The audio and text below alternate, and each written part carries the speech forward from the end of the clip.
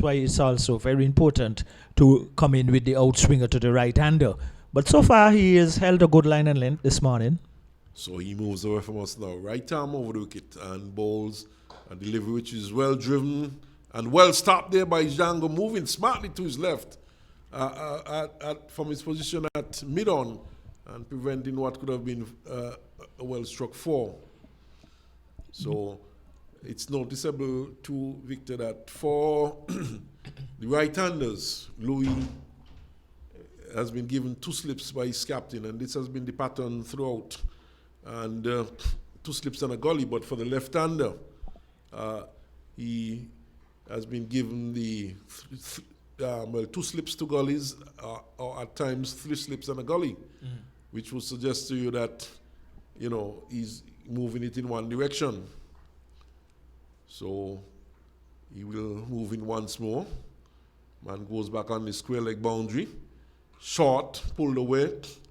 And this time it goes down to backward square. Berridge moves to his left from long leg and sends a strong return. In fact, it goes over the keeper's head and it's backed up in the offside there by Devon Thomas. And just a single to the right-handed Hines, who moves to 7. The score goes to 167 for 7. There are 4 extras on the board. Last wicket going down with the score on 154. That was just before the close of play yesterday, when we had the Silver departing for some 30 runs. This one is a peer defending. Once more the over comes to an end, and it was a fairly quiet start by Trinidad and Tobago. We have had some 4 overs completed today, and they have just managed some 6 runs. Yes, and they're in no hurry at all. They're taking their time. Well, with also the left and right-hander at the crease, the bowlers will have to keep thinking and keep adjusting their line and lengths. And a good quiet start by these two, and obviously they are trying to build a partnership which can be a very valuable one depending on how long these two can stay together. But Berridge will also have other ideas, who is operating from the southern end. Berridge once more, right arm over the wicket, comes in now and bowls to Hines, who is driving this one between mid-off and cover and down to the boundary for 4. It was in the air for some time. A delivery which was pitched up on off stump, and he was driving it. It was airborne, but well away from any fieldsman, and a good shot for 4. Yes, and the timing was very good. Just the fielder from wide long off or deepish mid off have to go to the cover boundary to retrieve it. So these two, after a quiet start, Earl, but after a sure start also too, because no chances have been presented, and these two are trying their very best to put on a good total for Trinidad and Tobago. Berridge once more bowls to Hines. Hines gets a delivery outside the off stump, holding its line, and does not play a shot. So it goes to the keeper. So yesterday, Trinidad and Tobago lost Solozano. He was caught on ball Louis for 6. Isaiah Raja, who batted for quite some time. In fact, he faced 102 deliveries. He was caught Hamilton, bowled Berridge for 41. Otley, as Berridge comes in now, bowls a delivery which is stayed down to backward point, and it's fielded there by Peters, and there's no run. So Otley was caught. Louis bowled Henry for 12. That was a rank long hop. And Jason Mohammed, who was spectacularly bowled by Louis for 30, leaving one alone. Delivery pitched outside the off stump, and he left it alone, and it nipped back and plucked out the off stump as Berridge comes in our bowls outside the off stump, holding its line once more. And once more, Hines does not have to play. Mohammed bowled Louis for 30, and Joshua Da Silva, he was caught Hamilton and bowled Louis for 37. And we also had Imran Khan, who was caught Cornwall, bowled Berridge For 10, Akil Hussain was caught. Peters bowled Cornwall, as this one is dabbed out to backward point by Hines. It's fielded there by Peters. Once more, there's no run. So Akil Hussain, he was caught. Peters bowled Cornwall for 5. And those were the wickets that fell for Trinidad and Tobago yesterday. Of course, just to remind listeners that they were inserted by the Leeward Islands after the Leeward Islands had won the toss.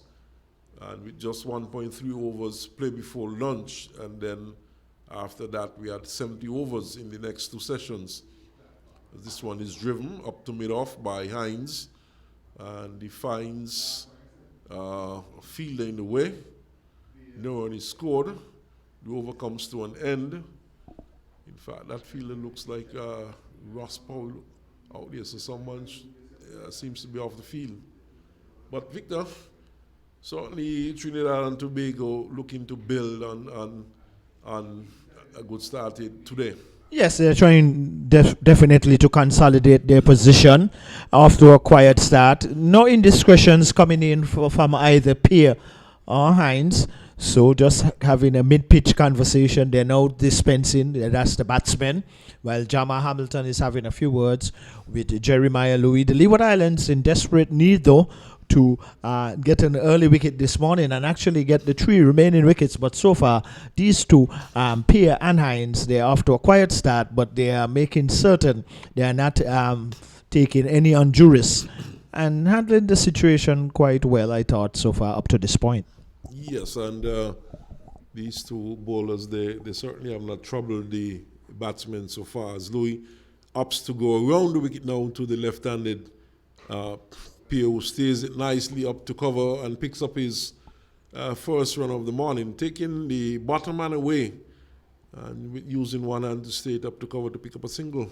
Yes, so Pierre finally getting his first run, but it still shows, though, that the intention of these two is to occupy the crease, but not just occupation of the crease is appropriate. They're going to have to keep turning over to strike, and what also is very relevant, the left and right handers, so the field have to change over when they are singles, and the bowlers also have to be thinking quickly about their lines and lengths.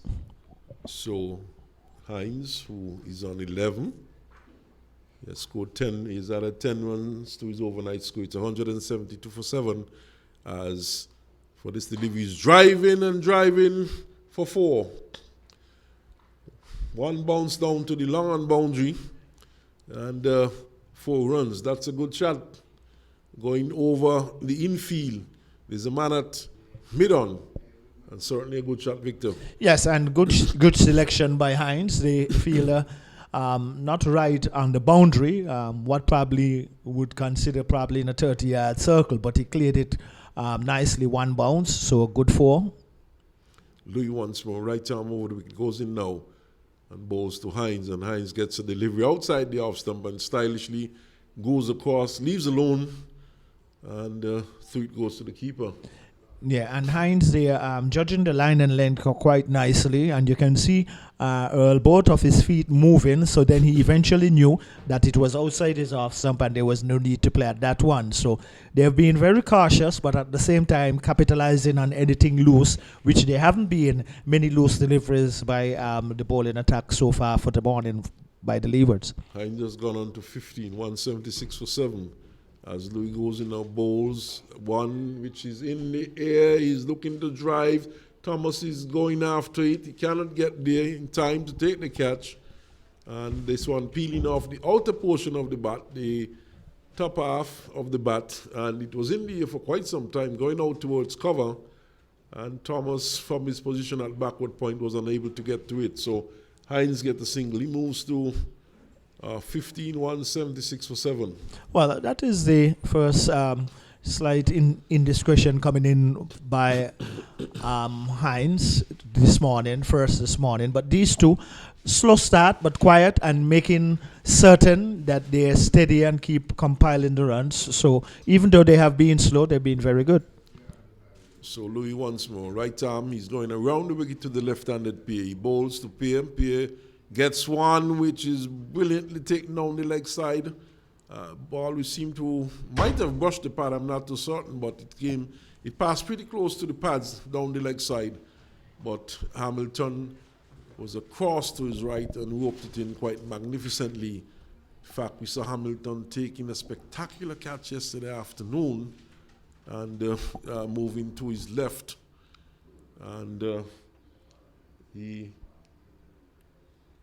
goes in, does Louis, bowls short, lifting this one, comes back into the left-handed batsman. Of course, Louis going a bit wide over the crease and angling it back in to the left-hander. And he defended and defended well. 177 for 7. P is on 16. Hines is on 16. And there are 4 extras on the board. Yes, and the Leeward Islands looking for their first wicket this morning. But these two, Pierre and Hines, starting slow, but certainly they have been good shot selection, good running between the wickets. And as we speak to our listeners now, for the first time this morning, Rakeem Cornwall, he's going to come from the southern end. So the Leeward Islands would know how important it is to get these 3 wickets quite quickly. And these 2 out there, they are showing good resilience. Even though they have started slow, they are on a good path. So we're going to see Rakeem Cornwall for the first time from the southern end this morning. Also to tell our listeners more about it. Cornwall, who bowled 19 overs yesterday, 4 maidens, 50 runs, and picked up a wicket, comes in now, bowls, delivery, which immediately spins into the right-handed Hines, so immediately getting a bit of turn there, Cornwall. And yesterday he extracted a bit of bounce also, and some turn. So he comes in the right arm off swing, bowls the delivery, which spins back into the batsman. Confusion here, the return is a bad one. In fact, some fumbling there by the fieldsman Django. There was a bit of start-stop there by the batsman. And in fact, they found themselves having a chat with each other mid-wicket. Yes. And for one moment, Hines appeared to be stranded. But then there was some fumbling by Django and then a poor return. And in the end, Hines was able to get back to the non-strikers end, as here is the batsman there, Pierre, going forward and getting it into the offside. But Victor, certainly some misunderstanding there between the 2 batsmen. As Cornwall comes in now once more, this time he's going around the wicket and it's defended there by the left-handed Pierre. So 17 to Hines, 178 for 7 at the end of the over. Gary Pemberton would relieve me. 178 for 7. Here is Pierre going forward. He gets it down to backward point. And Louis is there. He feels there's no run. Cornwall once more. This time it's, in fact, it goes to Louis, but this time he has to come a bit to his right and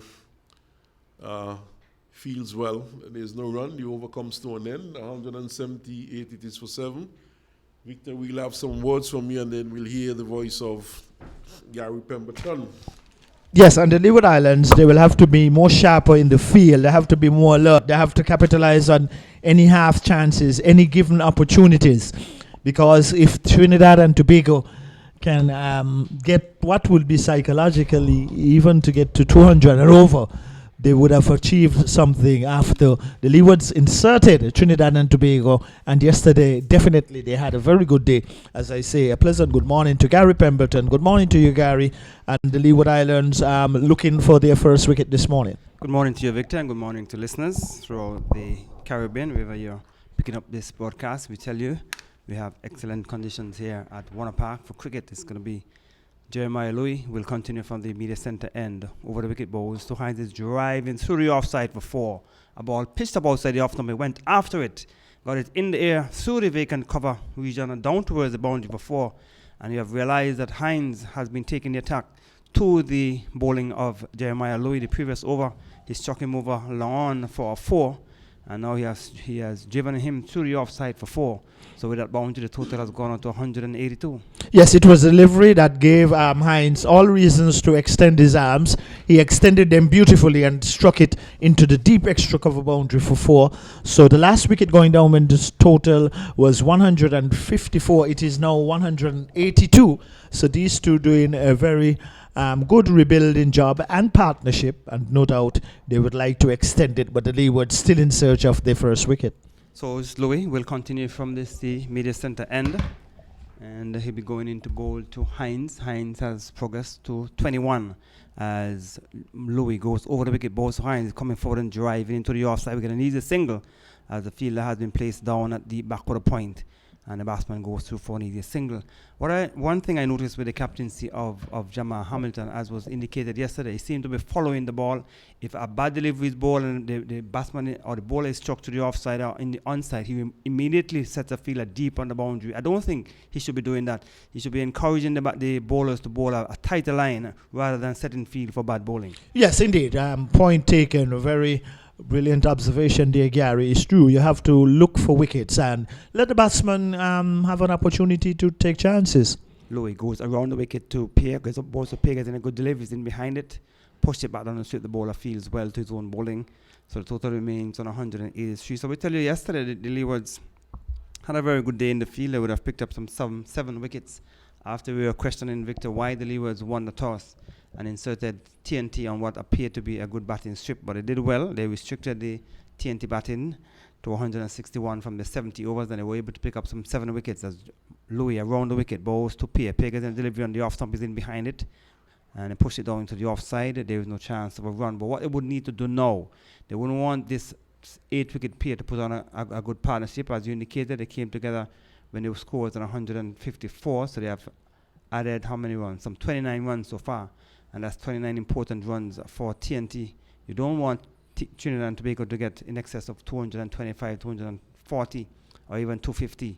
You want to get these final 3 wickets as quickly as possible, as Louis around the wicket bowls to Pierre wide outside the off stump. Pierre is not going to be interested, allows it to go through to be taken behind by the keeper, and the total remains on 183 for 7. And speaking about the field placement, with the fielder even on the deep point boundary right now, I don't think that is appropriate. Bring him into the normal point, carry the ball within good line and lengths, as you quite rightly have said there, Gary, and force the batsman to go for his strokes, and that can more bring the result of a wicket. So it's Louis from the media center end that goes around the wicket, bowls to Pierre. Pierre gets in a good delivery, touchdown just on outside the off the man and seemed further away to be taken behind by the keeper. We have seen the bowler Jeremiah Louis has the ability to bring the ball back in towards the right-handed batsman, and this occasion it was a left-hander. The ball touched on just outside the off the man, seemed away to bring up the end of the over, 181 for 7.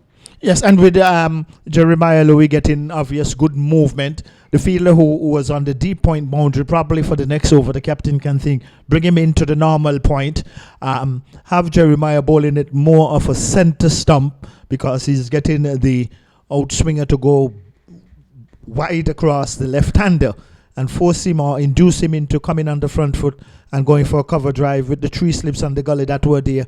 Anything would have happened. Well, Cornwall Rakim is going to continue from the southern end.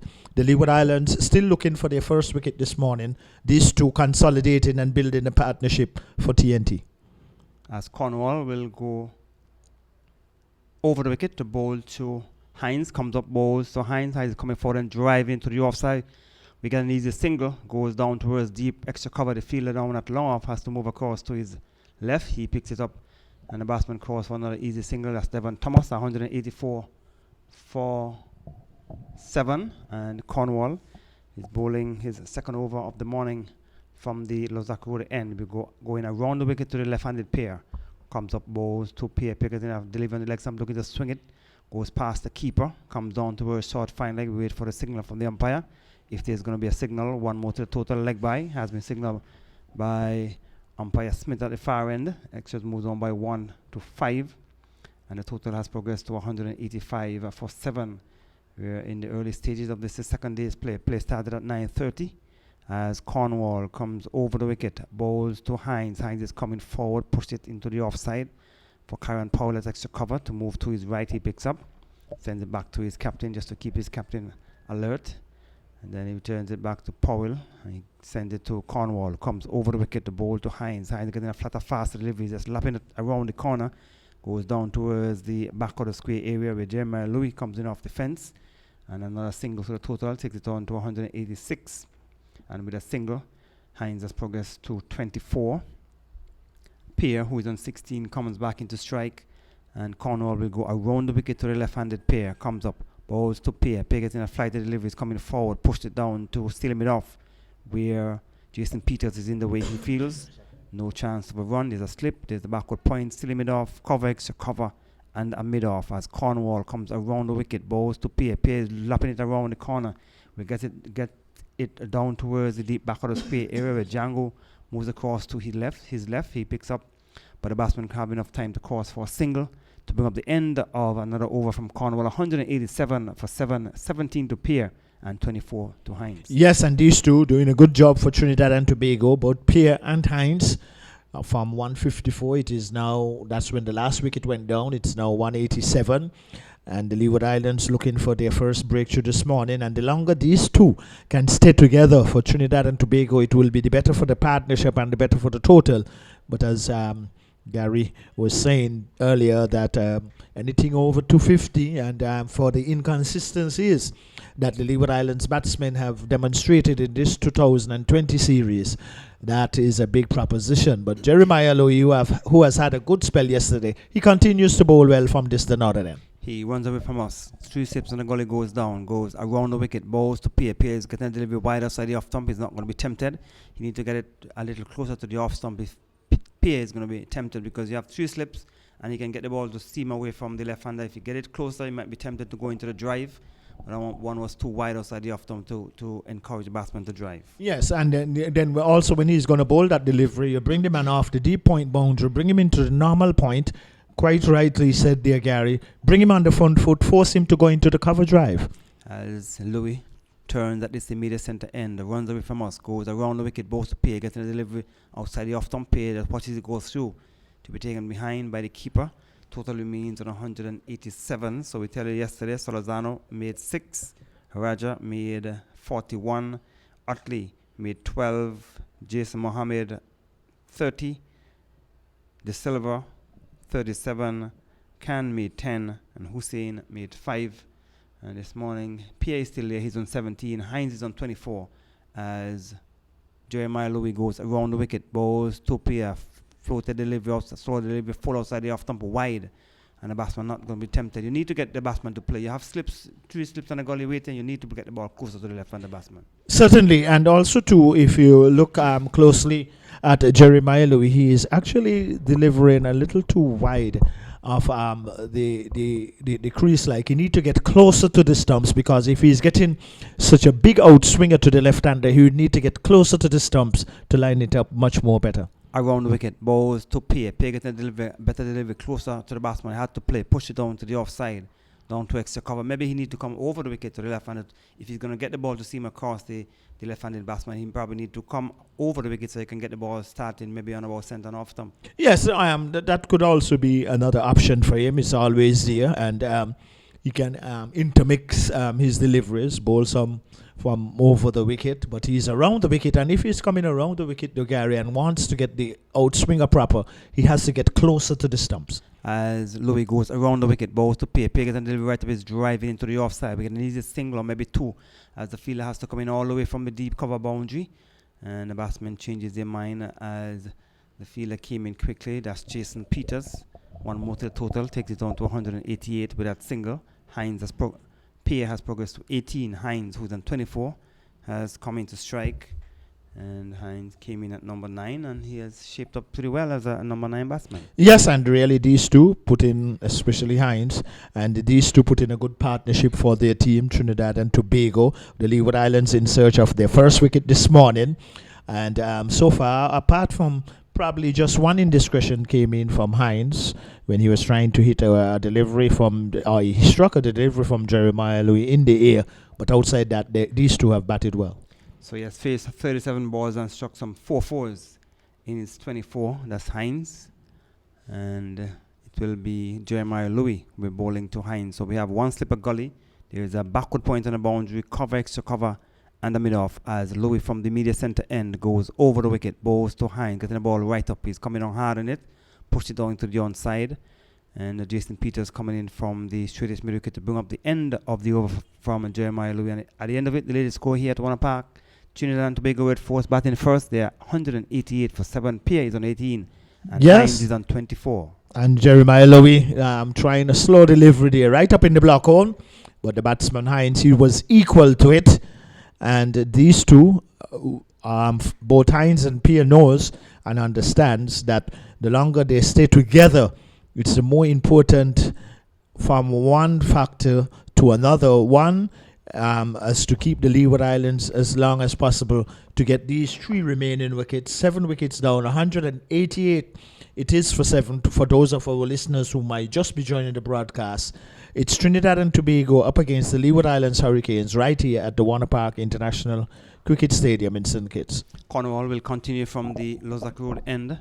He'll be bowling to Carrie Pear, who is on 18, as he goes around the wicket, bowls to Pear, ball wide outside the off stump, spinning away, getting some bounce as well, but it was too wide of the off stump. The batsman thought about it, then pulled out of the shot, allowed it to go through to be taken behind by the keeper. So we have Terence Ward in the slip. At backward point, we have Louis.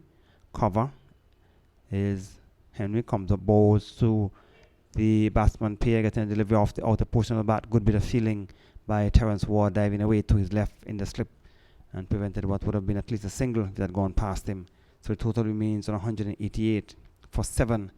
And Cornwall will continue and he'll be bowling around the wicket to the left-handed pair. 188 for 7 after being inserted by the Leewards yesterday. Play started late as Cornwall goes around the wicket, bowls a flatter, faster delivery, spinning away. The batsman playing it well, just dropping the bat, and he dropped just in front of Terence Ward. The ball spun away and bounced as well, and he pulled the bottom hand off the bat and dropping it, and he went dropping just in front of Terence Ward. So good delivery there from Cornwall, and as a result of that, we have seen now the captain Jamal Hamilton strengthening this slip cordon. So we now have 2 slips for Cornwall.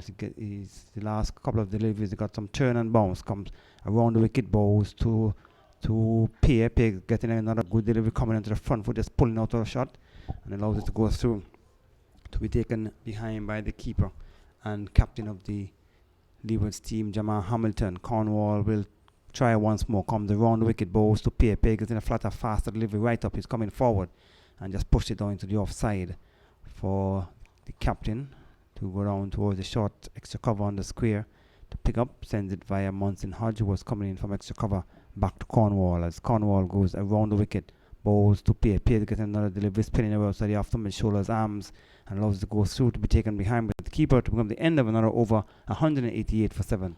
Yes, some encouraging signs there by Rakeem Cornwall operating from that southern end, extracting some turn and bunks. Rakeem Cornwall is definitely over 6 feet tall, and he comes from a high arm action, but really extracting some turn and bounce. But the Leeward Islands still in search of their first wicket this morning. 188 it is for 7. It was 154 when these two came together. So compiling a very good partnership is Pierre and Hines for Trinidad and Tobago.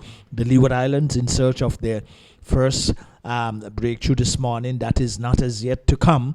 Jeremiah Louis, who at this present moment can be considered the pick of the bowlers so far for the Leewards, and he will continue the attack from the northern end. He'll be bowling to Hines, who's in 24 and who has batted well. He has struck some 4-4s, and Jeremiah Louis will be looking to get the wicket of Hines. So we have 2 slips in the gully. There is a point and a mid-off as Louis from the media centre end goes over the wicket, bowls to Hines, gets a delivery coming back into towards and taking on the pad, loud appeal. But from this vantage point, obviously going down the onside, because Louis has a tendency of getting the ball to come back sharply from outside the off stump. That one started on the centre stump and going down the onside. The appeal went up, but umpire is not interested. Yes, and really with that big in swing, he should be getting or looking to aim more for off stump. But when that appeal went up also too, I think probably the umpire might have taken a clue from Jama Hamilton, the captain, who was actually going down the leg side. So sometimes that actually help umpires in making that leg before decision. As Louis from the media center end over the wicket, balls to Hines outside of him driving. It's in the air, it's coming over the media center onto the row for 6 runs. Another lovely shot there by Hines. The ball pitched up outside the off the was coming back in towards the batsman, but he went into the big drive and played it straight back over the bowler's head for 6 onto the media center. What a shot! Yes, a great shot by Hines, and really his shot selection has been superb this morning. And these two putting on a very good partnership for Trinidad and Tobago. 194.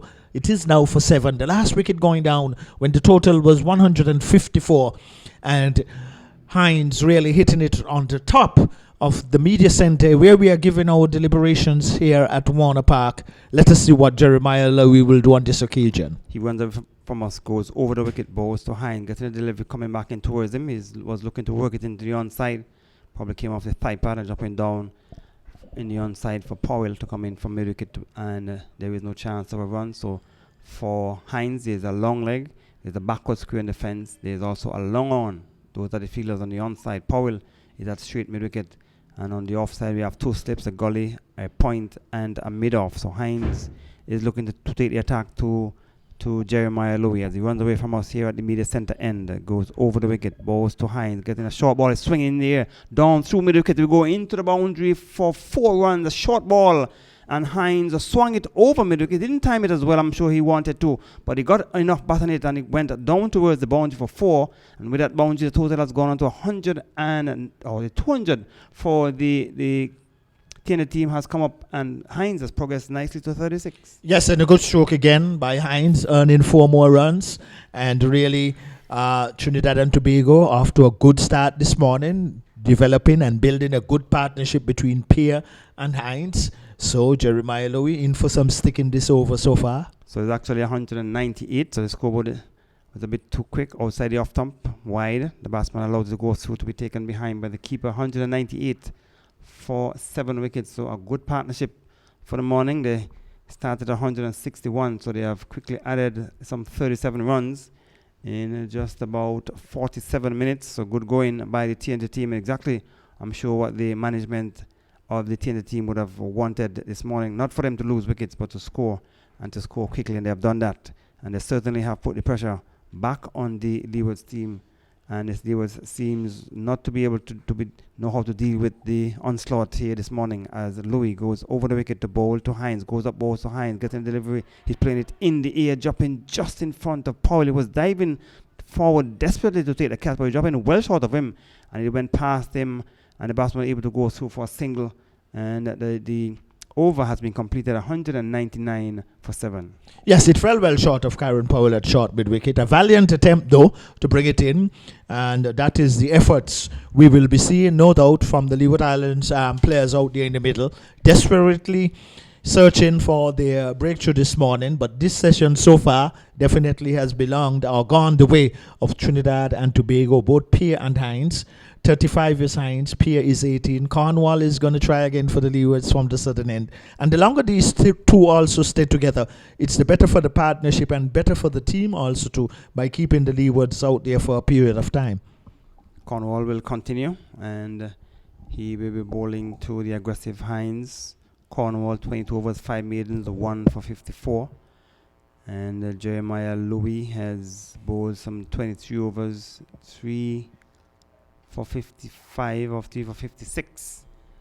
And it will be Cornwall who will go over the wicket to the right-handed Hines, who's on 35. Comes the balls to Hines. Hines gets a delivery turning in towards him. He's playing it down towards for short leg, where Jason Peters fields. No chance of a run. A slip, cover, and a long off on the offside as Cornwall comes over the wicket to bowl to Hines. Comes up, balls to Hines. Hines gets a delivery, beats the batsman, beats the keeper. It's coming down towards the boundary. Terence Waters is giving chase, but he may not pull it back, and it has not crossed the ropes as yet. So the batsman have crossed for 2. So 2 Byes have been signaled by umpire Smith at the far end. A ball is spun away on the onside, and the captain Hamilton couldn't collect and went past him for 2 runs. So the total with those two has gone past the 201 for 7, and a good psychological target achieved by the Red Force team as Cornwall over the wicket bowls to Hines. Hines is coming forward, taking on the pad, pulling the bat out of the line of that delivery, coming off the pad, dropping in front of the field at forward short leg. That's Peters, and Hines just walked away to compose himself. He goes back into his stance as Cornwall comes over the wicket, bowls to Hines. Hines is onto the back foot, taking it forward short leg off the pad. Ball spinning and bouncing. The batsman lifting the bat high above the shoulders and coming off the pad, taking it forward short leg as Cornwall try once more from the far end. Over the wicket, bowls to Hines. Hines is coming forward and driving. Gets an easy single, goes down to Sheena Berridge, who comes off the long offence. One more to the total, takes it down to 202. And that delivery, you saw Hines take a step back and then came forward and drove it down to long off. So the left-handed pair has come into strike. Cornwall goes around the wicket to pair, comes up, bowls to pair. Pair getting a flatter fast delivery, spinning away outside the off stump. The batsman is beaten, taken behind by Hamilton, and the over has been completed. 202 for 7 wickets, the Red Force. Yes, and the Red Force reaching to that pinnacle so far, beyond the 202 to be exact for 7. And the Leeward Islands still in search of their first wicket this morning, being denied by Pierre and Hines, who are putting a good partnership together for their team. They're now having a mid-pitch conversation as the over was concluded by Rakeem Cornwall from the southern end. It appears like there's going to be bowling change from the northern end. It seems like Sheena Berridge is going to have his first bowl from the northern end this morning. So these two have done justice to their team this morning, and no doubt from a Trinidad and Tobago standpoint, they will be looking no doubt to stamp the authority and continue to build upon this partnership and really challenge the Leewards when their time to bat. Well, that is still some time away because Hines is looking good, looking at least the better of the two so far. So Berridge will pick up the attack. He has replaced Louis from this immediate centre end. He runs away from us, goes over the wicket to bowl to Hines. Hines gets a delivery right up, is coming forward, driving. Goes down to Louis at mid-off. It's a bit deep, but the ball was travelling too quickly for the single, so the total remains on 202 for 7 wickets. So Jeremiah Louis, 23 overs, 3 for 56, including in that 7 maidens. And Sheena Berridge before this, 20 overs, 6 maidens, 2 for 59. He turns at the top of his mark here at the media centre end. Good sunshine here at Warner Park. Just a couple of persons looking at this encounter as Berridge will go into bowl to Hines, who is on 36. Runs away from us, over the wicket, bowls to Hines, getting a good delivery in behind it, pushed it down into the offside for Powell to pick up, and no chance of a run. Well, these two looking very good for Trinidad and Tobago, especially Hines, who is on 36. Well, Pierre does not mind being on 80, only adding some 3 runs to his overnight score. But what is even more important is the partnership. 154 when the last wicket went down. It's now 202 as Hines settles. Berridge runs away from us, goes over the wicket, bowls to Hines, getting a delivery outside the off stump. He's pushing it down into the offside, down to Karen Powell. He feels, and there is no chance of a run. 202 it is for 7 wickets. And Hines will continue from the media centre end. And the Trinidad and Tobago will looking to get close to 250 and put some pressure on the Leewards. Leewards, on the other hand, would want to pick up his 3 wickets quickly as Berridge runs away from us, goes over the wicket, bowls to Hines. Hines is driving into the onside, goes down towards the long on. He will get an easy single. 1 more to the total. And it has gone on to 203 for 7. So we tell you Hines from the 5 matches amassed a total of 155. And he has scored a century, 102 not out. So he has some ability with the bat. Interesting. He has an average of 38.75. So it's going to be Sheena Berridge who will continue from the immediate center end over the wicket. Balls to Pear, wide outside the off stump. Thought about going after it, but then changes his mind and allows the go through to be taken behind by the keeper. Well, and Pierre, who has only added 3 runs to his overnight total, is not perturbed. He is supporting Hines well. What is more important is the partnership, but he also too, as there is also to a left and right hander at the crease. Pierre is the left-hander, so this also makes the bowlers think a lot more. Berridge from the media center end over the wicket. Balls to Pear. Pear getting a full wide delivery outside the off on the batsman watches it go through to be taken behind by the keeper to become the end of another over. 203 it is for 4, and TNT looking to get close to 250. Hines is looking good, and Pear is there on 18. Well, and from their present position right now, that's Trinidad and Tobago 203, and they will be thinking about compiling as many runs as possible. And really, the Leeward Islands still in search of their first wicket this morning. They have been denied, so a very good partnership by these two, and no doubt they will be thinking about extending that lead, this partnership at least. Well, Cornwall is going to try from the southern end. Comes up to bowl to Hines on 37 over the wicket. Bowls to Hines, flat a fast delivery short. He's onto the back foot, swung it down towards back of the square. They've gone through for single, so 1 more to the total. He moves on to 204, and Hines with that single has progressed to 38. Pear, the left-hander, comes into strike. He's on 18, and the backward square goes on the fence. That's Django. There's a forward short leg. We have 2 slips. Sheena Berridge has been asked to come in at backward point. There is an extra cover. There's a cover and a mid-off as Cornwall will go around the wicket to bowl to the left-handed Pear. Comes up, bowls to Pear. Pear getting a delivery outside the off-stump. He's guiding it down into the offside, down towards back of the point, where Sheena Berridge is in the way he feels, prevents any possibility of a run. And the Leewards, I'm sure, came out this morning thinking that they were going to take the final 3 wickets quickly, but the TNT batsmen, they had other ideas as Cornwall around the wicket, bowls to Pear. Pear gets the delivery, turn and bounce, the batsman pulling the bottom hand off the bat and gets it into the offside. Good delivery. Batsman was a bit squared up with that shot. Cornwall will continue from the far end, goes around the wicket, bowls flatter, faster delivery. Pear is coming forward, driving, goes down to Nino Henry at mid-on. He feels no chance of a run, so we have 2 deliveries remaining in this over. Bowled by Cornwall from the far end. Bright sunshine here at Warner Park. Around the wicket, bowls to Pear. Pear is onto the back foot. A delivery coming in towards him. Push it into the offside down to the extra cover area where Munson Hodge moving away to his left fields. And no damage done. Cornwall once more around the wicket. Bowls to Pear. Pear getting a delivery outside the off stump. Is coming forward into the offside. Powell at second slip fields to bring the end of the over. 204 for 7. Yes, and Pear and Hines doing very good for TNT here this morning at Warner Park on day 2 of this regional encounter against the Leeward Islands Hurricanes. And Pear is not perturbed, he's not disturbed that he has just added probably he was 50 not out overnight, he's now 18, and while Hines has raced on to 38, 204 for 7. So these two having a mid-pitch conversation, and no doubt it's obvious that they are saying to each other, possibly let us try and build and continue to build on this partnership and put their team in a very strong position. Berridge will continue from the media center end. We still have 2 slips. The gully, there is a backward point 3/4 of the way to the boundary, extra cover, and the mid-off as Berridge from the media center end goes over the wicket.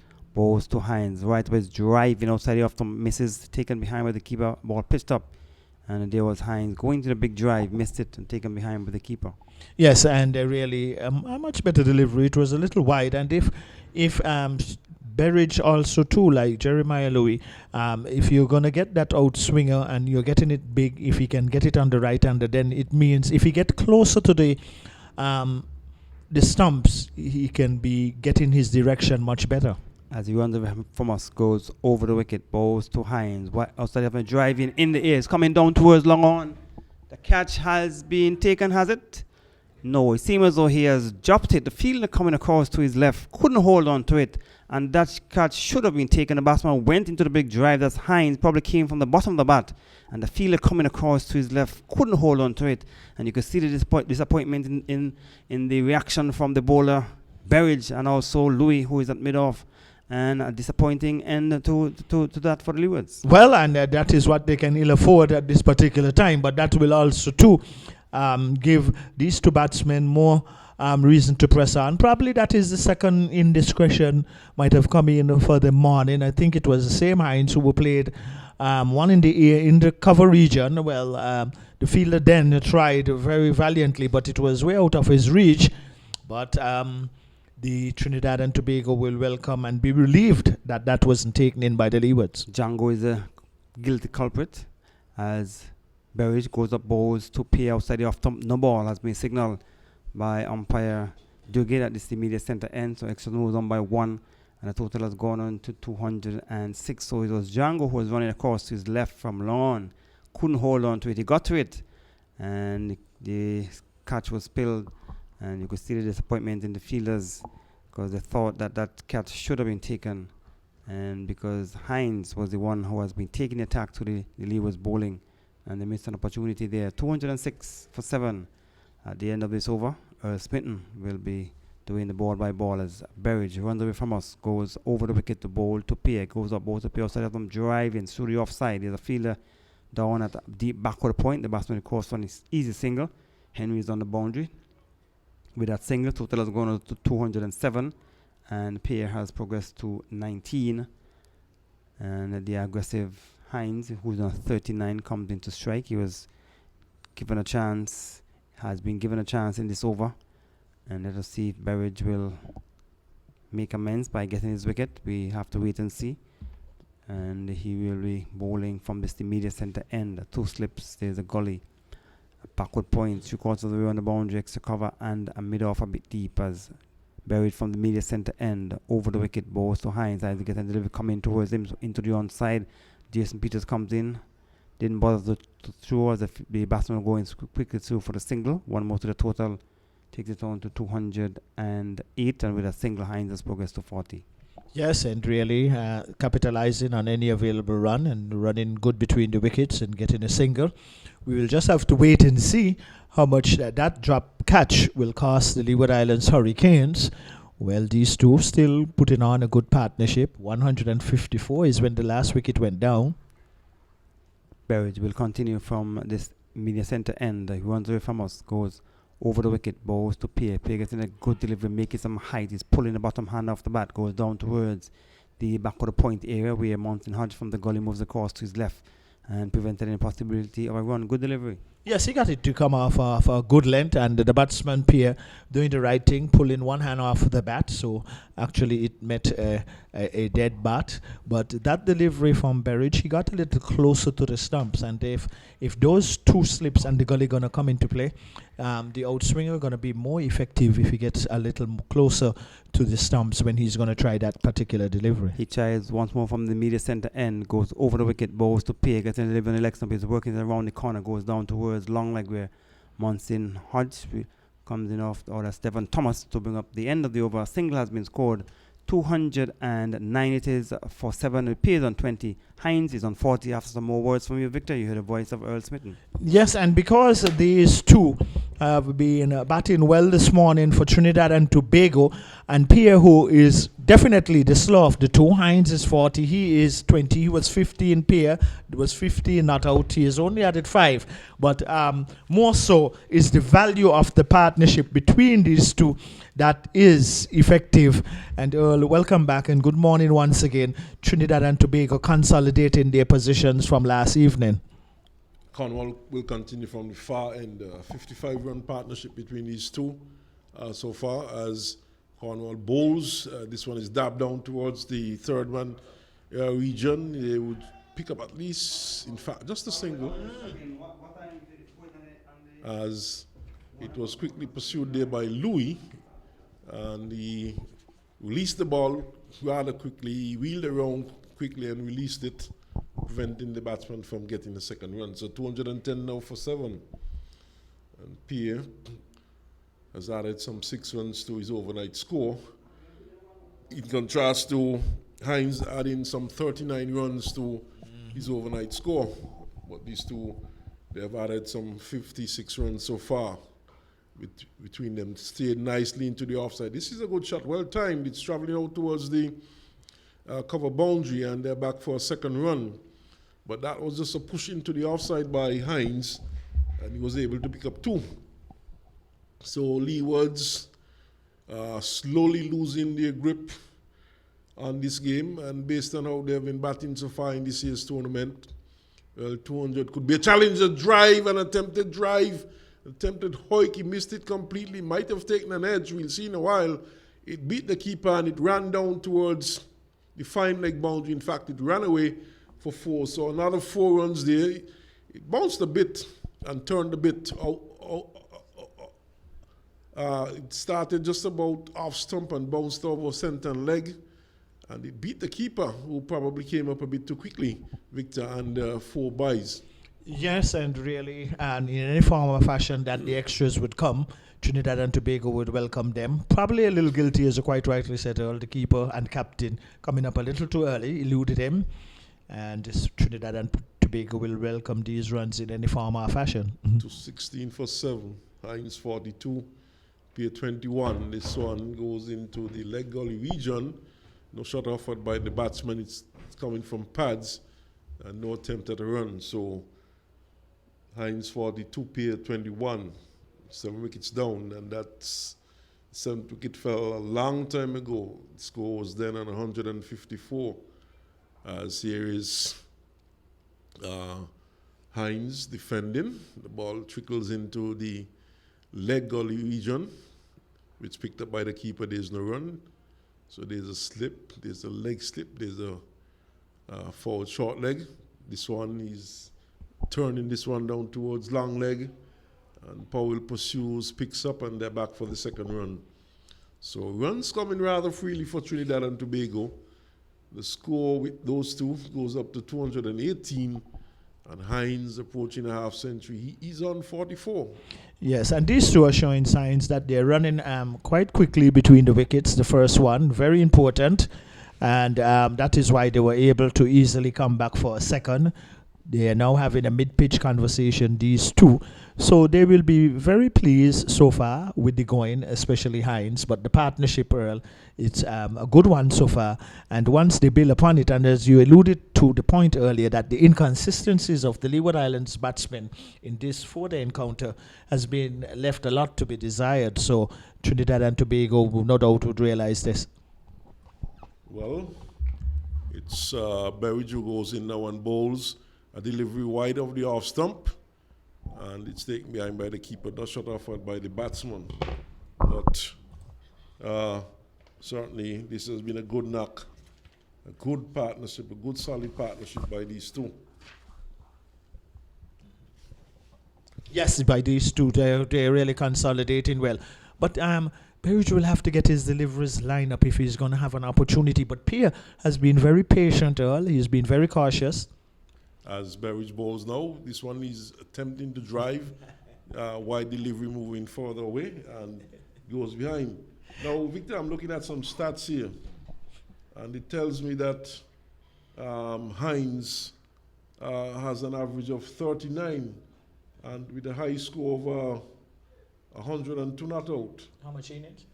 And this is for this year's tournament so far, and he has scored 100 already, so he's by no means a rabbit, as this one is outside the off stump and moving further away, and it's taken behind by the keeper, so he certainly can bat.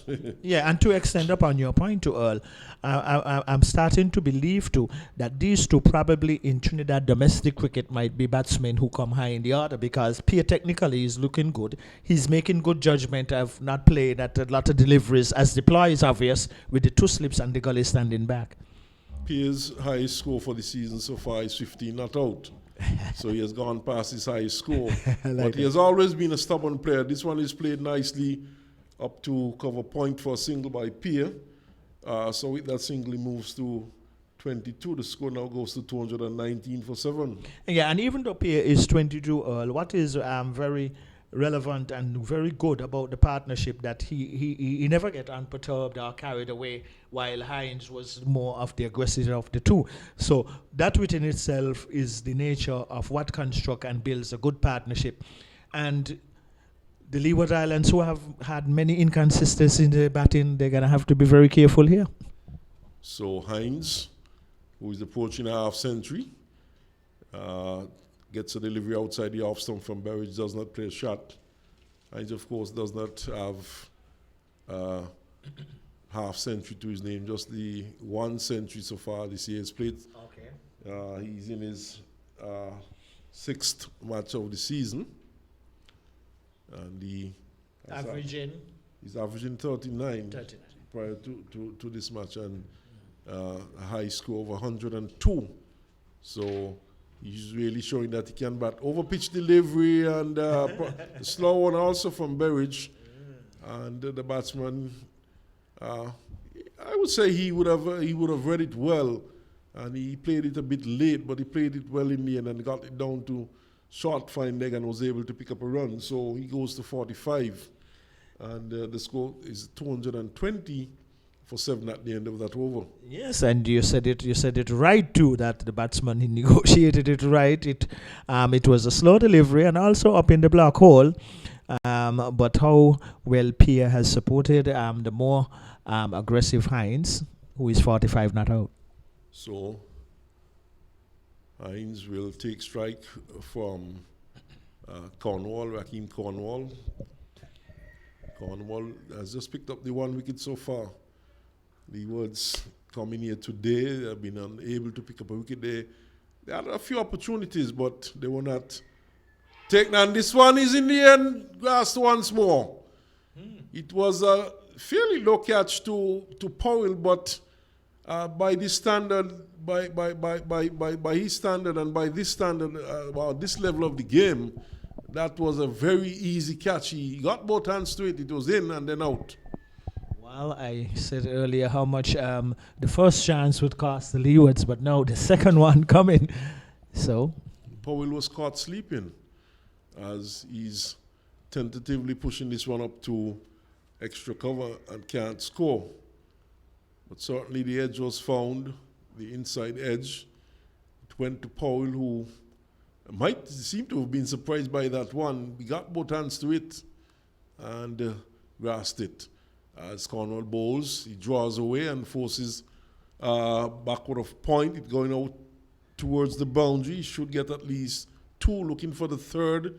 They're back for the third as it's picked up there inside the backward point boundary by Django, and 3 runs to Hines. So he moves with those 3 to 48, approaching his half century.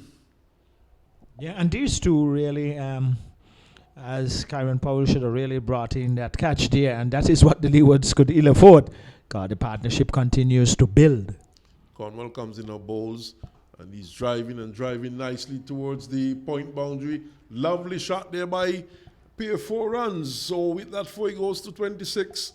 It's 227 for 7, and really Leewards leaking runs at this point, and Trinidad and Tobago inching further into the ascendancy. Yes, and the delivery of Cornwall, which was pitched wide off the off stump, and Pierre capitalized nicely on it by hitting it 2 point for 4. So I think this is his first boundary, possibly. 227 for 7. And Pierre gets this one down to backward point. It goes straight to Loyo Fields, and there's no run. So he has been doing a very good job. Gary Pierre, he's on 26.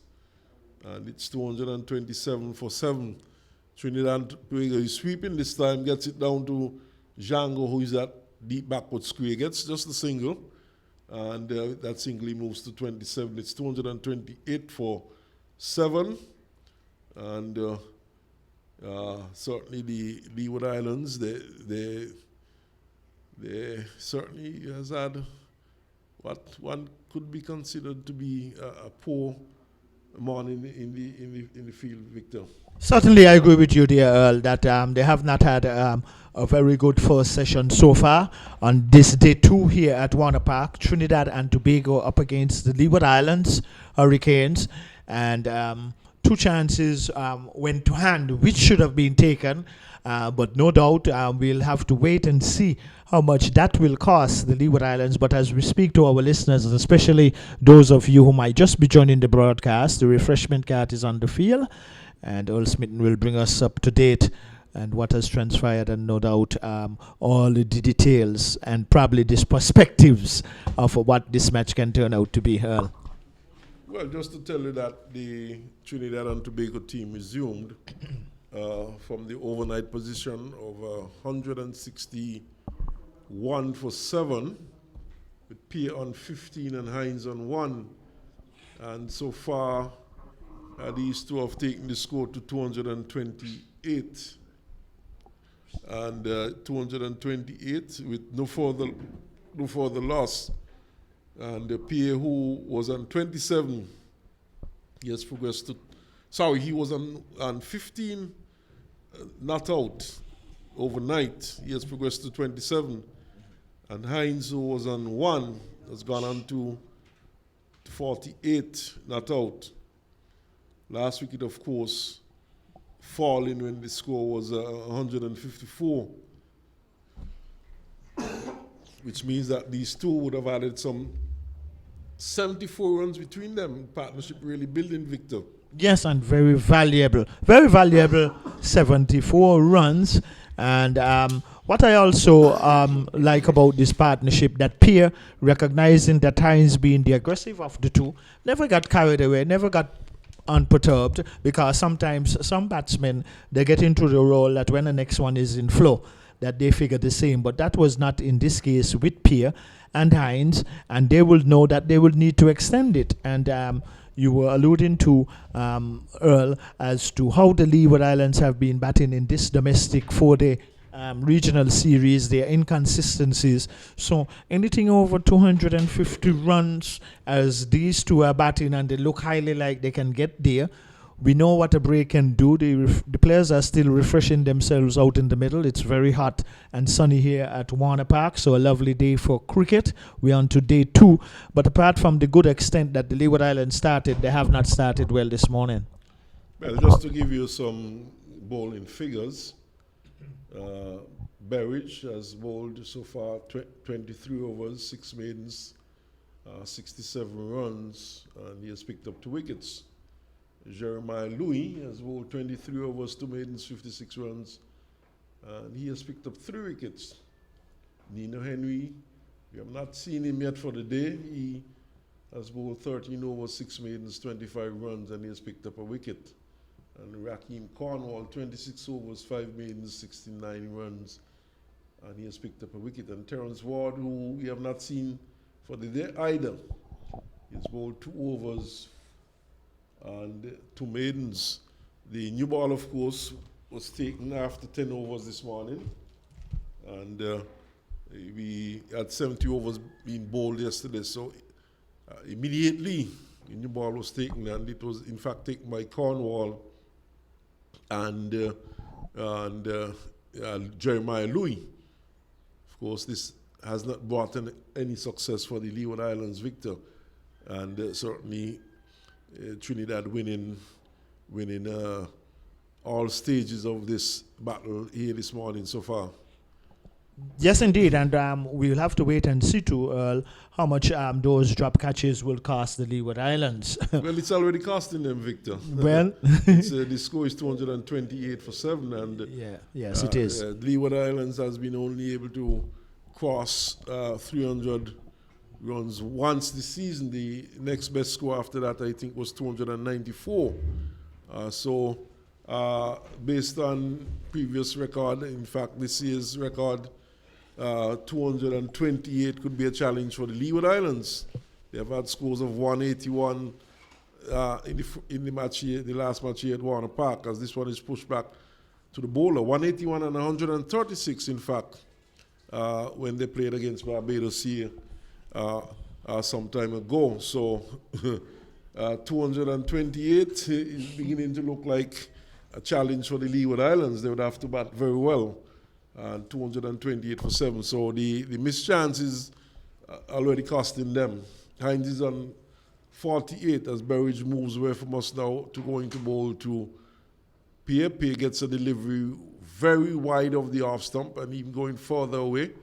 And that one pretty close to being called wide by the umpire. And it's taken behind by Hamilton. Yes, and really it's obvious. And Earl Smithson and Gary Pemberton made the same points that if these bowlers can bring it back, that is the delivery that can be the element of surprise for the batsmen. But we have not seen that either from both Berridge and Jeremiah Louis, but it is Berridge operating from this to another end. Berridge moving into the left-handed pairs on 27 bowls. A delivery which is driven nicely out towards extra cover for 4. Lovely shot indeed. He was coming forward and placing the left foot to the pitch of the ball and driving rather sweetly and elegantly to the extra cover boundary for 4. Wonderful shot by the left-hand Pierre. Yes, the placing and the timing was very good from Pierre. Not trying to hit it too hard, but he timed it nicely. He placed it well. Another boundary to Pierre. So Pierre is accelerating his scoring rate also. Berridge goes in. Pierre has gone on to 31. This one is wide of the off stump and Pierre picks up the line and allows it through. So Pierre looking very much the part of a top order batsman. His defense has been good. His shot selection has been good. He realized that he needs to steady and support Hines, who was going great guns. Hines has been the aggressor for most parts. And now he's reaping the benefit of really digging in. And the bad deliveries are coming and he's putting them away when they do come. So he has gone on to 31 and this has been a very good knock by the young man Pierre as Berridge goes around the wicket this time to him. And this one, with the natural angle goes into the left-handed batsman. He plays it well, plays it up to extra cover where it's fielded. And there's no run. Yes, and Pierre also extending and demonstrating good patience and waiting for his loose deliveries. And whenever they have presented themselves, he has executed well. So Berridge, toiling hard. He took the second new ball alongside. In fact, Louis took the second new ball. This one is a slow delivery and driven. In fact, an attempted drive, and he missed it completely. And through it went to the keeper. Yes, and that one was the final delivery of Berridge over. It was more for full length, and quite rightly so, inducing the batsman to go for the drive. But luckily for Pierre, he did not get a touch onto that one. So the Leeward Islands struggling to get a breakthrough here this morning. So Cornwall will continue. He's bowling from the far end, right arm off spin. And looks like, yes, it's going to be Hines, who's on 48, approaching his half century. And it looks like Ross Powell out there as emergency fieldsman. And someone seems to be off the field. It could be Thomas. I'm not seeing Devon Thomas out there. So Thomas seemed to have left the field momentarily. As Cornwall comes in over the wicket to Hines, who gets a delivery which spins past him outside the leg stump. He does not play a shot when through it goes to the keeper. So he's on 48, already scored 100 for the season. As this one is coming forward to a delivery which spins into him from outside the off stump from Cornwall, and he drops it in front of him, and Ross Powell fields, and there's no run. So 232 for 7. Here is he turning this one down towards long leg, could get his 50. Here the ball is going towards the boundary, and he's back for the second run and gets his 50. And this has been a splendid knock by the young man Hines, and 50 to Hines.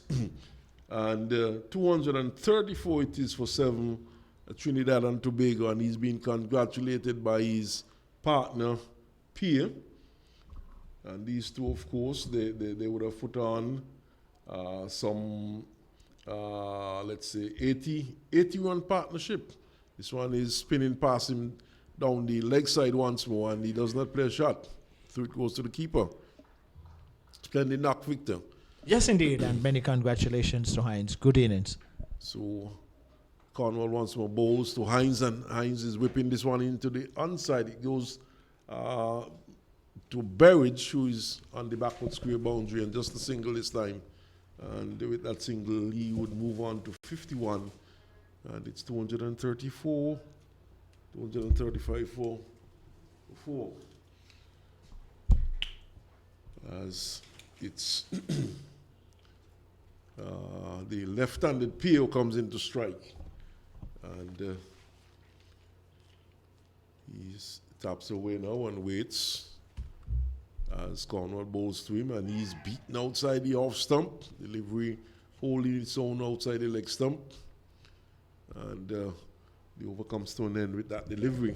235 for 7. Yes, and these two consolidating for Trinidad and Tobago.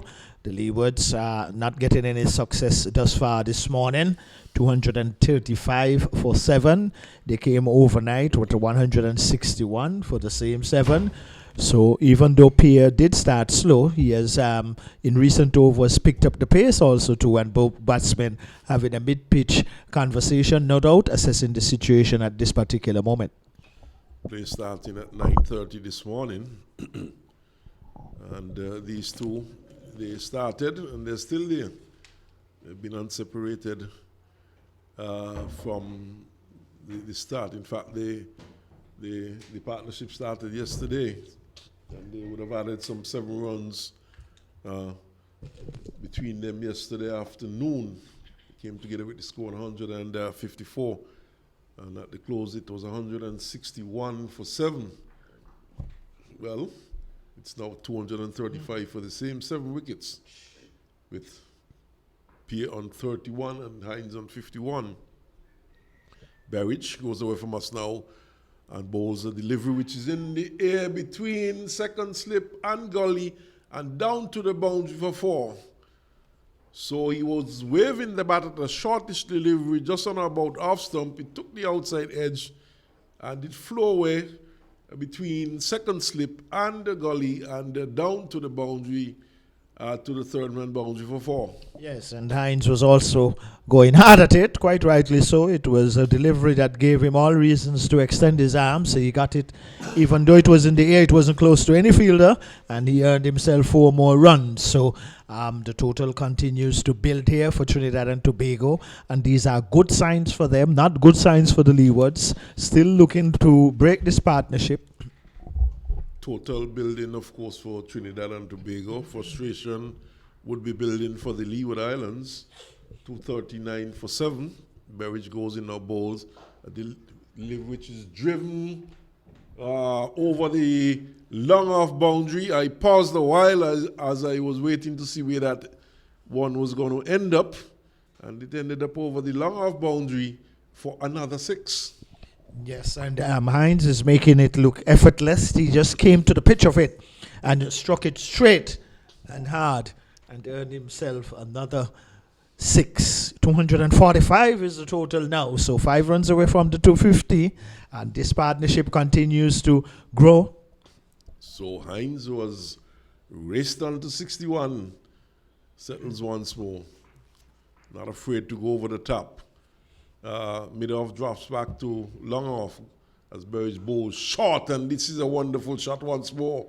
Let's see where it would end up. Yes, just in the mid-wicket region for 4. That's another wonderful shot, Victor.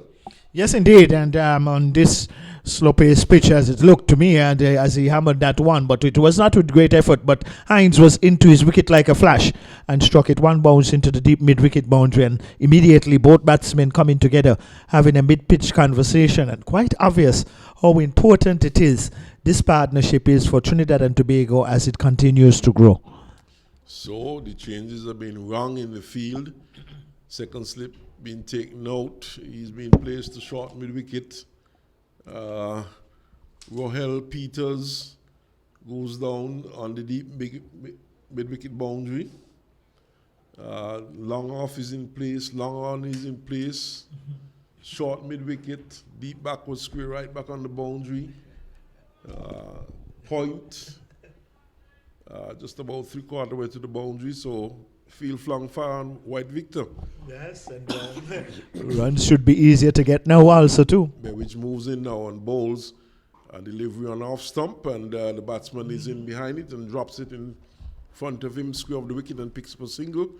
So the over comes to an end, my stint comes to an end, and after some words from you, Victor, we'll hear the voice of Gary Pemberton once more. Yes, and really these two consolidating well. Pierre, the slow of the two, but has he been accelerating in the recent times?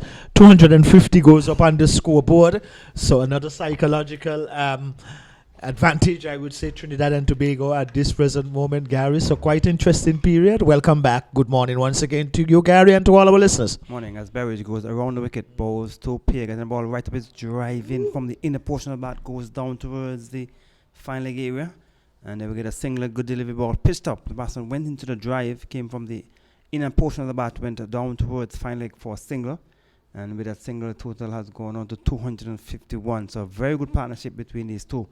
As a matter of fact, there are 97 runs partnership between the batsman Pierre and Hines. Hines has scored 66 of those 97 runs, as it's going to be Sheena Burridge who will continue from the media centre end. We're going into bowl to the aggressive Hines. Hines 50 came up in of 70 balls, 92 minutes, 5 fours and 1 6.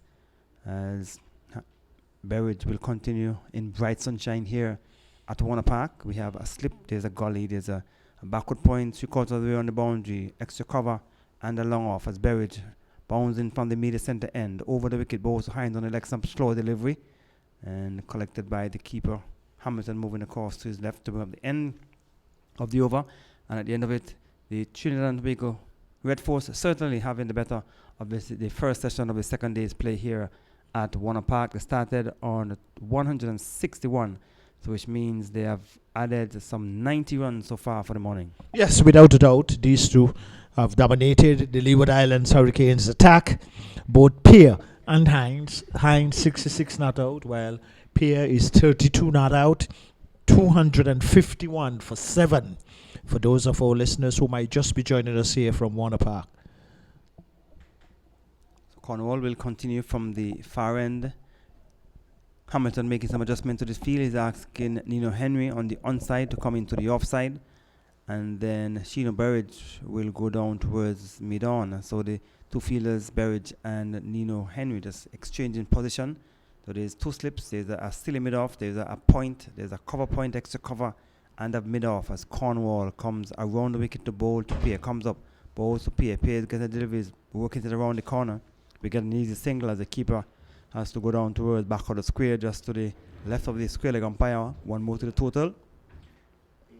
Moves on to 252, and with a single carry, Pierre has progressed to 33. Hines, who has scored a century already for the season, 102 not out. He is on 66. And when these two teams met in January, Trinidad and Tobago won by an innings. Trinidad and Tobago made 552 in the first innings for 9 declared. Over the wicket, balls to Hines. Hines is getting the deliveries onto the back foot, just plays it down to the onside, down towards forward short leg. There is no chance of a run. Leeward's 186 and 198 all out. So that gives an indication of how things might turn out here today. As Cornwall over the wicket, balls to Hines. Hines is coming easily onto the front foot, push it back down the strip for the bowler Cornwall to pick up in bright sunshine here at Warner Park. And Cornwall, things are not looking so bright for the Leeward this morning, as Cornwall comes over the wicket, bowls to Hines onto the back foot, ball spinning towards him. He was cramped for room. He was looking to give himself room to play into the offside. Then he just had to push it down to the offside for Terence Ward to run around from the first slip area to pick up down at a short backward point area. As Cornwall comes up once more from the far end, over the wicket, bowls to Hines. Hines is coming onto the front foot easily, push it down to the offside. Thomas comes in from, that's Ross Powell. His substitute is on the field. He is at extra cover, and there is no chance of a run. Cornwall comes over the wicket, bowls to Hines. Hines is coming into the front foot, driving, and the appeal. Ball went into the onside, out of the reach of the fielder at forward short to bring up the end of another over. 252 for 7. Yes, and really, the longer also too that the Leeward stay out there in the field with this hot sun blazing down here at Warner Park. Lovely day for cricket. 252 for 7, 33 not out his pair, while his partner Hines is on 66. The last wicket going down when the score was 154. So these two doing well for Trinidad and Tobago right here at Warner Park against the Leeward Islands Hurricanes. The Leeward Islands Hurricanes won the toss yesterday and asked Trinidad and Tobago to bat. They had a very good first day, but this morning's session totally belongs to Trinidad and Tobago, Gary. Well, to make things more ominous for the Leewards, the 102 not out that Terence Hines made this year was against the Leewards in that same score of 552 for 9. So he would have made a century. Also, Darren Bravo, who's not in this game, would have made 133. So Terence Hines seems to be loving the bowling of the Leeward Islands. He's now on 66. He's enjoying the bowling of the Leeward Islands. And 66 not out, having a mid-pitch conversation with his partner Pierre, who when they started, Gary, was the slow of the two, but he was unperturbed. He knew that the partnership is more important as to how he scored, and he supported Hines well, but at this present moment he's more into his own because we are seeing Pierre playing some more attacking shots. And where would the Leewards get this wicket that they so desperately need? Well, as those drop catches have been costing them, and no doubt that is going to be a big factor of this encounter. Well, he has turned to Nino Henry to see if he can break this partnership, as Henry will or has replaced Shino Burridge from this immediate centre end. We're going in now to bowl to Carey Pierre, who's on 33, 2 slips on the gully. There's a point on the boundary as Henry from the immediate centre end in bright sunshine over the wicket, bowls to Pierre, getting a good delivery on the stump. He's pushing it down into the offside, down to cover where Jason Peters is in the way he feels, and there is no chance of a run. 252. So there's 98 runs partnership between these two. 2 runs short of the 100 partnership for the 8th wicket. Very good batting display by these two players, especially Hines. He would have taken the attack to the Leeward's bowling. He's 50, 70 balls, 92 minutes, 5 fours, 1 6. Henry over the wicket, bowls to Pierre. Pierre's driving through the offside, but there's a fielder down at backward point on the boundary. He feels that Shino Burridge, and the batsman calls for an easy single. So the total moves on by 1 to 253. 253 for 7. Carey Pierre has gone on to 34. Hines, who does 66, has come back into strike. So the field changes over for the right-handed Hines. The fielder at mid-off has gone down to long off. There is a backward point 3/4 of the way on the boundary. There's still a slip. There's a gully. There's an extra cover as Henry from this immediate centre end runs away from us over the wicket, bowls to Hines, getting a short ball coming off the glove, goes down into the offside. Immediately remove the glove and shaking the hand, so the ball made some height from the pitch and probably struck him somewhere on the thumb. A good delivery, good pace as well, making some height, and the batsman has been discomforted. Yes, and it really jumped off of a good length, and now they're signaling to the dressing rooms for some assistance. A delivery that came off of a good length. So here is the physio now going out as the umpire presiding. Going to also have a look. He's bending over. So he's in some quite a bit of pain, and he's going to get some assistance now from the physio. But how well have these two been batting for Trinidad and Tobago? 34 not out is Spear. Hines is 66, 253 for 7, Gary, and the Leeward Islands up against it thus far for this morning session. Well, from where things have gone so far for the morning, they're certainly up against it. But Nino Henry got the one to come up off a good length and some good pace as well. He has not. Yesterday he didn't really trouble the batsman in terms of his pace, but this one really made some height from the pitch. And the batsman Hines was struck somewhere on the thumb, and he's now being attended to by the physiotherapist from the TNT team. They're on the field of play, so you're not missing any cricket. And the Leewards probably could use this opportunity to regroup and see how they can break this partnership. Yes, indeed, that will be an opportunity, and we can see that Jama Hamilton, the captain down at that southern end, as the bowler was operating from the northern end, he and Raheem Cornwall in conversation, and it will be obvious a big concern now for the Leeward Islands Hurricanes as to how they will break the partnership between Pierre and Hines. They have had 2 opportunities this morning which they let go, in the sense whereby they were not taken, and those have been so far proven costly for the Leewards. As we always hear in cricket, catches win matches, but the Leeward Islands not holding on to their catches. 253 is the present total, especially for those of our listeners who might just be joining the broadcast here from Warner Park. It's regional domestic cricket, and it's the Leeward Islands Hurricanes up against Trinidad and Tobago yesterday. The Leeward Islands Hurricanes won the toss, asked Trinidad and Tobago to have first knock, and when play was halted, where some 70 overs were concluded in the day, the Trinidad and Tobago, they were 161 for the same 7. At present, it is now 253 for 7. So their dressing room, Gary, would be feeling quite comfortable at this moment, but they will even feeling much better if these 2 can go into the first session, that is the luncheon interval, without losing any wicket. Then that is also a bigger psychological view for the Leewards. All right, so the physiotherapist is now making his way off the field, and the batsman Hines will continue his innings. He's on 66. He was struck on the thumb by a delivery which came up off of a good length and struck him on the hand. But he's going to be resuming his innings, and Henry will continue from the media center end.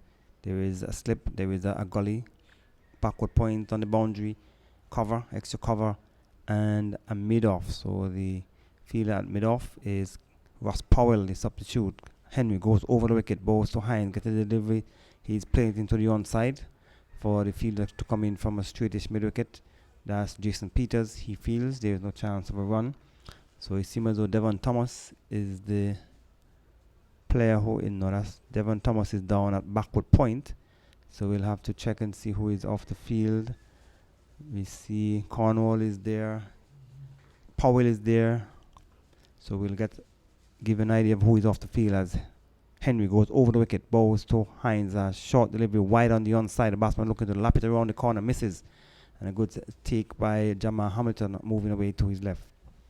Yes, and really, 66 is Hines, 34 is Pierre, 253 for 7.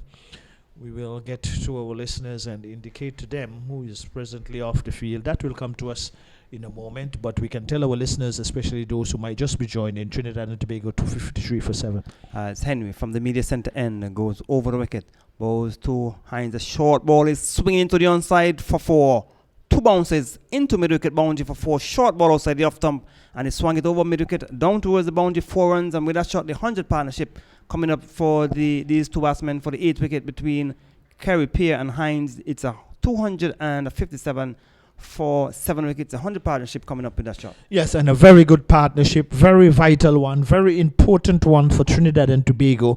257 it is now for 7. The last wicket went down when the total was 154. Pierre is not out on 34, while Hines is not out on 70. Both batsmen now having a mid-pitch conversation, assessing the situation, and as I said earlier, Gary, that the longer especially these 2 stay out there, and if they can go into lunch, that will even be a bigger psychological advantage here on the Leewards. Well, Cornwall will try to break this partnership from the far end to see if he can see some advantage, but right now the advantage is certainly with the Red Force team as Cornwall goes around the wicket, bowls to Pierre. Pierre is coming forward, pushing to the offside, goes down to extra cover. The fielder who is off is Django, so he might have been struck on the thumb in attempting to take the catch of Hines when he was at long on. As Cornwall goes around the wicket, bowls to Pace coming inside his stumps and working it down towards fine leg. We go to for a single. We'll wait to see if there's any signal from the umpire. Smith at the far end. Leg by has been signaled. Extras moves on by 1. And the total has progressed to 258. So Ross Powell is on the field of play for Django. He's off. And Cornwall will continue from the far end. So things have not gone the way of the Leewards in this first session, but they have themselves to blame because these 2 batsmen have been dropped as Cornwall over the wicket, bowls to Hines. Hines getting delivery on the onside, is watching the spin through to be taken behind by the keeper. And the total remains on 258 for 7. So there's 104 runs partnership for the 8th wicket between Hines and Carey Pierce. Cornwall comes up from the far end over the wicket, bowls to Hines. Hines is onto the back foot, pushes it into the offside, and the fielder from the slip, that's Terence Ward, goes down towards back of the point. He feels there is no chance of a run.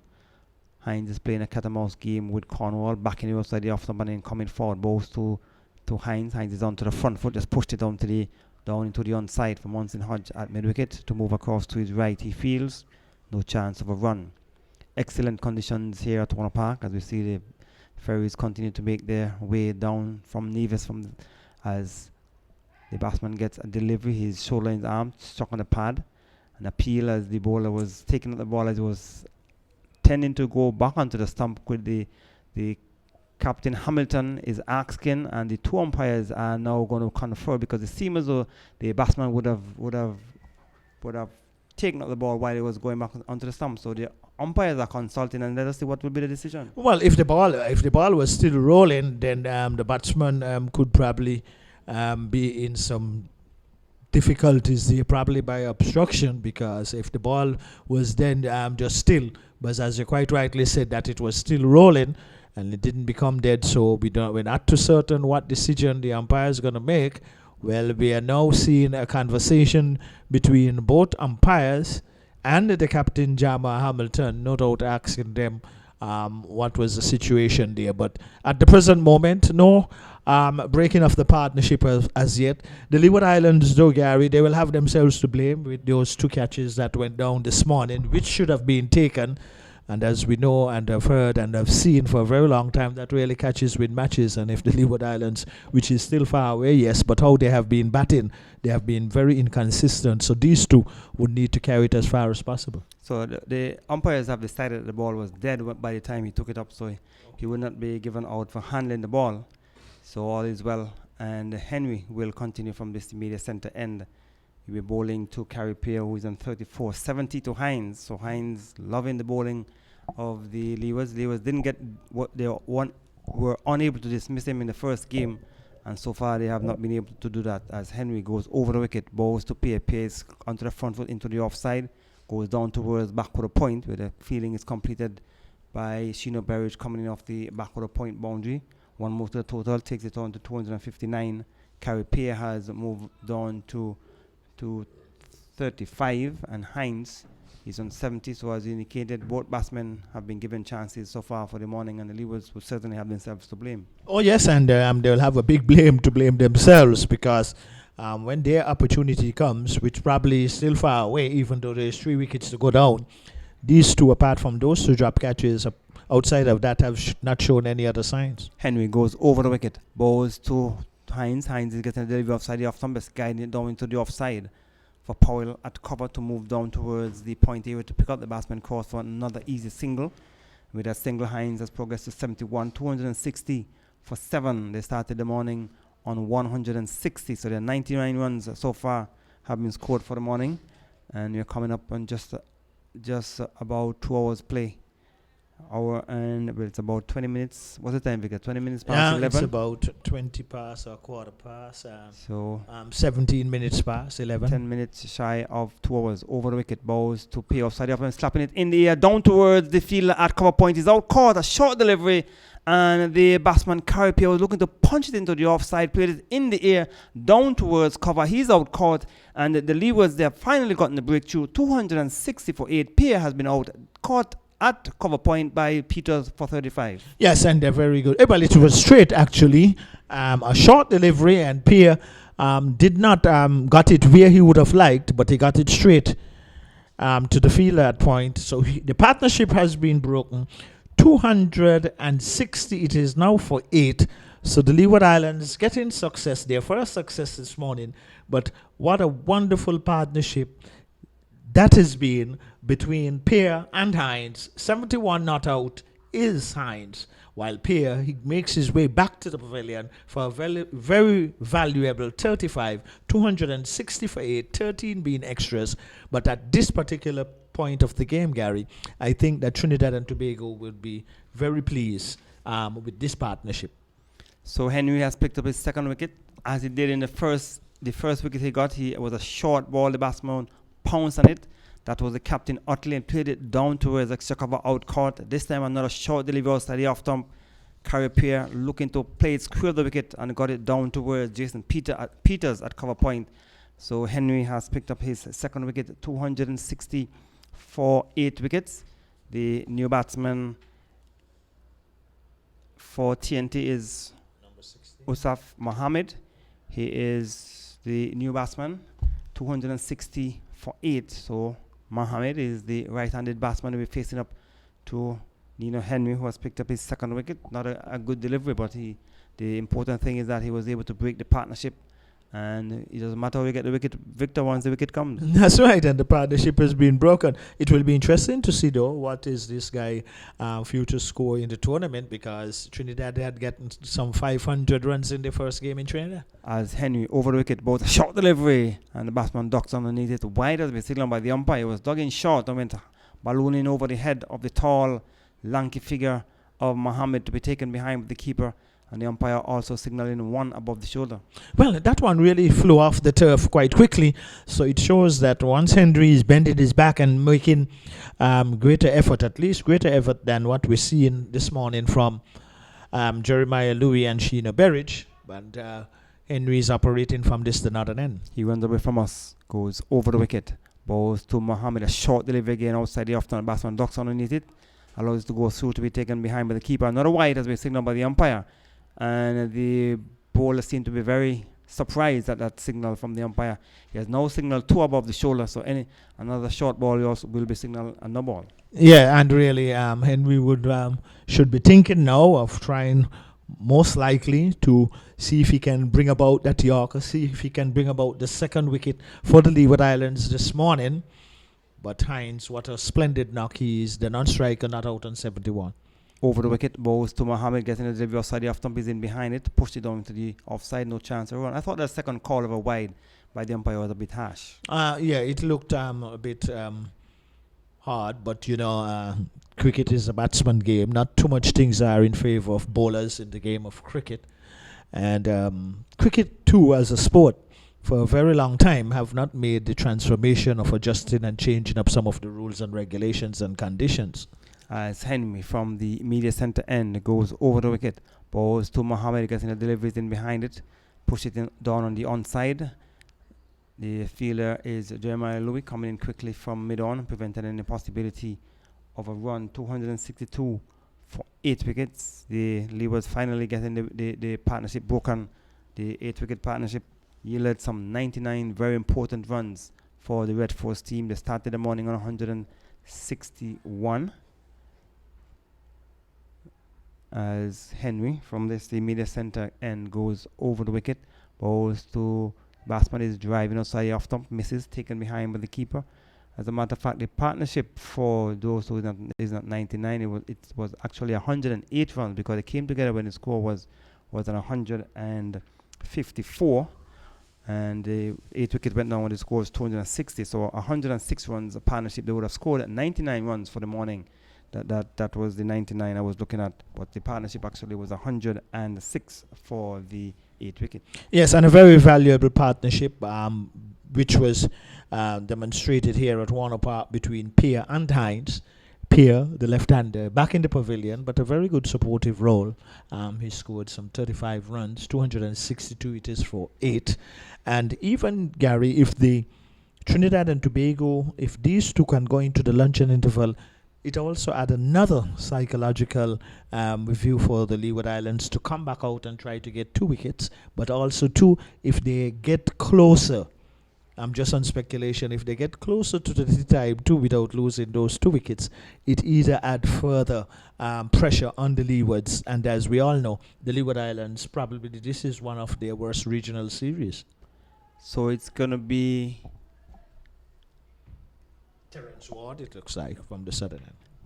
Terence Ward will be bowling from the far end, and Jason Peters will not be doing the forward short leg duties. It seems as though it's going to be Jason Peters seems to be, is he making his way off the field? But we tell you for sure that Terence Ward will be bowling from the far end, and The fielder who will be going into the forward short leg position seems like is Django. So Django is back on the field, and he will be doing the forward short leg duties. Peters has been doing the forward short leg duties for most of the game, Victor.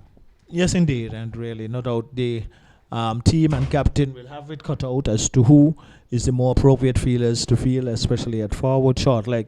But the Leeward Islands, though, even though it's 2 wickets to be taken, and they will have to get them, but how they have been batting this season have been very inconsistent, and really, I think Trinidad and Tobago would be thinking about batting once and see how much batting and bowling points that they can come out in this encounter. So Terence Ward has been brought into the attack. He has only bowled some 4 overs so far in the game. 4 overs, 2 maidens, 2 runs and no wicket. So he has replaced Cornwall from the far end. And the score is 262 for 8. Hines is still there. He's on 71. He'll be facing up to Terence Ward. We're bowling over the wicket to the right-handed Hines. A slip. There is a backward point. There's a cover and a long off. There's a forward short leg, backward square on the fence, mid wicket on the fence, straightish mid wicket and a long on as Terence Ward prepares to come into bowl to Hines. The field at backward point has been sent 3/4 of the way to the boundary. Comes over the wicket, bowls to Hines. Hines is getting deliveries in behind it. Pushed it down to forward short leg, where Django has taken over the responsibilities of fielding at forward short leg from Jason Peters. As Terence Ward comes over the wicket to bowl to Hines. Hines is taken on the pad, goes down the onside, allowed a peel, and not playing a shot. So they are not going to run for the single. So total remains on 262. Yes, and these two and Ward looking for further success for the Leewards, and the Leewards backs against the wall at this present time. Good total on the board for Trinidad and Tobago. Ward will continue from the far end in bright sunshine here at Warner Park. In his first over of the second day's play here at Warner Park, comes over the wicket, bowls to Hines. Hines is getting a short ball, is swinging to the onside. The fielder down at back of the square has some running to do a cross to his left. He picks up well and sends it. A good return to the keeper on the bounce, so restricting the batsman to just a single. A ball played down towards back of the square. Jeremiah Louis had some running to do a cross to his left. He picked it up well. 1 more to the total. It moves on to 263. And the batsman Hines has progressed to 72. Mohammed is coming to strike. He's not off the mark. And he'll be facing up to Terence Ward from the far end. Nice, hot, bright, sunny conditions here at Warner Park for cricket. And Terence Ward is coming in from the far end to bowl to Mohammed. Comes up, bowls to Mohammed. Mohammed gets a delivery. He's playing it down towards the straightest mid-wicket area where Munson Hodge is in the way he feels, and there is no chance of a run. Ward will continue from the far end. The Cornwall bends, goes down at slip. Backward point, cover in the middle off. Comes the balls to Mohammed. Is coming forward. The ball goes into the offside from the inner portion of the bat, or the outer portion of the bat. Was pushing straight down the pitch, and the ball came from the outer portion, went down towards the offside, where Jason Peters from backward point fields. Moving across to his right. Ward comes up from the far end once more. Over the wicket to bowl to Mohammed. Mohammed getting a flatter, fast delivery. He's playing into the onside. Goes down towards Munson Hodge at mid-wicket. He fields to bring up the end of the first over from Terence Ward. 263 for 8.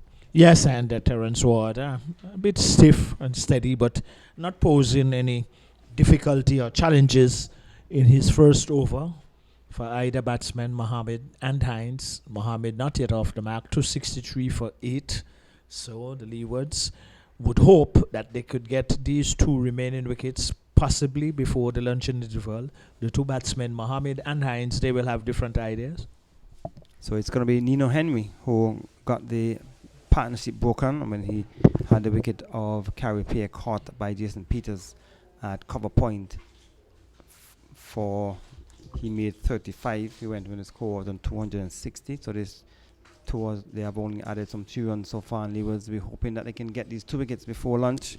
Just about 32 minutes to go before lunch. Well, and that will serve them more appropriate in terms from a psychological point of view, because if these 2 should go to the luncheon interval, then they have to come back out and they extend it for next hour and a half or even closer to the tea interval. it also puts more pressure on the Leeward Islands team. As Henry from the immediate center end goes over the wicket to ball to Hines, goes up balls to Hines, getting the deliveries in behind it, push it on to the offside. Django coming in quickly from extra cover to prevent any possibility of run. And maybe what the Leewards wouldn't want, you probably don't want to get the wickets too quickly as well, because you don't want to be coming out to bat before lunch. Well, the thing is, I believe that once you can bowl out a team, whether it's before lunch or tea or whenever, just bowl them out. But when you're going to bat, you have to apply yourself properly. Well, we have seen 1 or 2 deliveries keeping on the low side too, so that can be a concern. Henry from the media center end over the wicket, balls to Hines. Hines is driving through the offside for a lovely four runs outside the off stump. He came forward, just put the left foot forward and drove it exquisitely through extra cover down towards the boundary for 4. He has gone on to 76. It's 267 for 8. Yes, and what has been a hallmark of Hines' innings so far that we have seen this morning, he has been very quick to capitalize on anything that is over pitch, anything that is short, anything give him reasons to extend his arms, and that was a nicely executed cover drive for another good boundary. He races on to 76, and he really relishes the Leeward Islands bowling because he got 100 in Trinidad and Tobago. He's in sight of another century as Henry goes over the wicket, balls to Hines outside the off stump, his shoulders arm, that allows it to go through to be taken low down by Captain Jamal Hamilton. 267. But the Leewards had their chances. He was dropped by Django at long on, and Carrier before he was dismissed, he was also dropped. And if you take your catches, take your chances, they probably would not have been in this position. Yes, indeed, and really also too that I hope that the Leeward Islands batsmen have looked at, especially Hines, how he have applied himself on this turf. Henry goes over the wicket to bowl to Hines, goes up, bowls a slow delivery right up, is coming forward and driving, just pushing it down to long on where Louis coming in quickly. He picks up the batsman course for an easy single, 268, 77 to Hines. Mohammed, who has not yet scored, comes back into strike.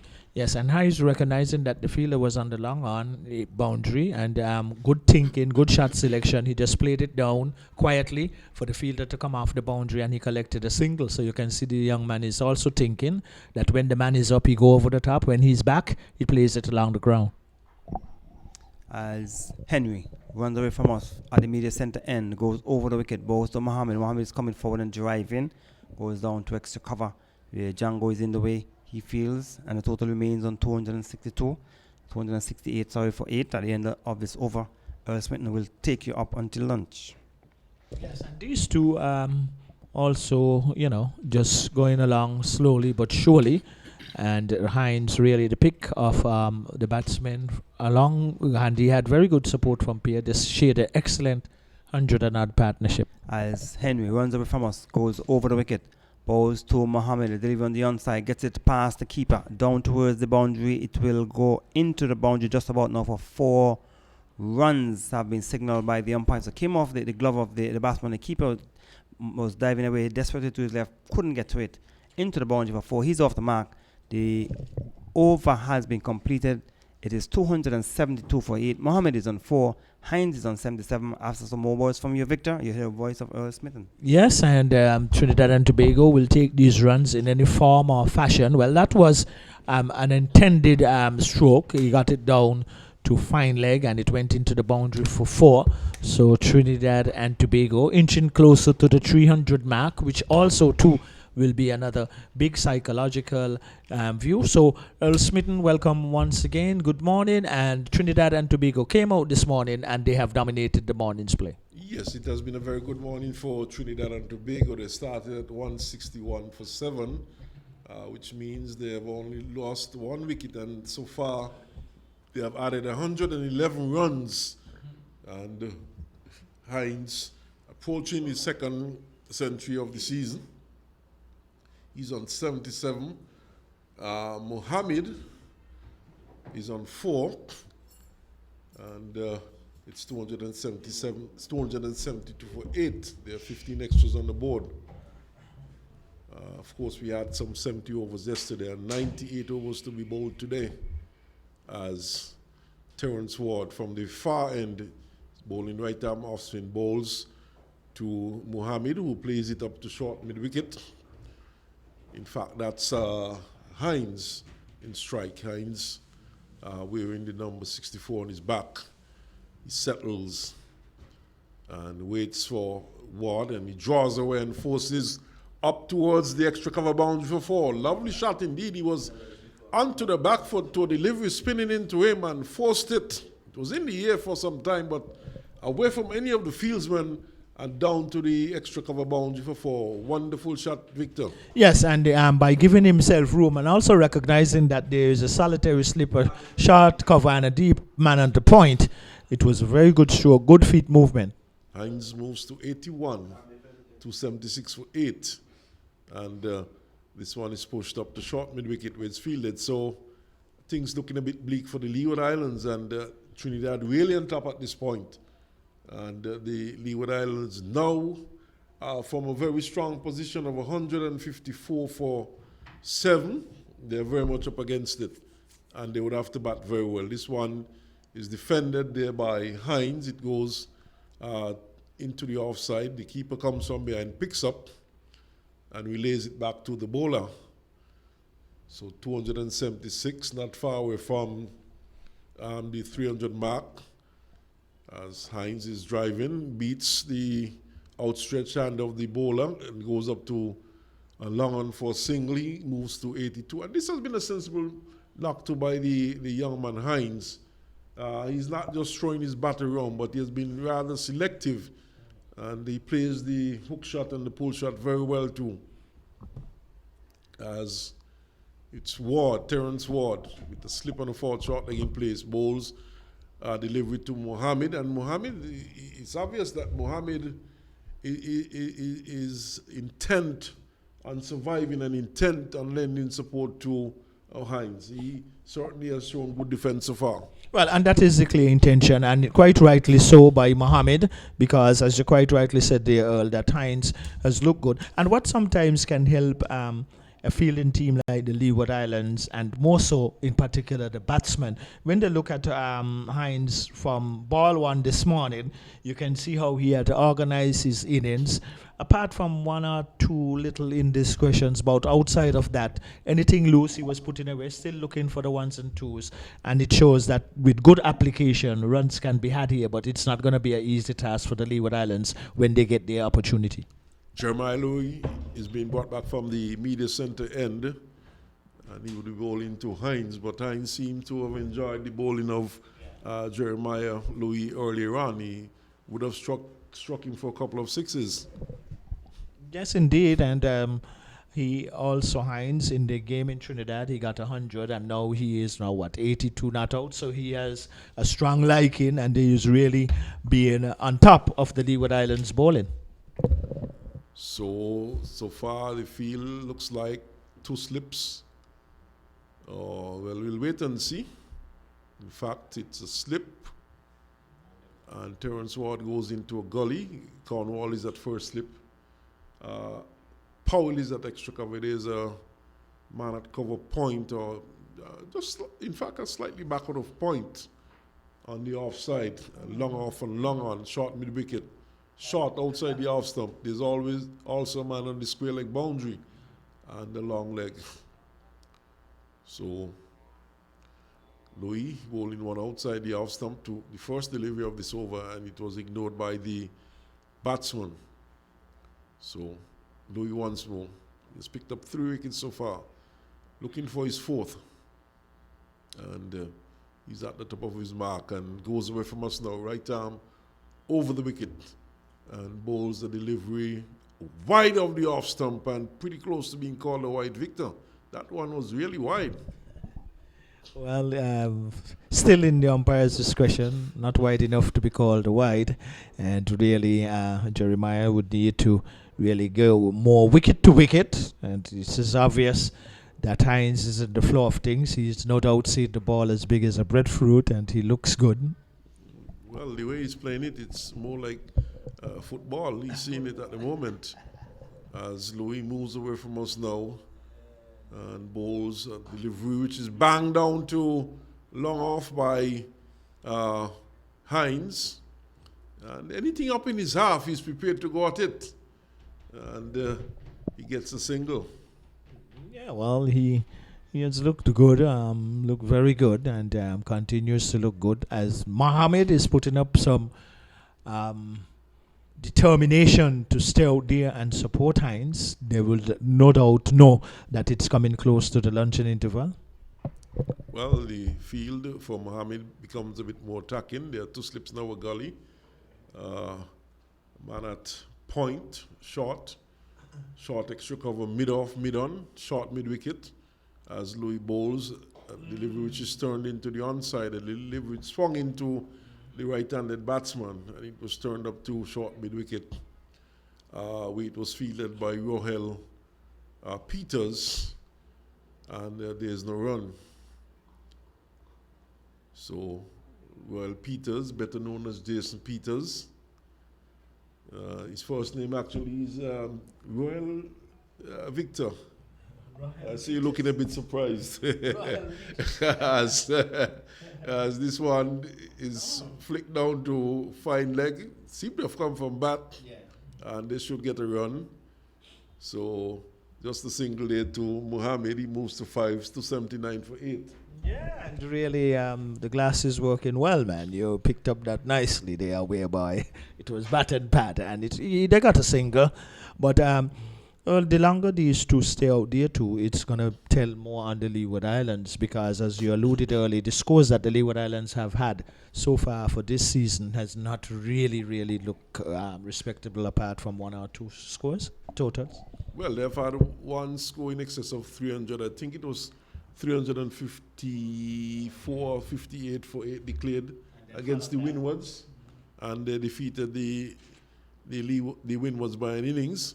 As this one is shot and banged into the offside by Hines rather disdainfully up to the cover boundary for 4.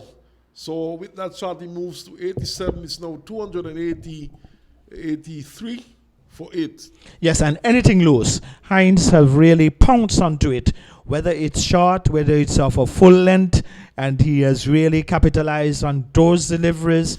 And that one especially was exceptionally short, and he hammered it into the deep extra cover boundary for 4. So he's inching closer again to another 100, remembering that he had one against the Leewards when they played Trinidad in Trinidad, and he's presently 87 not out, and Mohammed is prepared to give him the support. So 283, looking rather good for the Trinidad and Tobago team now, the scoreboard that is. As this one is turned down to short backward square, where it's fielded there by Russ Powell. He's on for Devon Thomas, who has been off for quite some time now. And there's no run, so he's at short backward square. As this one is turned up to short mid-wicket. This time it's Munson Harjo Fields. And once more, there's no run. So the pitch becoming easier and easier to bat on Victor, as a ward from the far and comes in now, bowls right arm off spin, bowls a delivery which is in the air, and it drops just short of the man coming in from his long on position. That's in fact Devon Thomas. And so Ross Powell is on the field for someone else. Is it Django? And it looks like Django. He's on the field for Django. So Devon Thomas is actually out there. I'm not accustomed to him being that long on and long off in the 40 matches. As this one is quietly pushed into the offside by Hines. It goes up to the right of extra cover. Powell moves across, picks up and flicks it back to the bowler. There's no run. So Ward yet to get a wicket in this match so far, as the batsman draws away towards the onside and pushes it back up the track to the bowler. Fields to his own bowling, and there's no run. So Leeward's been put to the sword this morning. They've had a long morning in the field, just getting 1 wicket, and this one is driven up to, in fact, a good save there by Devon Thomas, moving smartly around to his left and saving his team some 2 runs, and just 2 runs in the end there to Hines, who has gone on to 89 and is now 286. 286 for 8. Yes, and these two working it out, but Hines, especially, he has calculated this innings quite nicely, and he had a very valuable partnership with his partner, and these two now trying to build another partnership here for Trinidad and Tobago. But as you quite rightly said, Earl, Trinidad and Tobago in a very, very good position. So we are approaching the lunch turn interval on day 2. 286 for 8, Trinidad and Tobago. And they have just lost the 1 wicket today. They resumed from the overnight position of 161, which means they have added some 125 runs. And the appeal goes up for like before as the batsman stretching forward. And no response there from the umpire Duguid. He remains unmoved. So 286, 125 runs being added to the first wicket of the day going down. Taking on the pad, is he? Yes. Yes, he's out this time. That one really looked plumb Victor. And Mohammed is out leg before to Cornwall. And he scored just some 6 runs. So Mohammed going for 6. It's now 286 for 9, Trinidad and Tobago. Yes, and that one caught Mohammed on the crease. He was on the back foot, so that also made it easier for the umpire to make his decision, which would have actually, from our vantage point, would have hit center stump. So Cornwall, after switching and operating from the northern end, he usually bowls from the southern end. He has gotten the second success for the Leeward Islands. That will be a welcome relief. So just 1 wicket to go down now for Trinidad and Tobago, but they will feel very comfortable for where they were and to where they are at present. Trinidad and Tobago 286 for 9. Well, it would be interesting if a wicket fall at this point. Leewards just might have an over to bat before lunch. Can be ticklish also. I'm sure they would be hoping that they get the wicket before lunch, but get it closer to the midday over. The interval, so they can finally call it and then come out afresh and start right away after lunch. Well, we will have to wait and see, but anything can happen. But Cornwall having the ball in his hand also too. And the last man is now at the crease, who is Philip, but Hines, very well played, 89 not out, the non-striker. So Philip, one of the opening bowlers for Trinidad and Tobago. We have seen him here a number of times playing in CPL as he's pushing forward and looks good defending. Goes back up the track to the bowler, fields to his own bowling. No run, 286 for 9. Hines on 89 in danger of being stranded as Philip is defending, takes him on the pad. No appeal from any of the players, obviously. A delivery which is spinning down the leg side and would have missed the leg stump.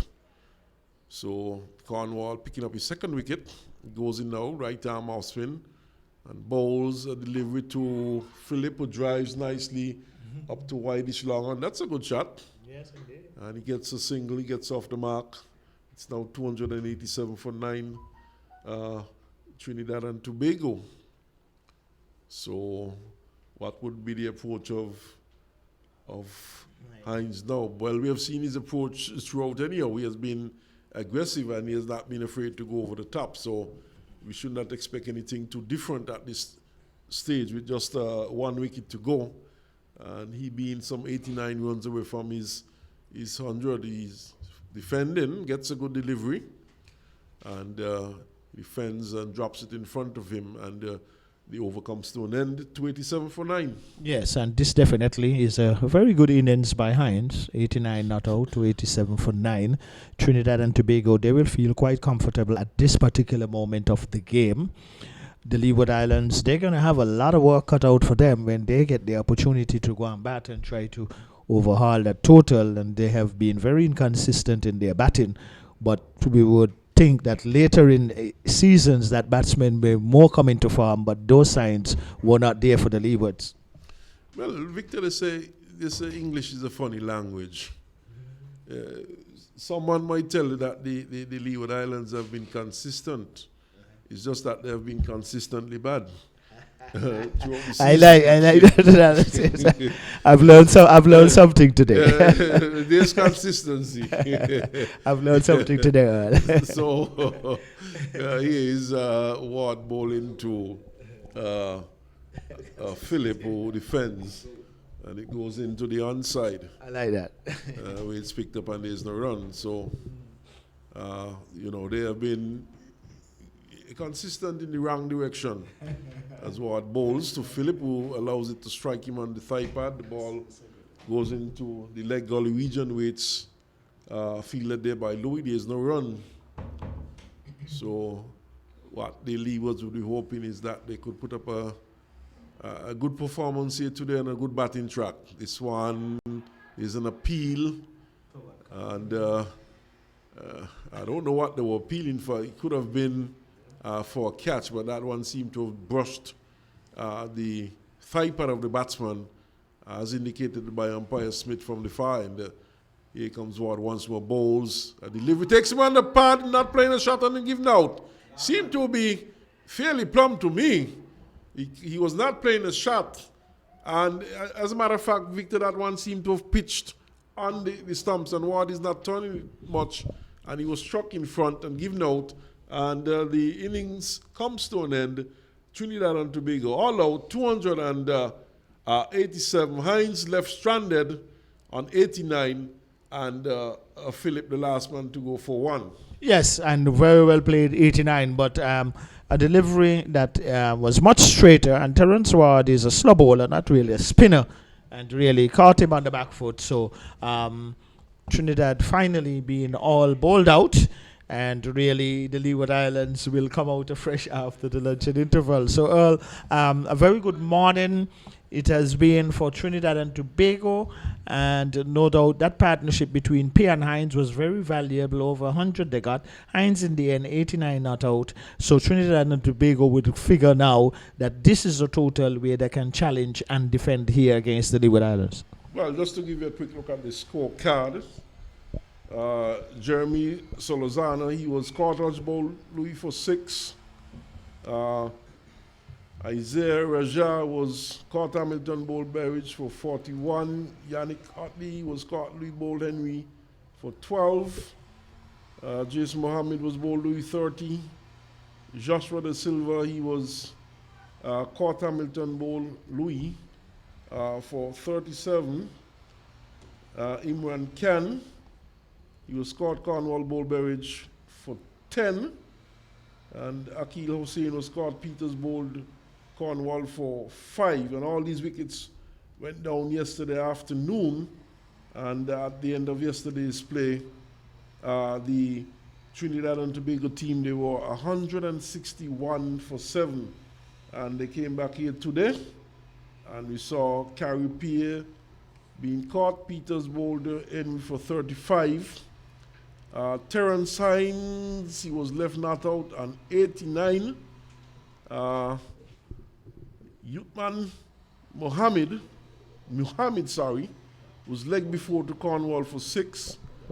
And Anderson Phillip, the last man to go, he was leg before to Ward for 1.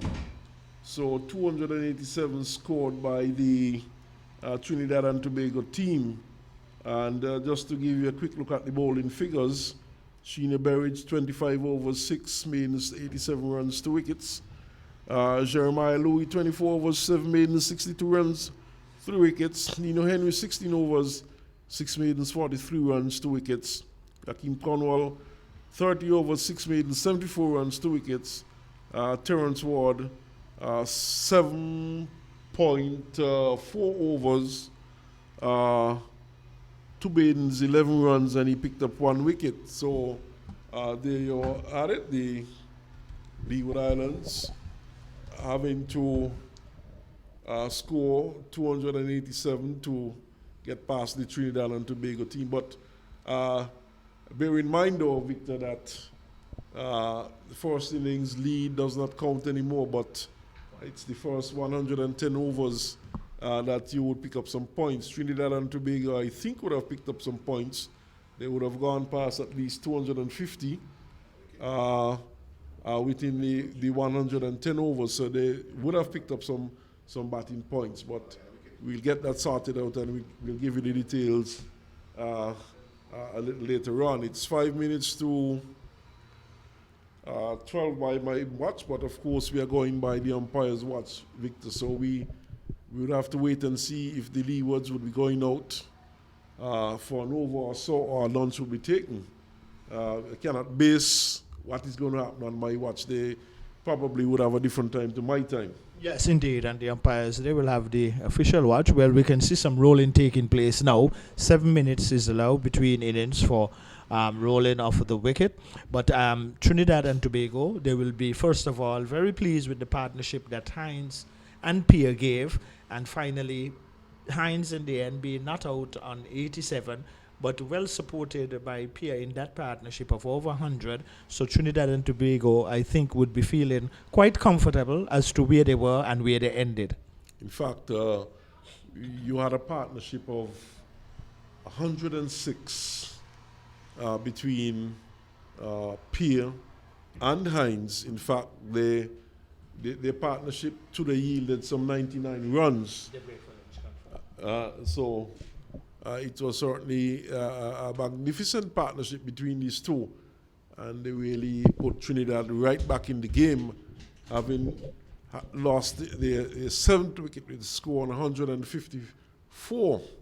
And these took the score from 154 to 260. So it really was a tremendous effort by these two players. And of course, Hines, unfortunately, fell short of getting another century this year by 11 runs. But the lunch is being taken at this point, so we'll be back just about 12:40. They're about to continue broadcast. So at this point, we leave you.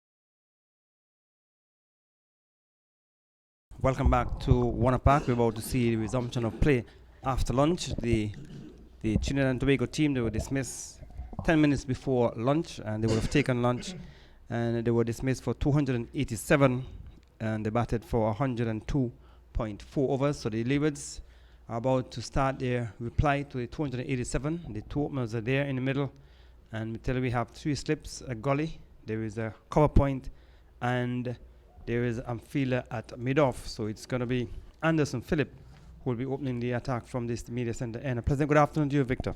A pleasant good afternoon to you, Gary Pemberton, and to all our listeners. We are just about to see the second session of play on day 2. The Leeward Islands now have their opportunity to try and get to 287 runs. Monson Hodge will be taking the first strike. So it's going to be Anderson Phillip who is bowling from this the media center end in bright sunshine. He runs up from us, goes over the wicket, bowls to Monson Hodge on this leg stump, is clipping it down towards the long leg. He's off the mark. Full delivery, and he's clipped it down towards long leg for a single. Monson Hodge is 1, and a total 1 without loss in this. The first over after lunch, the Leeward's first over of the first innings, replying to the TNT team 287. They started the morning on 161 for 7 wickets, and so they were able to add 126 runs in the time allotted before lunch. Play started at 9:30, so they made 287 to Leewards. In the first instance, we'll have to try and get up to 287 and then see if they can give the Trinidad and Tobago some runs in the second innings.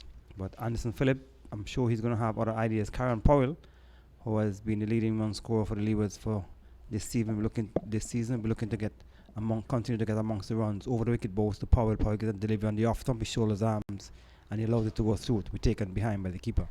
Yes, and quite an interesting field placement for Karen Powell, as you quite rightly said, the leading run scorer. These two, Monson Hodge and Karen Powell, first of all, they will have to try and put together a good opening partnership. And the Leeward Islands in general are going to have to bat in partnerships and bat well if they're going to really get points out of this game, because they have not been playing well for this 2020 season. Phillip will continue from this the media center end. 3 slips and a gully, goes down. He runs away from us, goes over the wicket, bowls to Powell. Powell is driving to the offside, goes down to extra cover. Fielder Hines moves across to his left. He fields, prevents any possibility of a run. There's a good flowing drive from Powell. The ball pitched up on the off stump, and he drove it into the offside.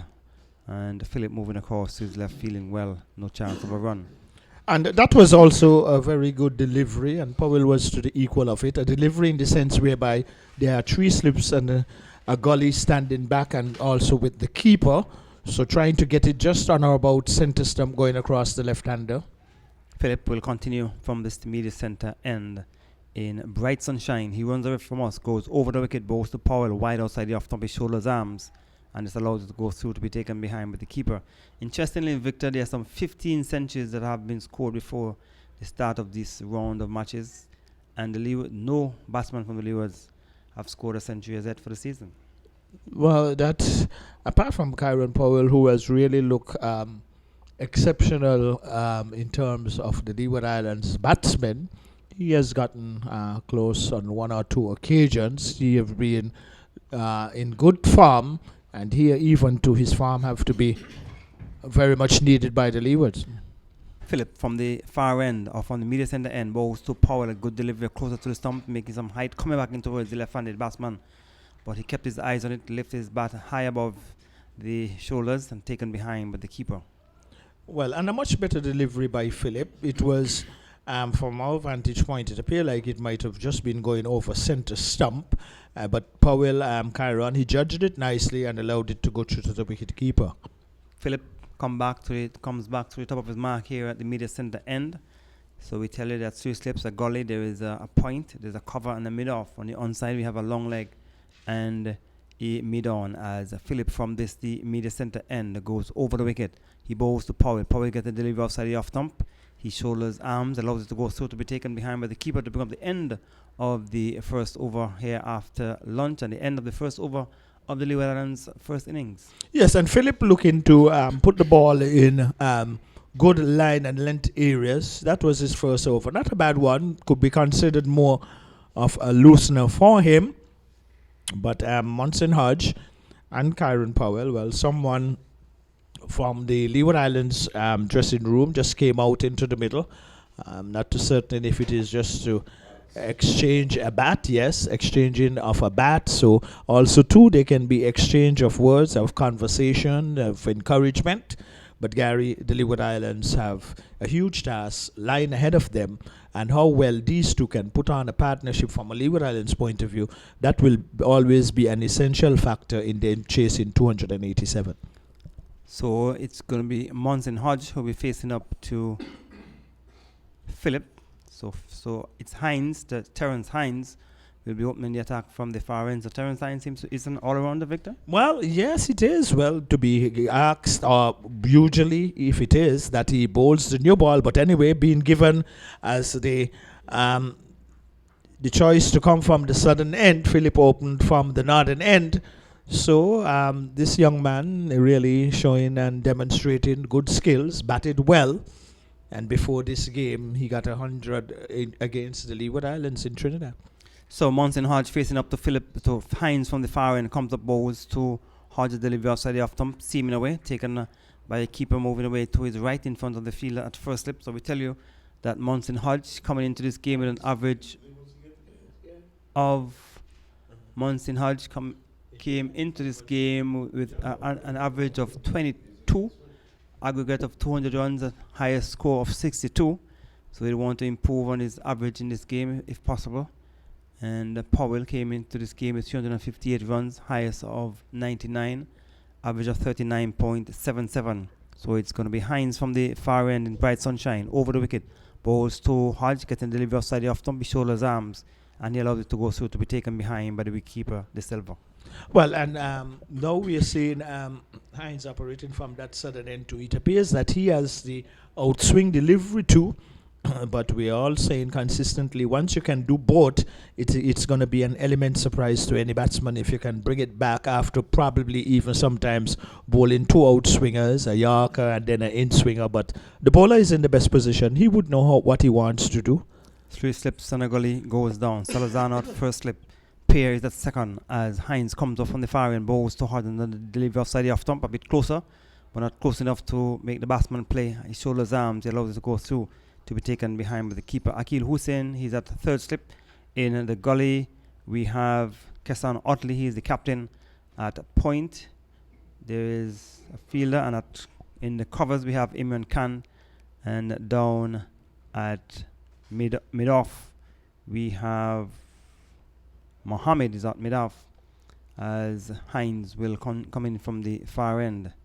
He will come in to bowl to the right-handed Monson Hodge, who is on one, comes over the wicket, bowls to Hodge, gets a delivery outside the off-stump, his shoulders, arms, he allows it to go through, to be taken behind by the keeper. So the total remains on one. We're in the second over, and so far Hines has just been bowling just on about outside the off-stump. Yes, and Hodge leaving alone deliveries, but he could be well reminded about yesterday when Wheat was not playing a stroke there and lost his off-stump.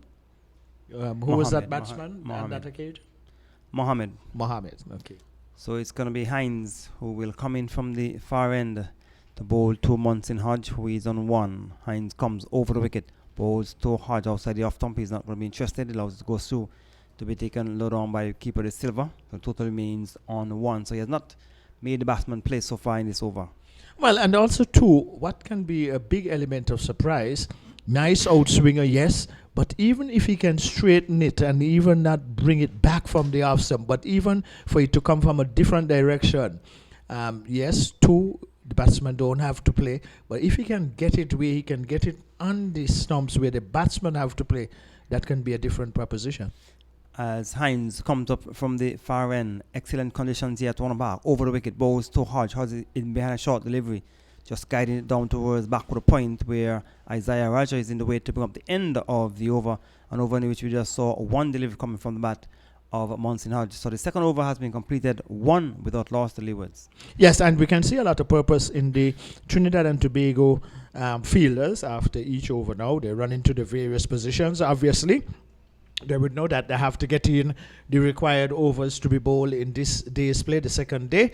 And while we are speaking to you, Karen Powell and Munson Hodge, they just had a mid-pitch conversation, exchange of words. So let us see what the Leewards would do in this, their first innings. So it's going to be Anderson Phillip will continue the attack from this immediate center end. He runs away from us. He will go over the wicket, the ball to Karen Powell outside the off stump. He watches it go through to be taken behind by the keeper. So we still have 3 slips. So they're employing 3 slips for both opening bowlers, Victor. Yes, and I've heard it from a lot of good and great fast bowlers, and more so coming to mind for us, Sir Andy Robertson says that when you get closer to the stumps and you're bowling to a left-hander and you're going to bowl it, the outswinger, you get a better direction if you can get it into the leg stump instead of the center stump going further across. Pleasant good afternoon to you, sir. Phillip from the immediate center end goes over the wicket, bowls to Powell outside the off stump, is forcing it down towards the back of the point. Raja is in the way, he feels, and there is no chance of a run outside the off stump. And he was forcing it. He went quickly to the right of the fielder Raja, who moved across. He fielded well and prevents any possibility of a run. And it's good to see Karen Powell holding his own, coming back into his own, coming into good form, has had a good run so far this season. And as you have said quite rightly, Gary Pemberton, that he's the leading run scorer for the Leeward Islands. So no doubt, having the selectors looking at him closely again. Phillip from this immediate center end over the wicket, bowls to Powell wide outside the off stump. He's not going to be interested in that. He watches it go through to be taken behind by wicketkeeper De Silva. And one of the other things too that is good as a fast bowler, when you can develop that Yorker leg delivery, because sometimes with the new ball it swings actually before it gets to the batsman. But these are things that bowlers would have to work on in the nets, so when they come into matches, they will be confident in trying them. So Phillip will continue. Quiet period of play. Leewards are just 1. This is the 3rd over as he goes over the wicket. That's Phillip, bowls to Powell. Powell is getting a delivery outside the off stump. He thought about playing at it and then changes his mind and just lifts the bat and allows it to go through to be taken on the bounce. Was not taken cleanly by the wicketkeeper De Silva. But no damage done. The total remains on 1 without loss. Yes, and these two, and Powell especially, must be aware and knowing where his off stump is and not be baited to go at anything outside the off stump. But once that outswinger can start on the leg stump, though, it's usually a better delivery. So Phillip will continue. We have a 7 to field as Phillip goes over the wicket, bowls to Powell wide outside the off stump, dropping in front of the keeper as well. He did well to keep his body behind it to prevent it from going behind him. And the total remains on 1 without loss. We're in the 3rd over. Leewards replying to the TNT Red Force first innings score of 287. Well, and also too, they would need for Phillip to make better use of this new ball. Very, very important that he get more of his deliveries on a wicket-to-wicket length to ask Karen Powell to play a bit more often. Phillip will try once more from the media center end. He goes over the wicket, bowls to Powell. Powell is getting deliveries in behind it. That one was more on the off stump, and it was in behind it. Push it down on the onside to bring up the end of the over, an over in which the batsman didn't have to play too many deliveries. So the 3rd over has been completed, 1 without loss to Leewards.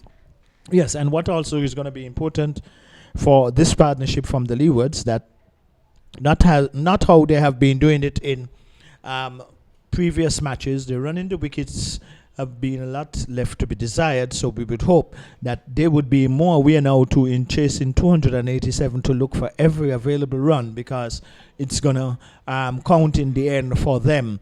Well, 287 is a good challenge in first innings, and Trinidad and Tobago no doubt are looking for their first wicket.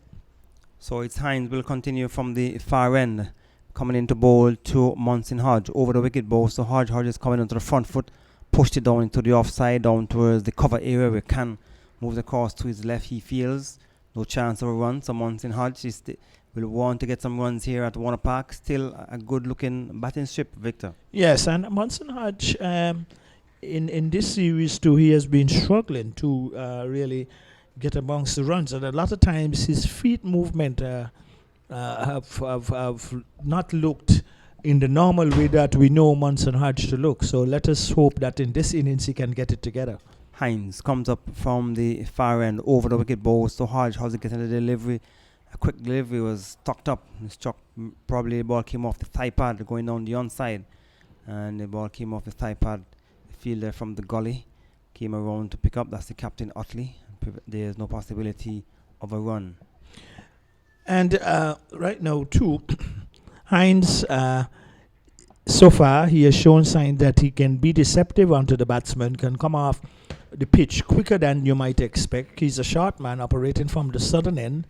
Not a very long run, but he sprints in fast. He comes up from the Lozak Road end, over the wicket, balls to Hodge. Hodge getting delivery outside the off stumps, moving across him, is in behind it, pushed it down to the offside for the fielder to come in from the backward point area.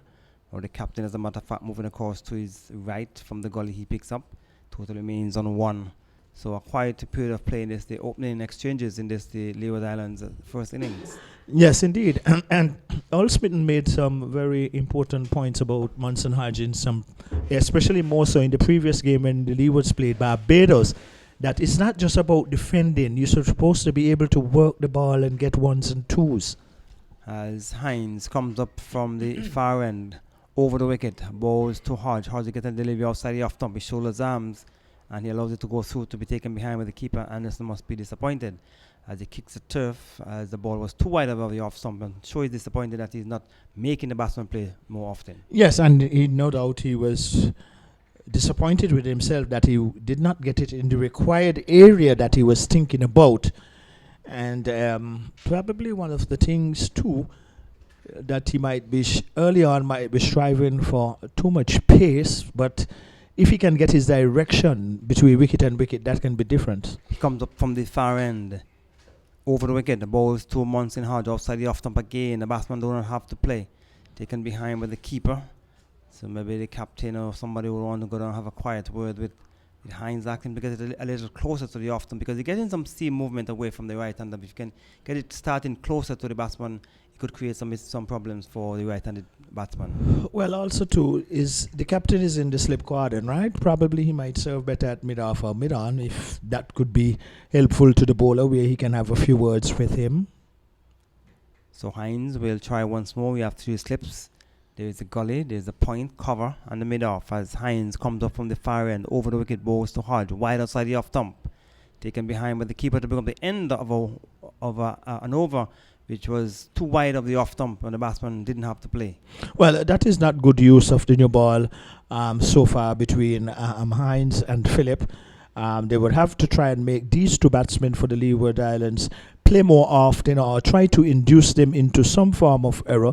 And that has not come to the fore as yet. Well, Kieran Powell, the non-striker, he and Munson Hodge just had a short conversation. And really, Gary, if these 2 are going to really put it together for the Leeward Islands, they would really need a good and big partnership. Powell not hit off the mark. And he's facing up to Phillip from the media centre end. He runs away from us, goes over the wicket, bowls to Powell. Powell's in behind a short delivery. Push it back on the strip on the offside of the pitch. The bowler feels to zone bowling. No chance of a run. So the Leewards will want to put up a good performance here. The last game, Victor, they were defeated by an innings versus Barbados. Yes, indeed. And really, it was a very poor performance. Well, they have not been good at all throughout this season, so they would hope to come good here against Trinidad and Tobago at Warner Park. And when they played Trinidad and Tobago in the first round, they were defeated by an innings as well. Over the wicket, balls to Powell. Powell gets a delivery outside the off stump, a loud appeal, not outside the umpire.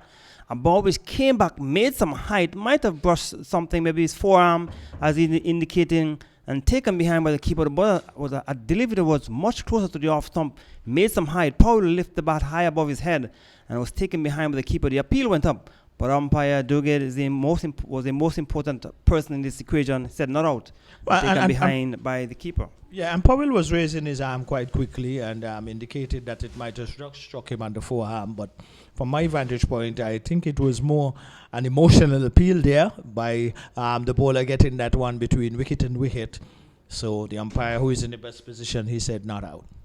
So Hines or Anderson Phillip will try once more from the media centre end. He runs away from us, goes over the wicket, bowls to Powell. A short delivery is swinging to the onside. Didn't time it well. It's going down towards the deep mid-wicket area. The fielder is giving chase. He should pull it back just inside the boundary. That's Jason Mohammed. And the batsman crossed for 2 runs. It was short and he swung it into the onside. Didn't time it. And he went down towards deep mid-wicket for 2. So he's off the mark. That's Powell.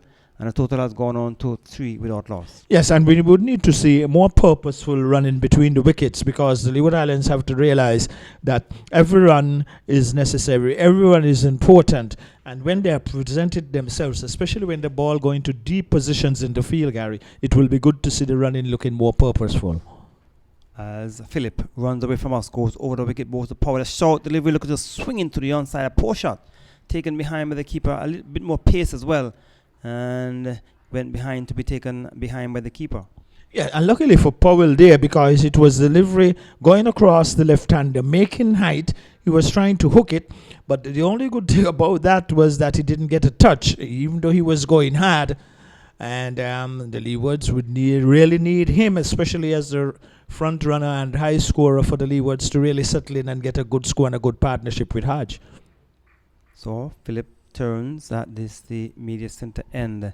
He runs away from us, goes over the wicket, bowls to Powell, getting a good delivery, squared up somewhat, goes down towards the back quarter point area, where the fielder down there is Raja. Good delivery, touchdown just on about the centre off stump, and coming across the left-hander from the open face of the bat, went down into the offside. Yes, and why also that squared him up is because he got it, as you quite rightly said, inside on the centre stump. And once that can be a consistent line and motive of Phillip, then that can present some more challenges for both openers, especially Powell, the left-hander, with the ball going across the left-hander, but we'll have to wait and see. As Phillip will try once more from the media centre end, over the wicket, bowls to Powell, getting a delivery outside the off-stump. He just drops his hands, allowed to go through to be taken behind by the keeper to bring up the end of the over. At the end of it, the Leewards in reply to Trinidad and Tobago 287. They are 3 without loss. Yes, and they are moving around quite briskly, and quite understandably so, because they'll have to get in these overs on day 2 in this encounter here. It is Trinidad and Tobago up against the Leeward Islands Hurricanes. 287. Trinidad and Tobago were all out after yesterday being sent in by the Leewards, so they will feel comfortable from where they were, Gary Pemberton. So we tell you that for the bowling for the Leewards, Sheena Burridge 25 overs, 6 maidens, 2 for 87. Jeremiah Louis 24 overs, 7 maidens, 3 for 62. Nino Henry 16 overs, 6 maidens, 2 for 43. As Hines comes up from the far end over the wicket to bowl to Monson Hodge, getting the deliveries in behind it, guiding it down into the offside. The fielder from cover, that's Jason Mohammed, moves across to his left. That's not Jason Mohammed. That's Cephas Cooper. So it seems somebody's off the field, because Cooper is the emergency fielder, and he's at cover. And we'll give you an idea of who might be off the field for the Trinidad and Tobago team. But we tell you the score is 3 without loss. And Cornwall had 30 overs, 6 maidens, 2 for 74. Terence Ward 7.4 overs, 2 maidens, 2 for 11. As Hines comes up from the far end over the wicket, bowls to Hodge. A delivery outside the off stump. He'll shoulder his arms and he allows it to go through to be taken behind by the keeper. Yes, and Hines really getting some pace off the pitch. He's actually putting it into, getting a nice out swinger, but not in the areas where Monson Hodge is tempted to play, as 3 slips and a gully awaits there and the wicket keeper standing back. So quite an interesting form of attack. But Hines and Phillip will have to use this new ball more appropriately. As Hines comes up from the far end, 3 slips and a gully goes down, comes over the wicket, bowls to Hodge. Hodge is getting a delivery right up. He's playing a bit late, gets it down into the offside ball, right up in the black hole. The batsman was on the back foot, and he played it inside the crease, and the keeper from behind the stumps came up, and he collected, no damage done. Well, it's good to see Hines trying something different, striving for the Yorker, but on that occasion, Monson Hodge was equal to it, avoiding it going into his off stump. So Hines will try once more from the far end. They're coming into bowl to Monson Hodge. He's on 1. Kyron Powell in on striker. He's on 2. Hines from the Lozak Road end over the wicket, bowls to Hodge, a short delivery, swing out of the way of that delivery, up in front of the keeper, not much pace as well, and the batsman is allowed to go through to be stopped behind by the keeper. Yes, and really one that Hodge did not and need not to play, and he quite rightly allowed it to go through to the wicket keeper. Well, a slow start for the Leewards, understandably so. These two quite aware that they have huge responsibilities for the Leeward Islands. So it seems as though Imran Khan is a fielder who is off the field for Trinidad and Tobago. Cooper is on, Cephas Cooper, as Hines comes over the wicket, bowls to Hodge. Hodge getting a good delivery. No ball has been signaled by the umpire. He played a bit late, and the ball went behind him. And the keeper coming up from behind the stump to pick up one more to the total. With that extra, it has gone on to 4. Well, and Leeward Islands will accept any runs in any form or fashion, and that was a no ball. So Hines just quietly asking the umpire where he infringed, and he makes his way back to his mark. But Munson Hodge is going to have to play with some soft hands, try to work the ball, even though bowlers are bowling tight, into to work the ball into the gaps at least and try and turn over the strike. So Hines will try once more from the far end. He will come in to bowl to Munson Hodge, who is on 1. Comes over the wicket, bowls to Hodge. Hodge is coming forward and driving. Goes back on the straight. The bowler knocks it down. And the fielding will be completed by the fielder coming in from the extra cover area. That's Cephas Cooper. And the total remains on 4 without loss to Leeward. So we tell you, in the Red Force innings, they had two partnerships of note. A third wicket stand between Mohammed and Raja of 51 runs, 108 balls, 68 minutes. And then a very important 8-wicket partnership between Hines and Peer, which yielded 106 runs, 178 balls, 112 minutes. And Hines made 89 not out as he comes up from the far end over the wicket, bowls to Hodge, getting a wide delivery outside the off stump to be taken behind by the keeper. And then for the bowling for the Leewards, the bowler Jeremiah Louis had 3 for 62 as the over has come to an end. Leewards, they are 4 without loss. Yes, and really Hines a steady over, but still need to urge the batsmen to play a bit more often. Well, this is going to be a very interesting contest between Trinidad and Tobago and the Leewards. 287 all out was Trinidad and Tobago, especially for those of our listeners who might just be joining the broadcast. The Leewards is trying to consolidate, trying to give a good start, because they would know that this can also help them in the process of getting to 287. So Philip will continue from the media center end. I'll be going into bowl to the left-handed Powell. Comes the bowl to Powell on the leg stump, looking to clip it fine, misses. Taken behind by the keeper. So Philip has bowled 3 overs, none for 3 with 1 maiden. And Terence Hines, he has also bowled 3 overs and he has not picked up a wicket as yet. So 4 without loss, the Leewards, in reply to the TNT score of 287. So they would have started the morning on 161 for 7, and Leewards would have been hoping to run through the final 3 wickets quickly. But there was a very good partnership between Hines and Kevin Peer. They scored some 99 runs this morning, and a partnership of 106 in total as Philip goes over the wicket, bowls to Powell outside the off stump. He allows it to go through to be taken behind by the keeper, close to the off stump, but not close enough. Batsman watches it closely and allows it to go through to be taken behind. Yes, and really the pitch so far, in terms of how it's played so far, when Trinidad and Tobago batted, I saw when bowlers were bowling from this end, but most of the seam bowlers, 1 or 2 deliveries kept on the low side. But since the Leeward Islands have started their innings, I have not seen any of those deliveries being bowled as yet. So Munson Hodge for his 2 has faced 16 balls. Powell, Munson Hodge has done 1 from 16 balls. Powell has faced 17. He's on 2. And Philip will be continuing to bowl to the left-handed Powell. 3 sips and a gully goes down over the wicket, bowls to Powell. Powell gets the delivery offside the off stump, coming back in towards the batsman. He watches it goes through to be taken behind by the keeper. So the one came back slightly, but it was a bit too far outside the off stump.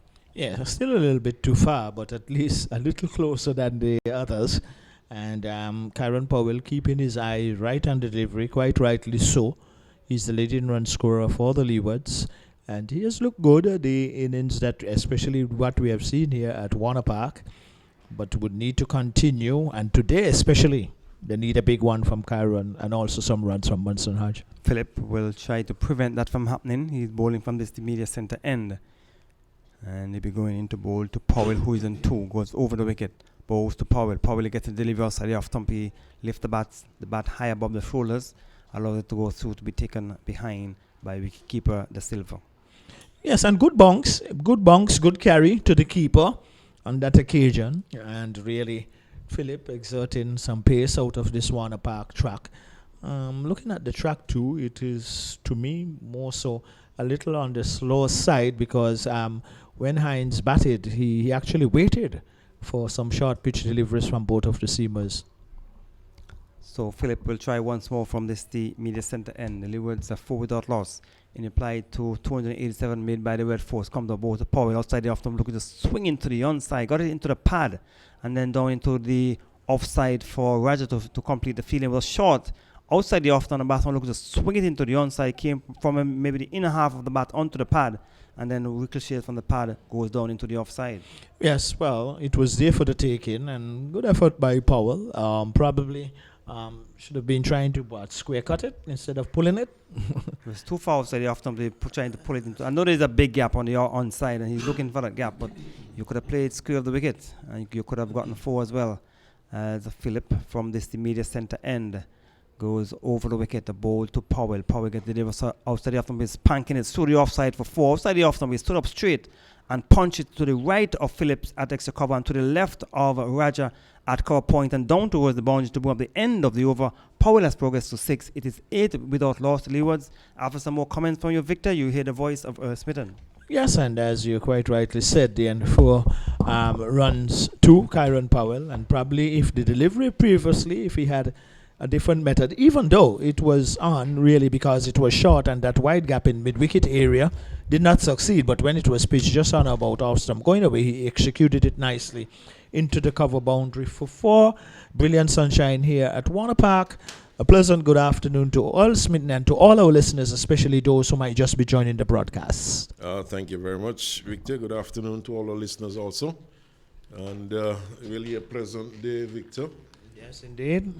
And especially after lunch, it's a good time to take a nap on a tree. In the cool shade? In the cool shade, Victor.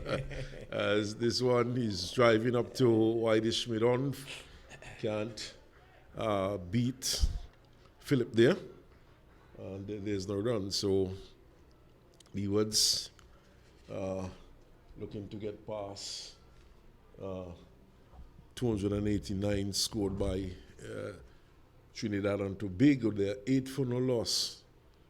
And as expected, Trinidad on the attacking field. That's right. 3 slips, a gully, a backward point. And the can is there at extra cover, and there's a mid-off. As this one is turned into the onside up to shortish mid-wicket for a single. Mid-on has to come in to retrieve. That's Philip. And a single there to Hodge. So Hodge, who's been stuck on one for some time, gets off that single, and he now goes to 2, and the score goes to 9 without loss. There's 1 extra on the board. Powell is on 6. He has struck 1 boundary, and for the first time, Powell would be facing the bowling of Hines. Hines, who had a good knock. He would have scored some 89 runs not out, Victor. Very good knock indeed. Yes, indeed. It was a very good knock indeed by Hines. And seeing that he have the new ball in hand too from the southern end, so quite a handy cricketer is Hines. I think his best figures for the season so far would be 3 for 51 as he comes in now around the wicket to Powell. Powell is pushing this one up to mid-off. And he finds Philip in the way. Anderson Philip. There's no run. So 9 it is for no loss to Leewards. Yes, indeed. And with Hines coming around the wicket to the left-hander, usually it is a little more challenging or difficult to bowl the outswinger, but it is a beautiful delivery if he can get it just on or about centre stump coming around the wicket. And that is not an easy delivery to really bowl, but if he can get it, it can be interesting. So Solozano and Pierre crouches at slips. The keeper forces the silver, takes him on the pad, but certainly that one with the natural angle of the right-hander going round the wicket, it was heading certainly down the onside, and Powell taking on the pad. Stifled appeal from one or two of the players, and Powell kept on 6-9 for no loss.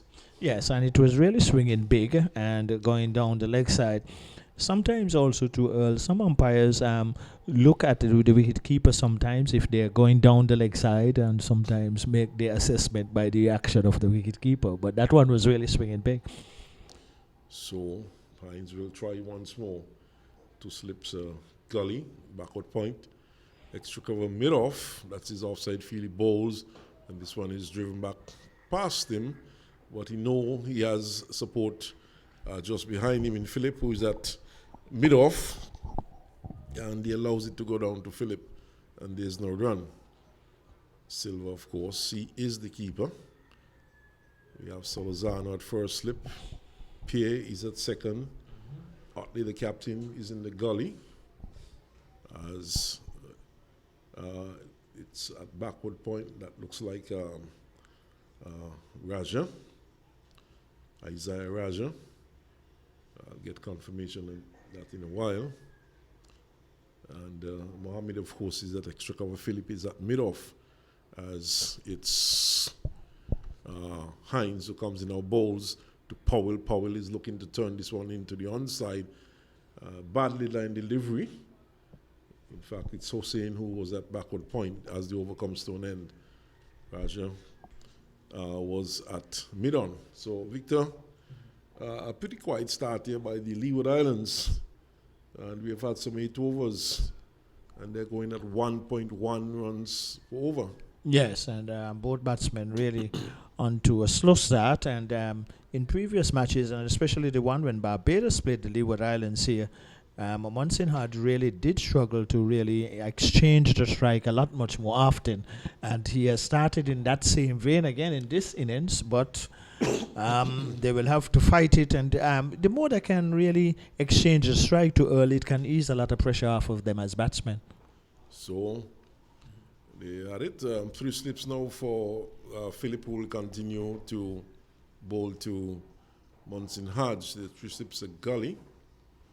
And Raja himself is at backward point. Mohammed is at mid-off. The captain, Otley, he's there at gully directing traffic. At mid-on is Mohammed. Square leg. Can short outside the off stump. The batsman sways away from it. That's Hodge. And trick goes to the keeper. So we have Hines right down on the backward square boundary. And 9 for no loss, Leeward Islands. On a bright and sunny day here at Warner Park. Yes, a lovely day for cricket. And, of course, a lovely day for other things too. Probably the beach, Victor. Yeah, it's very hot here at Warner Park. Very hot. So ideal day for the beach also. Well, you cannot speak about the beach, Victor. I can. As, oh, you live close to a Philip beach. goes away and bowls outside the off stump. Well, it's either cricket or work for you, Victor. Okay. Yes, and really though, on the cricket here too, we can see that the Trinidad and Tobago bowlers, they have their work cut out, and we can see a lot of purpose in their moving around after overs all, because they know definitely they have to try to get in all the overs today. Well, apart from that, it's a good batting track, and the Trinidad and Tobago team would have been energized after their performance today. We had a partnership of 106 between Hines and Pierre, and they gave the Trinidad total with some respectability as Philip bowls to Hodge. Hodge gets on top of it. It was in the air for some time, but safe. The ball trickled out to backward point where it was fielded by Raja, and there's no run. So certainly Trinidad and Tobago going out into the field, they would have been cock a hoop after staging a really magnificent recovery through the efforts of Pierre and Hines. And certainly they gave their team a very good chance of nudging ahead in this match. So far, it has been quiet. No wicket has fallen for the Leewards as Philip goes in our bowls and Hodge is defending. And Hodge, Victor, we spoke about this in the match against Barbados. He seems to be unable to get the ball off the square. He seems to be unable to work the ball into the gaps and pick up the ones and the twos. Yes, and every time a dot ball is bowled to a batsman, it always would add the pressure, because most of the times the bowler will come back, and especially once the fielders are supporting the bowlers, that's going to be very important too for how Trinidad support their bowlers in the field. So Anderson Phillip from the media center and moves away from us now, and he goes really charging in and bowls to Hodge. Hodge gets a good delivery, defends, gets it up to mid-on, delivery back on target, right on center stump. There's a slight movement towards the leg stump, and plays it well. Plays it up to mid-on for Mohammed to field, and there's no run. So Philip keeping things in check, not giving anything away at the moment, not allowing the batsman to push into the gaps and pick up singles. And he goes away from us once more. He's bowling at a lively pace to bowls. Short and banged pass. Raja at backward point and down to the boundary for four. It was in the air. Raja leapt, stuck out a despairing, it was a despairing leap, I should say. And he stuck out a hand and wasn't able to get fingers to it, and the ball ran away down to the boundary for four. So Hodge with that 4 moves to 6. It's now 13-4, no loss. Well, that should do Munson Hodge some form of confidence, really getting a delivery that was short and wide of the off stump, well deserving of dispatching it into the deep cover boundary, and he did so nicely. And really, the Leeward Islands batsmen, they're now having a mid-pitch conversation. And also, too, there was a conversation at the southern end. There's going to be a change of bowling. So, Trinidad and Tobago, quite rightly, looking to make early inroads. The Leewards 13 without loss. Yes, and the bowler coming into the attack is going to be Akil Hussain. And he would be bowling left arm leg spin. And he seems to be coming over the wicket to the left-handed Powell. So TNT having the first change, Victor.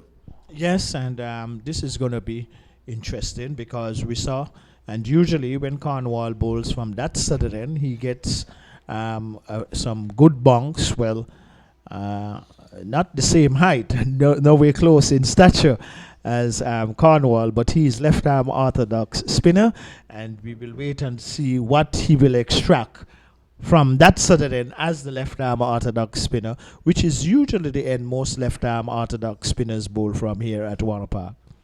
Well, he has picked up some 24 wickets already for the season, Hossein, and he has had a best figure of 6 for 62. Wow. So certainly he's in good bowling form. Thanks. So Hussain left arm, bowls to Powell. Powell is pushing back up on the offside of the track for the bowler himself to field. So with 24 wickets, no surprise that Otley quickly brings him into the attack.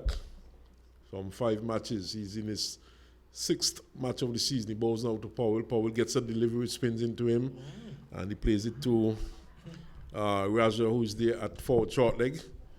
He fields and there's no run. So the field for Hussain, a slip, a backward point, extra cover mid-off. On the onside, there's a deep backward square, short mid-wicket, deep mid-wicket, and a wide long on. And now we see the captain, Otley, going across to have some words with Hussain. In fact, the umpire is there with Hussain and looking at the ball and probably maybe clipping something from the ball, but there seems to be an issue with the ball at the moment, Victor. Yes, there's some sort of issue with it, but the umpire and the captain and the bowler are trying to rectify it. But what I find interesting, and it's a good move by the captain also to Earl, that he has placed a first slip and a forward short leg, so quite rightly so, looking for that early wicket, which they know is high priority for them in terms of their defense of the 287 that they scored. So Hussein, left arm over the wicket from the far end, prepares now to bowl to Powell. Powell, who is on 6-13 for no loss leewards, as Hussein looks around and then he makes his way in, left arm over the wicket, orthodox spin. Powell is forward, and an appeal from the players there, but he seemed to have gotten back onto that, and the ball goes into the offside. So Hussein having a very successful season with the ball so far. Some 24 wickets he would have picked up so far in this year's regional matches. And that's really a good haul from 5 matches, as Powell gets a delivery which spins into him. He's defending, and Otley comes in, picks up, sends a left-handed throw to the keeper, De Silva. There's no run, so Leeward certainly struggling at the moment. In over number 10, they have been unable to pick up the singles, unable to pierce the boundaries with regularity. Powell gets a delivery which spins into him once more, and he plays it to short mid-wicket where it's fielded by Mohammed. And it's interesting there's a Mohammed and Mohammed. One is spelled with a U and one is spelled with an O. So a big difference. He's driving up towards Whitish Long and gets the single Powell. So he moves to 7, and the score moves to 14 for no loss at the end of that over. Yes, and Trinidad and Tobago keeping things tight here on the Leeward Islands. They were all out for 287. That's Trinidad and Tobago. The Leeward Islands in response, they are 14 without loss. So interesting over there, Victor. The spin being introduced for the first time. And now we're seeing another bowling change from the media center, and Mohammed comes into the attack. And Mohammed himself is a very tall man, looks like a fast bowler also. And he is marking out his run. So it's Uthman Mohammed, and this is his 3rd match for TNT.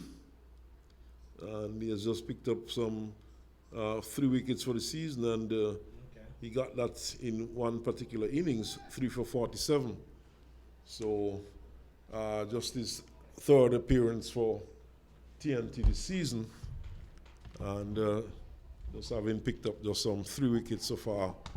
So he would make his way now. He's a tall man, angular young man, bowls a good delivery, good start. He's tall, slimly built, and he starts off with a good delivery to Powell. Yes, right between wicket and wicket, right where his captain would like to see a level of consistency, making the batsmen play more often. But these two, they will have to try and exchange the strike. If you're not getting the boundaries, you have to be able to be getting the 1s and the 2s. So Mohammed goes away from us once more to bowl to Powell, and Powell gets a delivery on the pads. He's flicking it out towards the straightish mid-wicket area there, pursued there by Mohammed, and he's back for the 2nd run. So Mohammed the fielder, Mohammed the bowler, and it's to more to Powell. He moves on to 7, and it's now 16 for no loss, the Leeward Islands. Well, and that is much better, hitting it into the gap also too in mid-wicket, because there is a man at mid-1 and the other fielder is right on the backward square leg boundary, so a big gap on the onside for the left-hander. Mohammed moves away from us now, bowls to Powell. Powell is driving, but this time it goes straight to mid-on, finds Mohammed in the way. He knocks it down. He's there on his haunches and prevents any run nevertheless. Yes, and probably Kyron Powell could have probably just put some soft hands on it and let the mid-on come in to feel it and collect a single. But I guess after getting a boundary and feeling the ball in the middle of the bat is building his confidence. So Mohammed goes in about to Powell. Powell is driving nicely, and that should be four. Lovely shot indeed.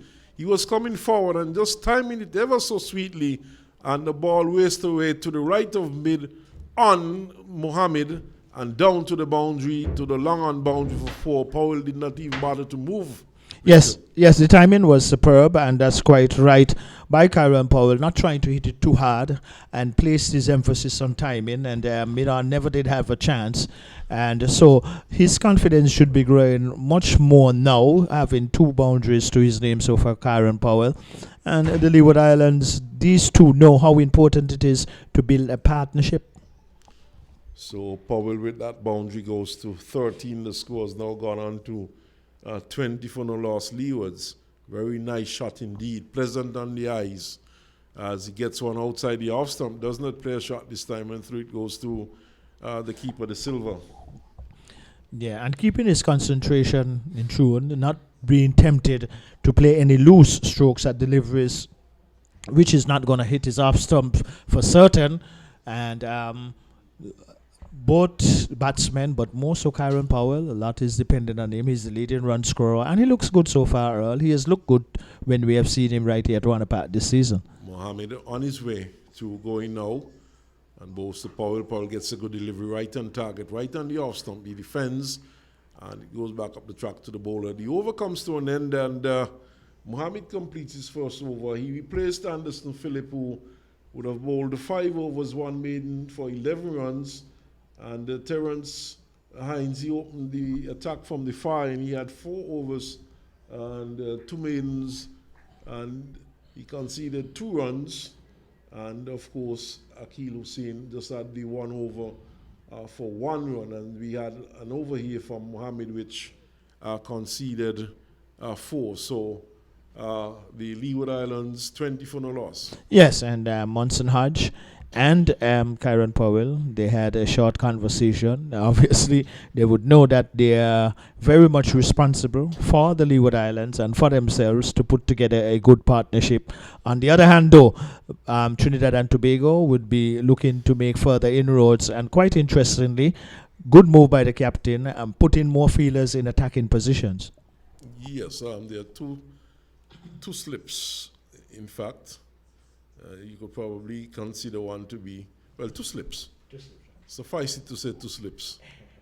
The captain himself, and that looks like Carrie Pierre at second slip as Hussain comes in, bowls to Hodge. Hodge is defending, and Raja picks up there at forward short leg. So there are 2 slips, a backward point, cover, extra cover, mid off, mid on, backward square. And Hussain, there's also a forward short leg on the onside as Hussain comes in around the wicket to the right-handed Hodge. He's back. Hodge stays it up to cover, finds Imran Khan in the way, can't score. And he's kept on 6. Powell is on 13. There's 1 extra. It's 20 for no loss. As Hussain's left arm bowls to Hodge, tickles this around the corner down towards fine leg. Mohammed has some running to do to his right. He retrieves and sends a return to the keeper. And Hodge had enough time to pick up his 7th run. Score now goes on to 20 for no loss. Yes, and I'm not too certain, Earl, if there could have been possibly a 2 basing upon the ground that the fielder had to cover, but probably the batsman did not run the first one quick enough. Well, I don't think there was a there was a second run. The fielder really covered ground quickly. He had some distance to go, but he covered it quite quickly, and the ball was not traveling very quickly either. The outfielders we have seen, Victor, has tended to be a bit on the sluggish side. Powell gets a delivery which spins into him from outside the off stump. From the left-handed Hussain, who is bowling over the wicket to the left-hander, and he plays it up to extra cover.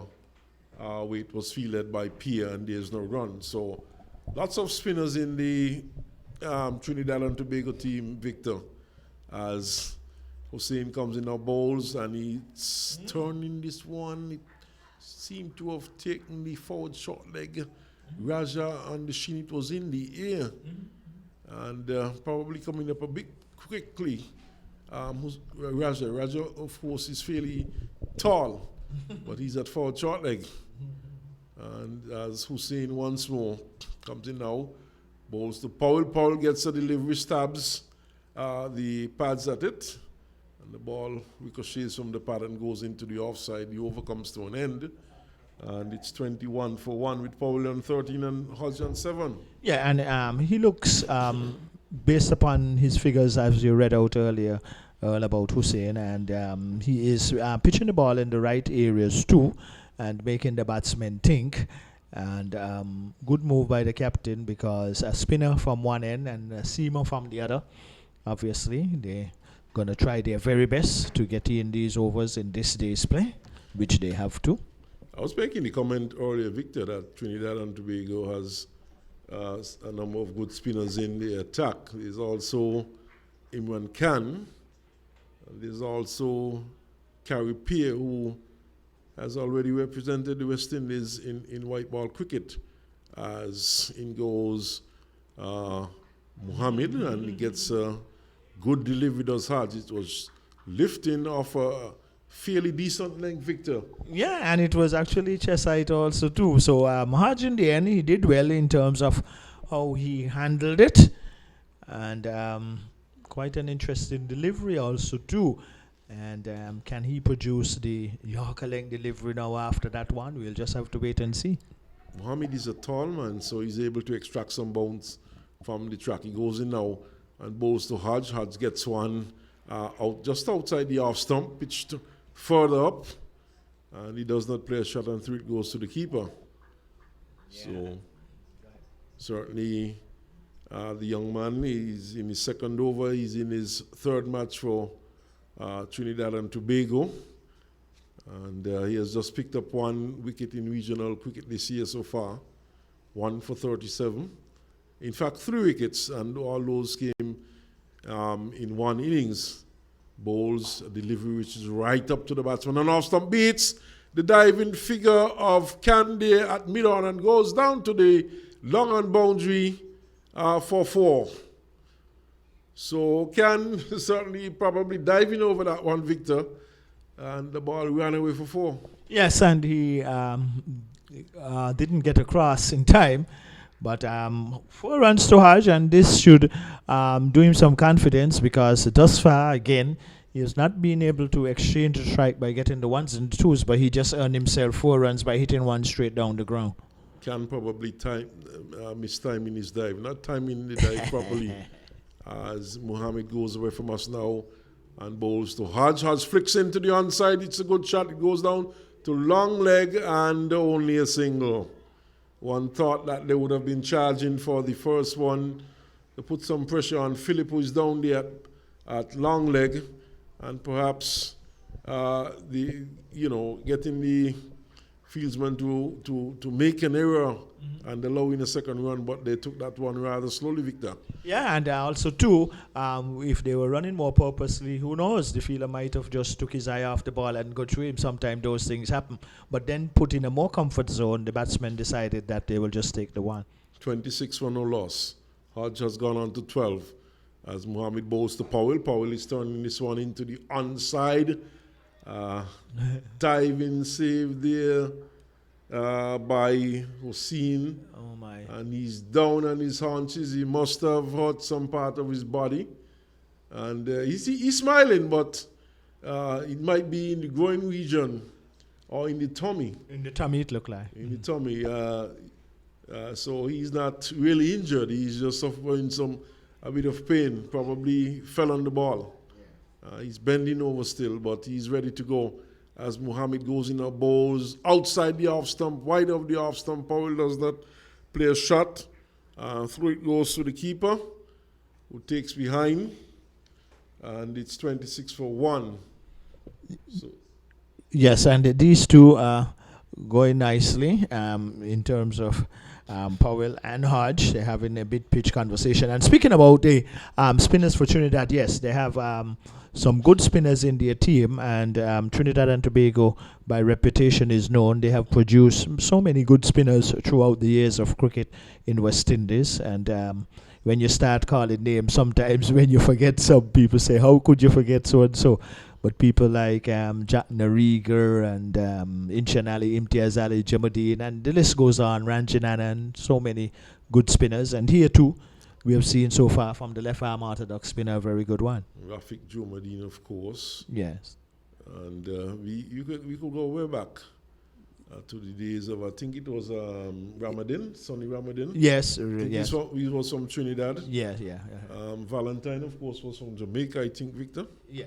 So you could go, there's so many spinners that have come out of Trinidad and Tobago. Yes, indeed. So Hussein comes in now and bowls to Hodge. Hodge gets delivery which spins and bounces and goes past him outside the off stump. He does not have to play a shot, but a good delivery. That certainly spun and bounced, Victor. Yes, indeed, and that's a very good sign for Hussein. He looks good so far. We are impressed with what we have seen so far. He continues. Comes in now, left arm, over the wicket, bowls now to Hodge. Hodge gets the delivery pitched on leg stump, and which turns slowly into him. Turn is slow at times, but at times we see one or two deliveries really spinning sharply and bouncing. But here is Hussein once more. Has had a good season so far. Comes in now, left arm, over the wicket, stayed up to cover by Hodge, and it's well fielded there by Can. Easy bit of work actually. At the end of this over, Gary Pemberton will pick up the ball by ball.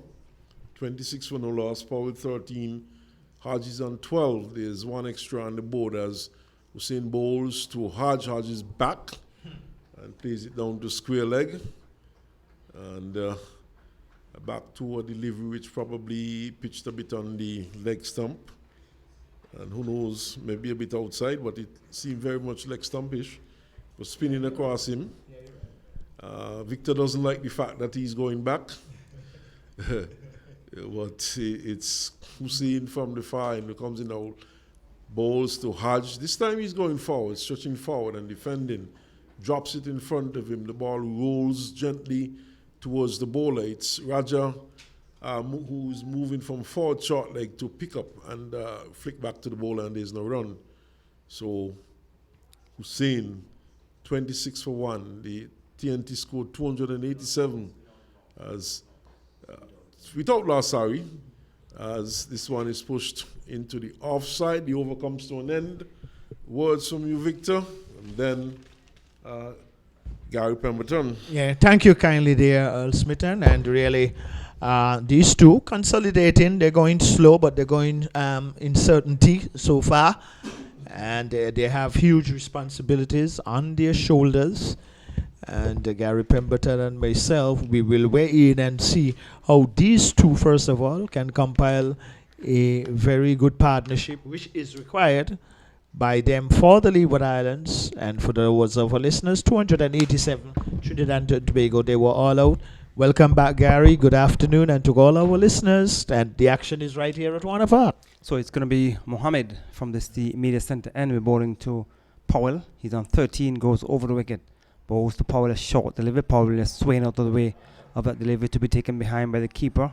No wide signal by the umpire. That one is a bit higher than the two short ball we saw Nino Henry bowl. Yes, and then I was just about to say too, but you having the glasses on, Gary, and right on things, that was even could have been a more consideration of a wide, but the umpire being in the more appropriate position, he decided that it was not.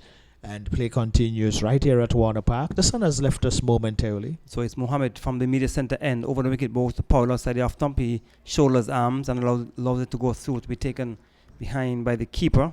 So Mohammed, he is in his third over, I believe, and he's bowling to Powell. So he has bowled 2 overs, none for 11 before this.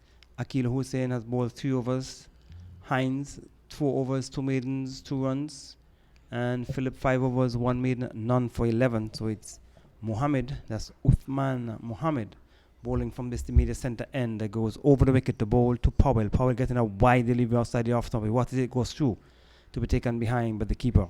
Yes, and we have seen that pattern both in the innings when the Leewards bowl against Trinidad and Tobago, whereby the bowlers bowling to left and right-handers seem to have that very good outswinger, but they have not shown any signs as yet, Gary, that they can bring it back. But you need to get it closer to the off stump. If you're going to bowl an outswing, it has to be pitched properly, closer to the off stump and not too wide. And that's what I've been seeing from these medium fast bowlers as Mohammed goes over the wicket, bowls to Powell, a short delivery, good delivery as well. The batsman dropping the bat in the last minute and allows it to go through to be taken behind, but the keeper was short just on about the off stump, and Powell coming across had to drop the bat and allows it to go through.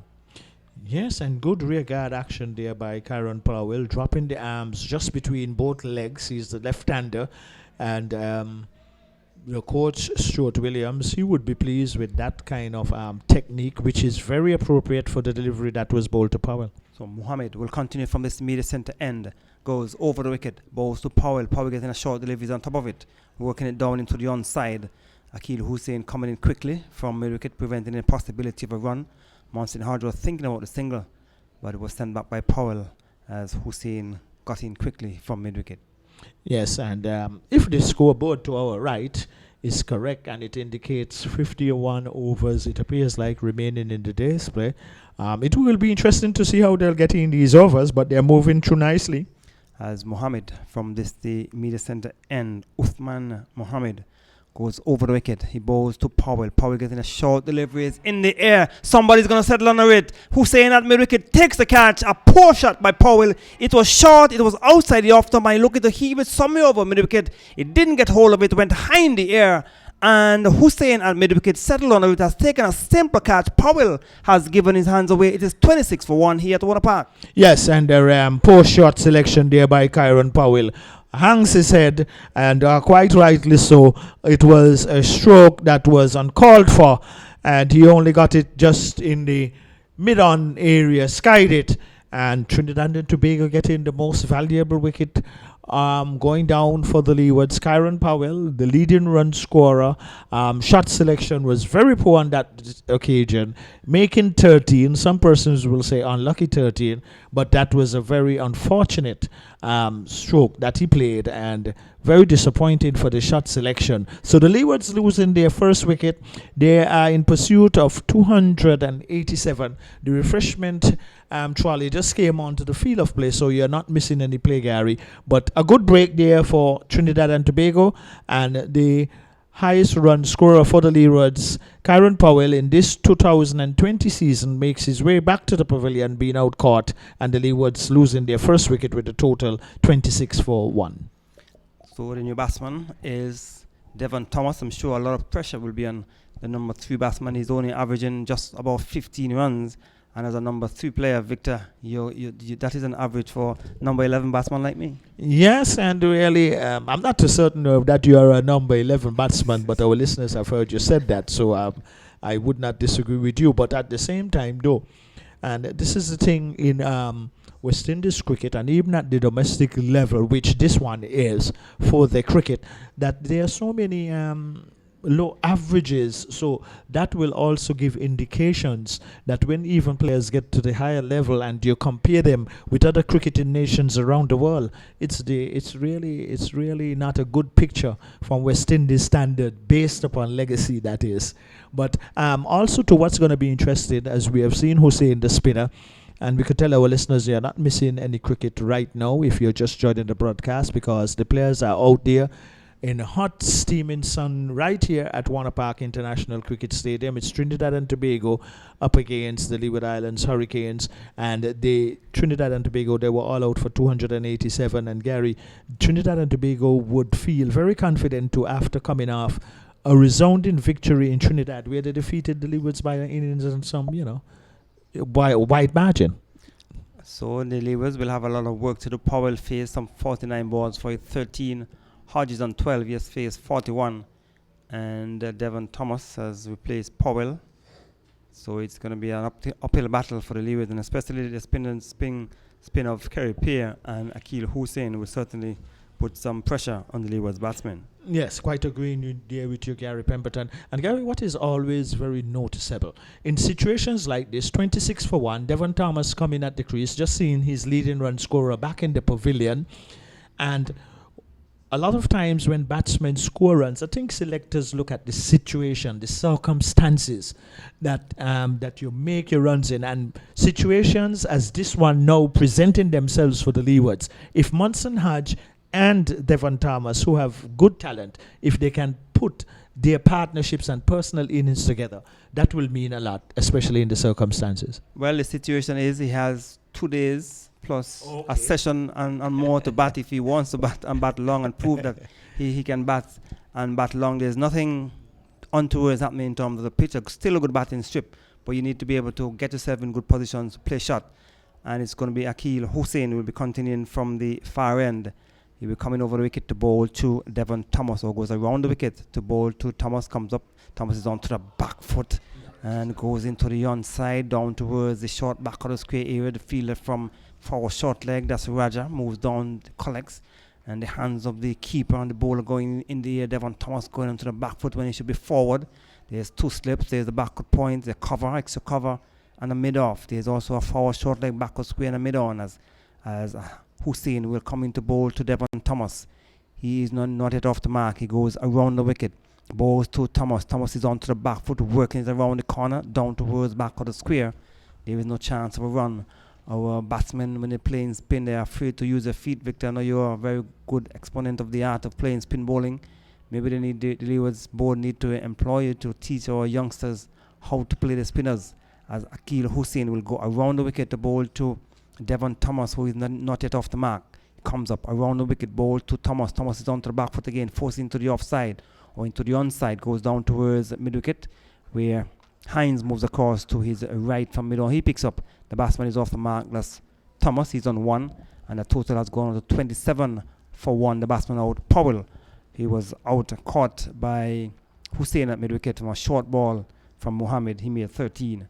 And Munson Hodge, who is on 12, comes into strike, facing up to Hussain. Will go over the wicket to the right-handed Munson Hodge. Comes up, bowls to Hodge. Hodge onto the back foot, forces into the offside. Good bit of feeling by Khan at cover point, diving away to his left, and prevented what certainly could have been at least 2 runs if it had gone past him. It was outside the off stump, and the batsman forced it down into the offside. Good bit of feeling by Imran Khan. The total remains on 27 for 1. And Lee was replying to the Red Force score of 287 as Hussain comes over the wicket, bowls to Hodge. Hodge onto the front foot, deceives slightly from the inner portion of the bat onto the pad, goes down into the offside for the fielder Kejan Utley.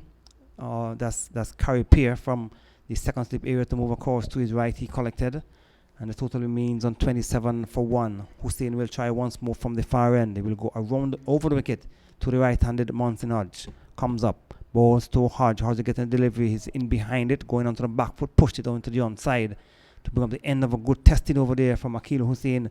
And the score 27 for 1, Leewards. Yes, and a good over from Hussain, the left-arm orthodox spinner. But both batsmen can be well advised that, especially Thomas, just coming to the crease, you don't go back first delivery pitch between wicket to wicket from any type of spin bowler. You should really come forward. But if you also recognize, to Gary, none of the batsmen, when they're playing the spinner, they're making a kind of sham movement around the crease just before the bowler may or at his point of delivery to off-throw him. And those are things that I used to do and implement, really make a little sham movement, and sometimes the bowler pull it down short or over-toss it. But we see the batsmen are stationary, and even more so, they are not good users of their feet. Well, spin bowling is dominating in all formats of cricket right around the world now. This is a different transition, Gary? Definitely, as Mohammed will continue from the media centre end.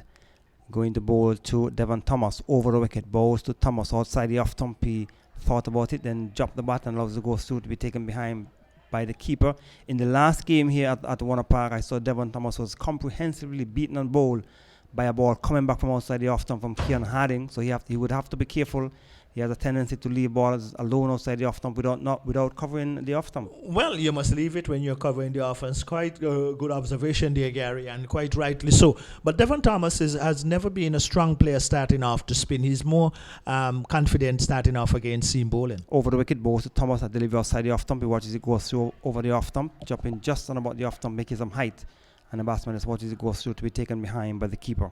Yes, and most of the times you'll find, Gary, that a lot of players are not good starters, not just to slow bowlers, spinners of the ball. And Devon Thomas happens to be one. But against the medium pacers starting, he is a lot much more comfortable. Not that he cannot play spin, but he is more efficient and capable playing against the seam bowlers. As Mohammed runs away from us, goes over the wicket, balls to Thomas, short outside the off stump. He just watches it go through to be taken behind by the keeper. And the total remains on 27 for 1, the Leewards, in reply to the TNT Red Force team score of 287. And Thomas, who has not been having a good time with the bat for the Leewards, will be hoping to get amongst the runs here. He has come into this game with an average of just about 15 as Mohammed goes to Thomas on the pads. He's clipping it down towards long leg. And he'll get an easy single as the fielder down on the boundary is Dennis Hines. One more to Thomas. He moves on to 2. And the total has progressed to 28. So Devon Thomas from his 5 matches, 9 innings, 135 runs. 54 is his highest, averaging 15 as the number 3 for the Leewards. Munson Hodge, he from his 5 matches, 200 runs, highest 62, averaging 22. As Mohammed goes over the wicket to bowl to Hodge, a short delivery. He watches it go through wide outside the off stump, and wide has been signaled belatedly by the umpire. So extras moves on by 1, and the total has gone on to 29 for 1, the Leewards. Yes, and the Leewards would welcome these runs in any form or fashion. That is an extra. One more goes to the total, which is now 29. But these two, both Munson Hodge and Devon Thomas, they have a lot of work cut out ahead of them. Pleasant good afternoon to Cardigan Connor, there in Anguilla, and all those who might be with the broadcast. It's pleasant good afternoon to everyone. Mohammed goes over the wicket, balls to Hodge. Hodge gets a delivery on the off stump. He's in behind it, pushes into the offside, goes down to Akil Hussain at extra cover. He feels there is no chance of a run. So the Leeward's batting for 2020 has been deplorable, to say the least. Terence Ward has the highest average of 50.66. He has played 2 matches, 152 runs, highest of 74.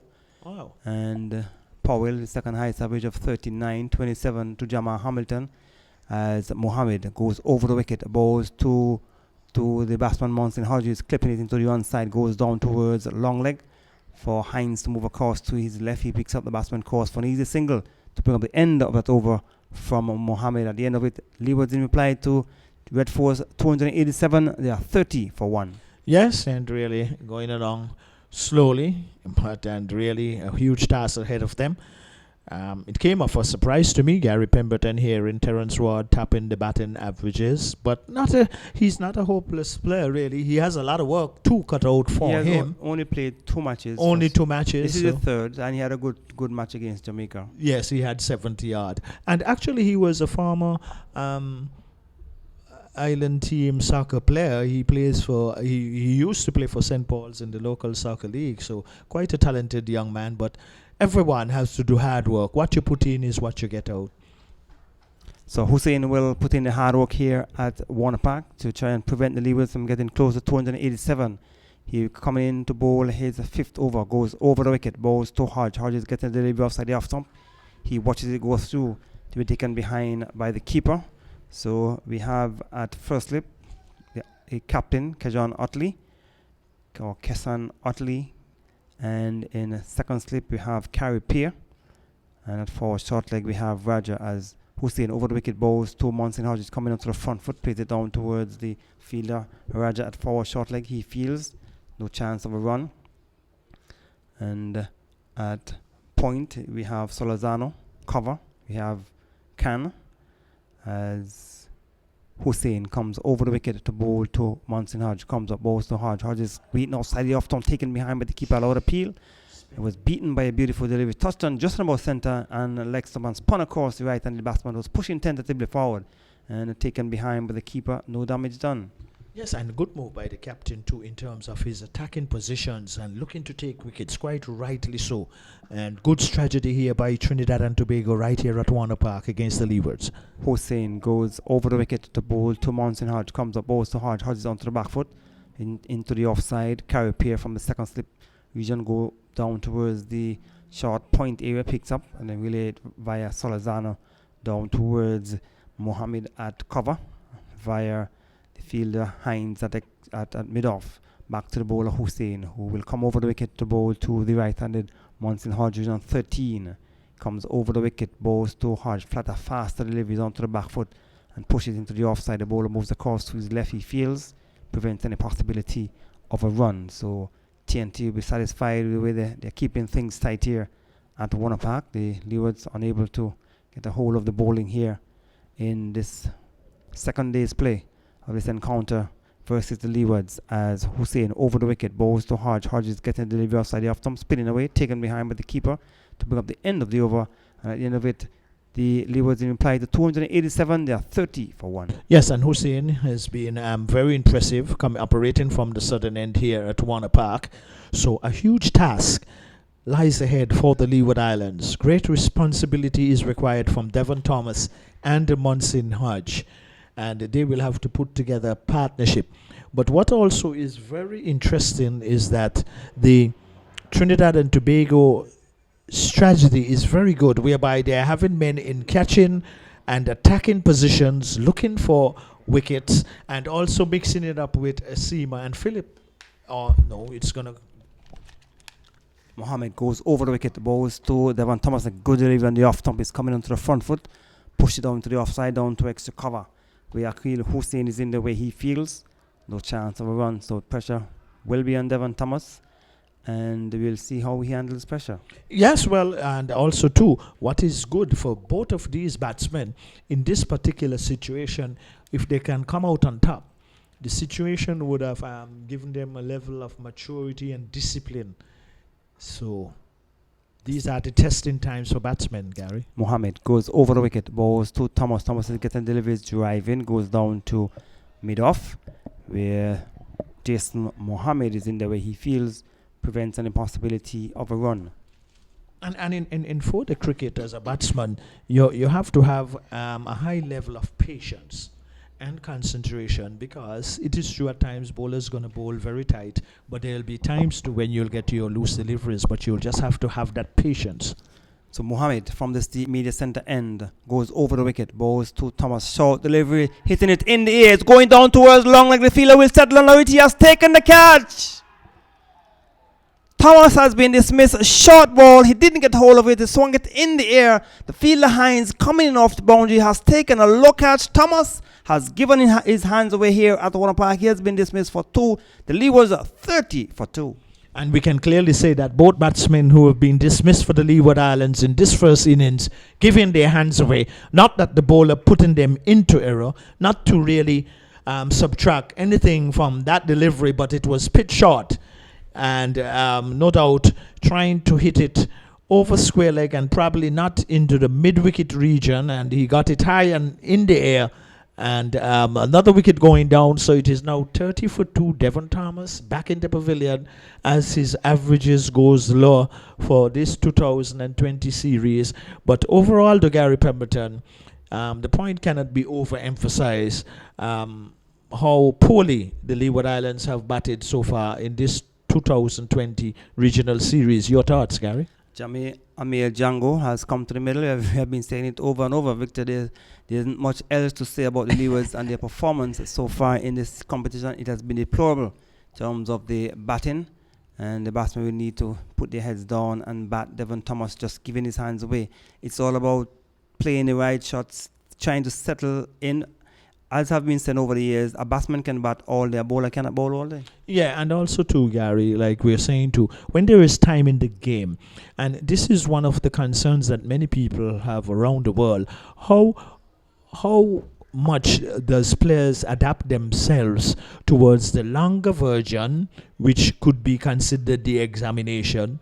The 2020 can be considered the exhibition. So when you're at the examination table, spend time, take your time, have good shot selection, but you cannot take anything away from Trinidad and Tobago here at one. The batsman cross as Monson Hodge faces up to Mohammed and delivery on the centre leg stump, pushing it down into the onside, down to mid wicket, where Raja came in. He feels no chance of a run, so the new batsman is Amir Django.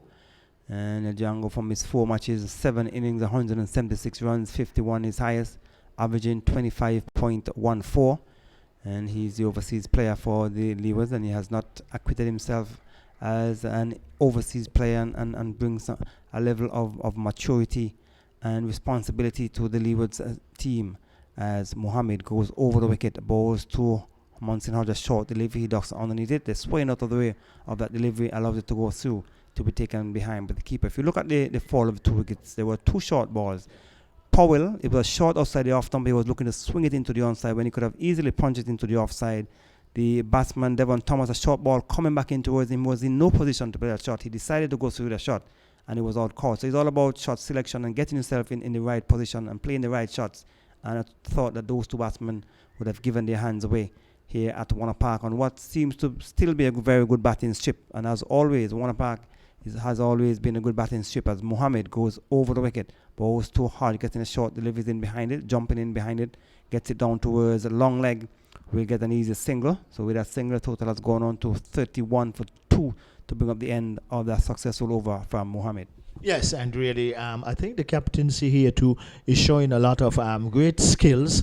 In that it's not like when the Leewards were in the attack with the ball, that they had men in a lot of deep positions quite early on, especially when the play commenced here on day 2. You should not at times just right away put in men in defensive areas. Sometimes it should be in defense of none, whereby you come and the best line of defense is to attack. Well, Trinidad and Tobago real attacking, they're ringing the changes, so we're going to see a change of bowling from the southern end, but Monson Hodge will be on strike, and I think at this present moment, the Leeward Islands are in trouble. So it seems as though Philip has been brought in from the far end. So Philip, in his first spell, he would have bowled in his first spell. Philip had 5 overs, 1 made, none for 11, so he's coming in from the far end. He'll be bowling to Monson Hodge, who is on 14, 2 slips and a gully. There is a point, a cover and a mid-off as Philip comes up from the far end over the wicket, bowls to Hodge. Hodge gets a delivery from the outer portion of the bat, going down towards the gully, where it is fielded by Kassan Otley. He's the captain. A good delivery first up from Philip. Yes, and getting nice away movement. One that moved off the seam, and I like the captaincy here for Trinidad, what he's doing, keeping his feelers in run-saving positions and also in catching positions. And within that circle, you can see that they're trying to cut out those singles to keep the pressure on the batsman.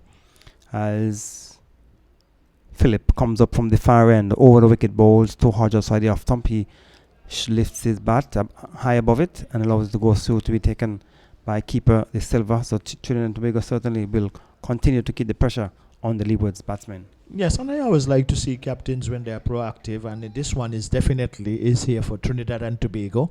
2 slips, standing back along with the keeper and a gully, and the bowlers trying to find the areas that would make the batsmen play. But so far, Monson Hodge have not brought into that line. Let us see what will happen on this occasion. Philip comes up from the far end, comes over the wicket, bowls to Hodge. Hodge is coming forward and driving, goes down to mid-on, where Imran Khan is in the way he feels, prevents any possibility of a run. Very good conditions here for cricket, but the Leewards are not making use of the good conditions here at Warner Park.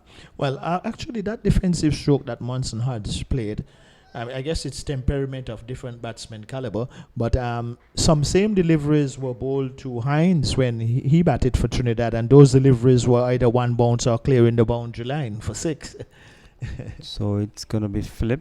It's all about confidence. Maybe Hodge is low on confidence as Philip goes over the wicket, bowls to Hodge. Hodge gets the delivery outside the off stump. he watches it go through to be taken behind by the keeper. As a batsman, if you're not getting the balls to hit, when the ball comes in the areas for you to score runs, then you need to make use of it. Yes, and you made also a very valuable observation. It has to be a matter of confidence most of all. If when you get those half volleys, because that was Russ in there, and with the mid-on and the mid-off up, that can even give the batsman Hodge more reason to try and go over the top. Philip turns at the top of his mark at the far end, being encouraged by the slip and the gully fielders. As he comes in to bowl to Munson Hodge over the wicket, bowls to Hodge. Hodge getting delivery on the centre stump. He's coming in behind it, pushed it down to mid-on for Imran Khan to field, and the total remains on 31 for 2 to Leewards. Well, and even though we can see now Hodge in this season has developed that particular thing with his batting where he's not able to exchange the strike. Now, okay, if you're playing that way and you fought it out well at a certain time in your innings, then you should have a good access of the pace of the pitch and really go on to get a good score. So let us hope from a Leeward Islands point of view on this occasion he will put that together. So Hines, or that's Philip, comes up from the far end over the wicket to bowl to Munson Hodges, clipping it in the air, caught at mid-wicket. A ball pitched up on his centre and leg stump. He clipped it off the inner portion of the bat straight down to the fielder at mid-wicket. That's Jason Mohammed has taken a catch, and another wicket has gone down for the Leewards. The batsman Munson Hodge caught for 14. It is 31 for 3.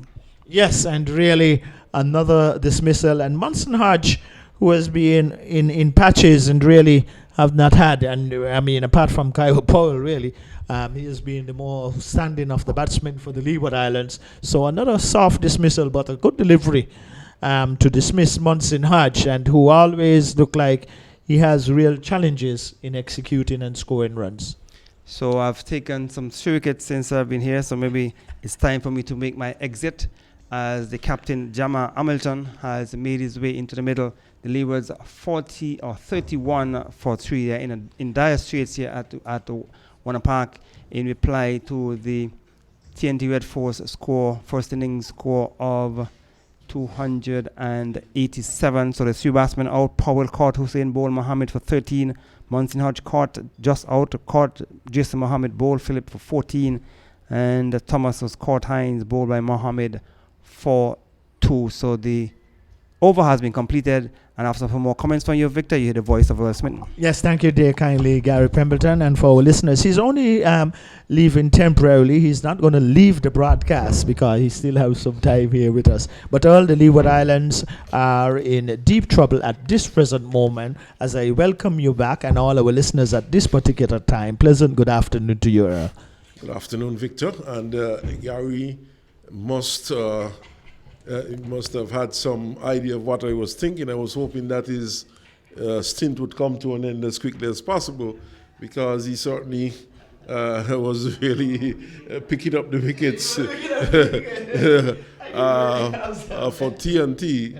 So he certainly knew what I was thinking. Well, and he actually admitted to it too, that he has been the wicket taker. So, okay, well, I will say welcome the non-wicket taker. Well, in the past, I used to take a lot of wickets, but things seem to have changed now. I must have lost the baton to Gary? my sharpness as a bowler. Okay. So Gary certainly has taken over. Okay. And he has picked up some wickets for the Leewards. But suffice it to say, though, that it's been due to some irresponsible batting also. We have seen some poor shot by all of the batsmen that have been dismissed. We have not seen any real wicket-taking deliveries from the bowlers as yet. They certainly they've given it away on a good batting track. As Mohammed moves into Django. Django gets one, lifting outside the off stump, does not play a shot. Django, of course, is from Trinidad and Tobago also. So he's playing against his countrymen. And he will be familiarized with what they do. No doubt he should have ideas. But you put it right, Earl, whereby it was very irresponsible, the 3 dismissals going down for the Leewards. And so many times I think a lot of listeners interpret our comments wrongly. I will make a comment after this delivery about that. Mohammed makes his way in. He's in his first season for TNT, goes in our bowls, and this one is driven up to Can, who fields at mid-off and there's no run. Yeah, and people sometimes who listens, and I had to say to one or two fans and so forth, when Earl Smitten is on and Gary Pemberton, we regardless to who is dominating the war, we bring our best description on the cricket match that is before us. And everybody know we're from the Leeward Islands, but we have to do it professionally. Mohammed moves in now and bowls to Django. Django is in behind it, plays it into the offside. And it's looks like Philip who comes into field, and there's no run. So TNT doing quite well. They have picked up 3 wickets. They scored 287. And batsman to go for the Leewards, Powell, as Mohammed moves in once more and bowls a delivery which is on off stump and pushed into the offside by Django. It's fielded by Anderson once more. There's no run. So Powell was caught. Mohammed bowled Philip for 14. Hodge, in fact, was caught. Mohammed bowled Philip for 14. And Powell was caught. Hussein bowled Mohammed for 13. And Devon Thomas was caught and bowled Mohammed for 2. So those are the players to be dismissed so far for the Leeward Islands, as Mohammed goes in a bowls short, lifting. Django goes under it, allows it to go past him over the leg stump through to the keeper, the Silver. And he's yet to score. Both batsmen, in fact, are yet to score. Huh? Hamilton, the captain, he's on not. And it's 31 for 3. There are 2 extras on the board. Being over number 21 as Mohammed moves away from us now and bowls a delivery which is short. And the batsman steers it up to point. Raja quickly around to his left fields as the over comes to an end. Maiden over, in fact. And it's 31 for 3. Yes, and really, Jama Hamilton too now coming to the crease, and the captain, he and Django will have to really try and put a partnership together. But Trinidad and Tobago, on the other hand, they have been ringing their changes of bowling quite nicely, and they're getting the results, 31 for 3. So Trinidad and Tobago right in the driving seat at this present moment. We can see a mid-pitch conversation, and on the actually eastern side of the ground, 3 players now dispersing, and the captain, Hamilton, he will have his first delivery. So huge responsibilities on the shoulders of Jama Hamilton.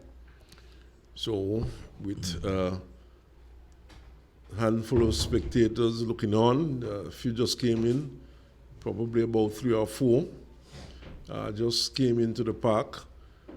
Philip moves in now to bowl to Hamilton outside the off stump and holding its line, and through it goes to the Silver. So We can say definitely to Earl that a lot of the seam bowlers that we have seen on both teams, they have very good outswingers, but we're still awaiting to see the one coming back nicely and posing more challenges to the batsmen.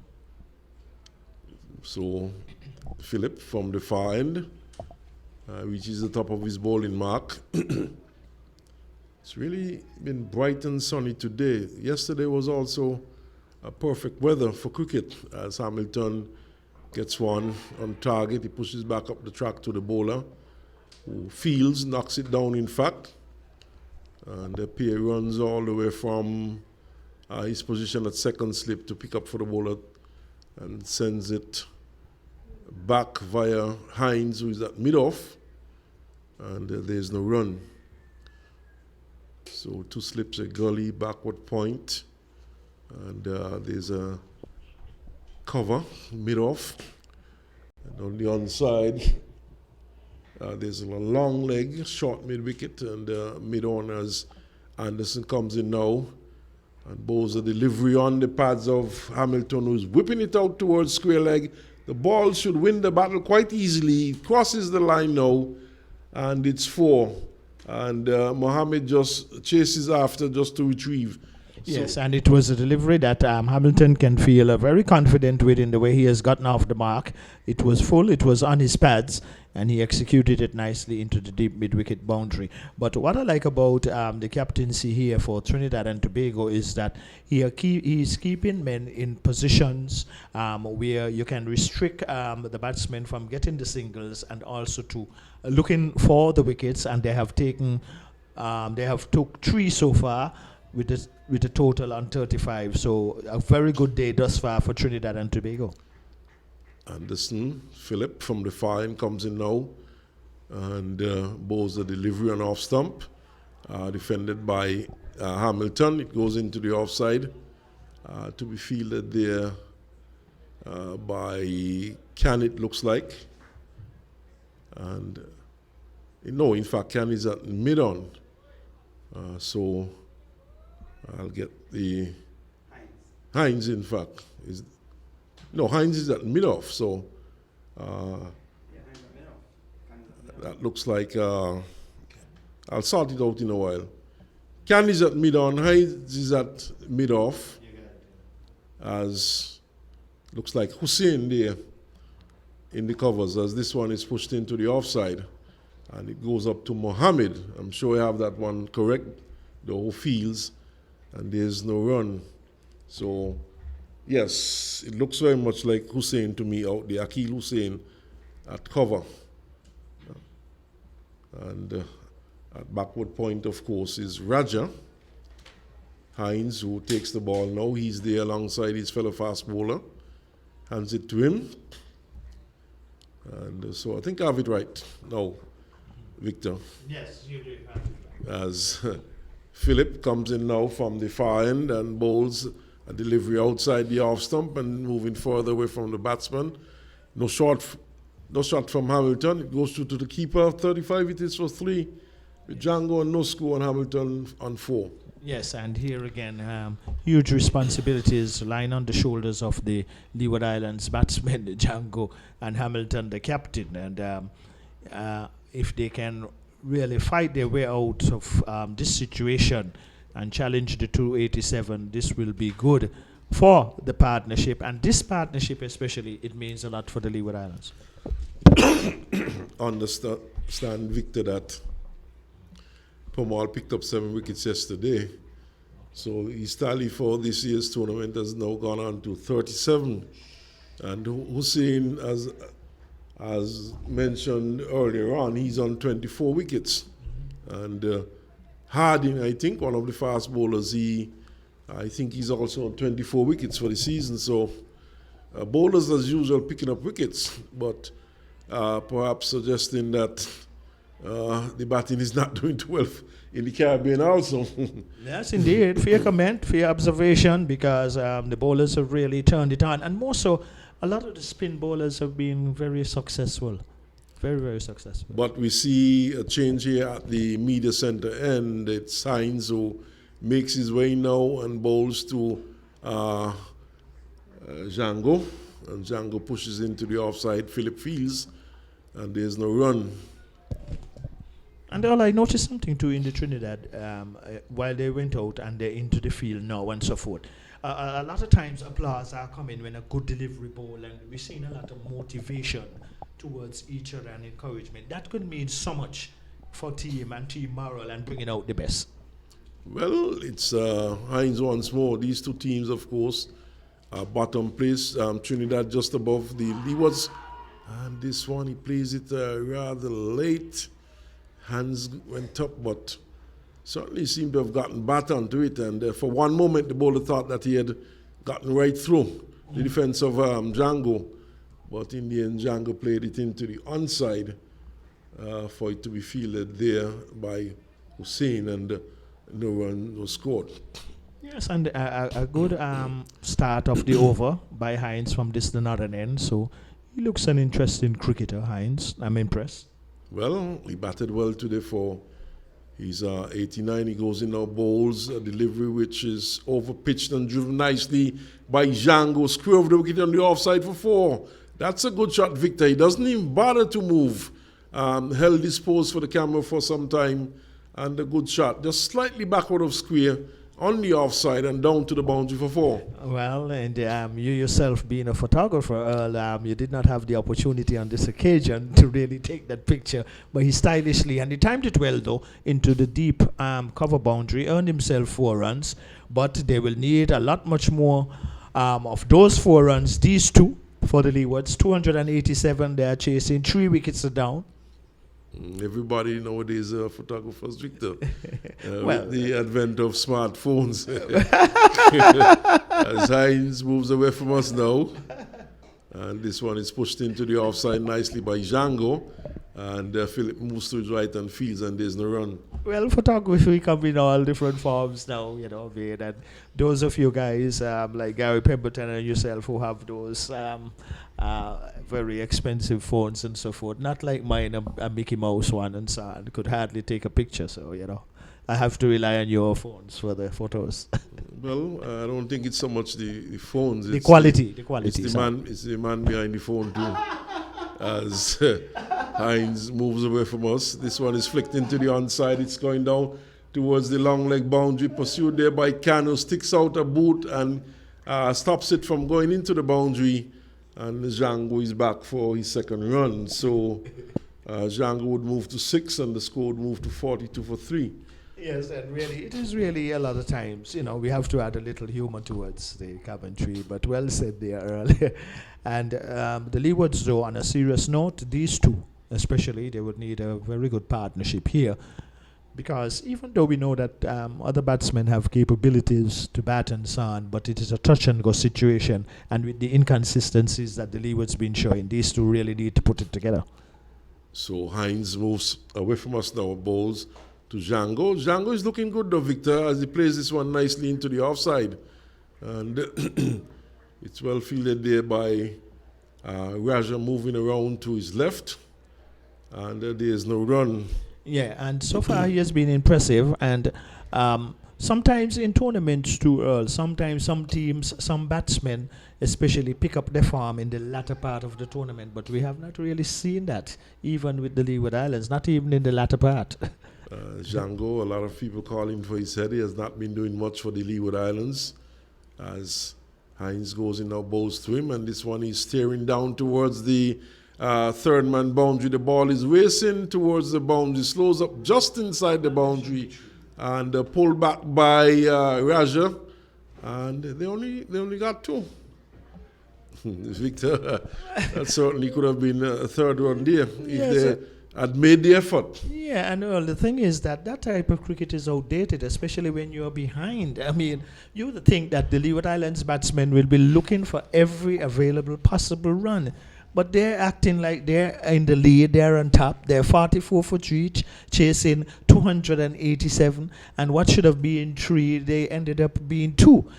And this is not one of the grounds where you actually will get a lot of trees, but in more recent times, the outfield has been a lot much more on the heavier side. We saw them did some cutting this morning. It has not really done a great deal extensively for what we knew. Warner Park was to when it was established in 2007 for the World Cup, which was played in the West Indies. Well, Hamilton and Django, the captain, Hamilton, has a very huge task on his shoulders. Django, of course, has had he's played all 5 matches for 5 matches for the Leewards, and he has scored some 176 runs with a high score of 51, averaging 25, and not good enough for a batsman as Philip bowls. And he's taken on the pad, the appeal goes up, umpire Smith remains unmoved. Looked a bit high to me. And the Trinidad and Tobago players seem to be pretty confident. PA goes there, having some words with Hamilton, a bit of gamesmanship. Victor, but how did that look to you? Yeah, it looked a bit high to me from a vantage point. And I think a lot of the appeal there, obviously, it's understandable. It came out emotionally, 3 wickets down, and the captain getting struck above the pad. Quite a loud appeal, and quite rightly so by the slip cordon, but the umpire would have nothing of it. And probably height saved Hamilton on that occasion. Hamilton, who has not had a good season with the bat either, high score 55, averaging just some 27 runs. Gets a delivery which is pushes up to extra cover, and it's fielded, and there's no run, so he is kept on 4. And Hamilton, the captain, he needs to lead from the front. I see Brian Charles is out there, so obviously one of the Trinidad players must have left the field. Brian Charles is there at extra cover, so that must be Hussein. In fact, Hussein, this one beats him outside the off stump. Hussein is at mid-off, so it looks like Charles, the fast bowler, is the one who would have left the field victor. Yes, indeed. And also what has been impressive with the captain for Trinidad too is how he's ringing the changes. I think he has been doing a good thing. A batsman is getting accustomed to playing one bowler too long, and that can also give the batsmen different ideas and make them think a lot much more. Well, Hamilton will have a lot of thinking to do. He'll have a lot of batting to do with Django if the Leeward's going to really challenge the 287. As Philip comes in once more, bowls a delivery which is driven up to mid-off by Hamilton. It goes bouncing up to Raja, who fields, and there's no run. So 2 slips a gully, backward point, extra cover mid-off, mid-on. Mid-on is warming up, that's Can. So we could expect to see him into the attack soon. And there's a mid-wicket in the experienced Mohammed. And Mohammed, the opening bowler, he's on the long leg boundary as Philip comes in up bowls, and Hamilton is looking to force this one into the offside. Ball comes from the bottom portion of the bat, and in fact he drives it into the ground and not getting too far, not being able to score.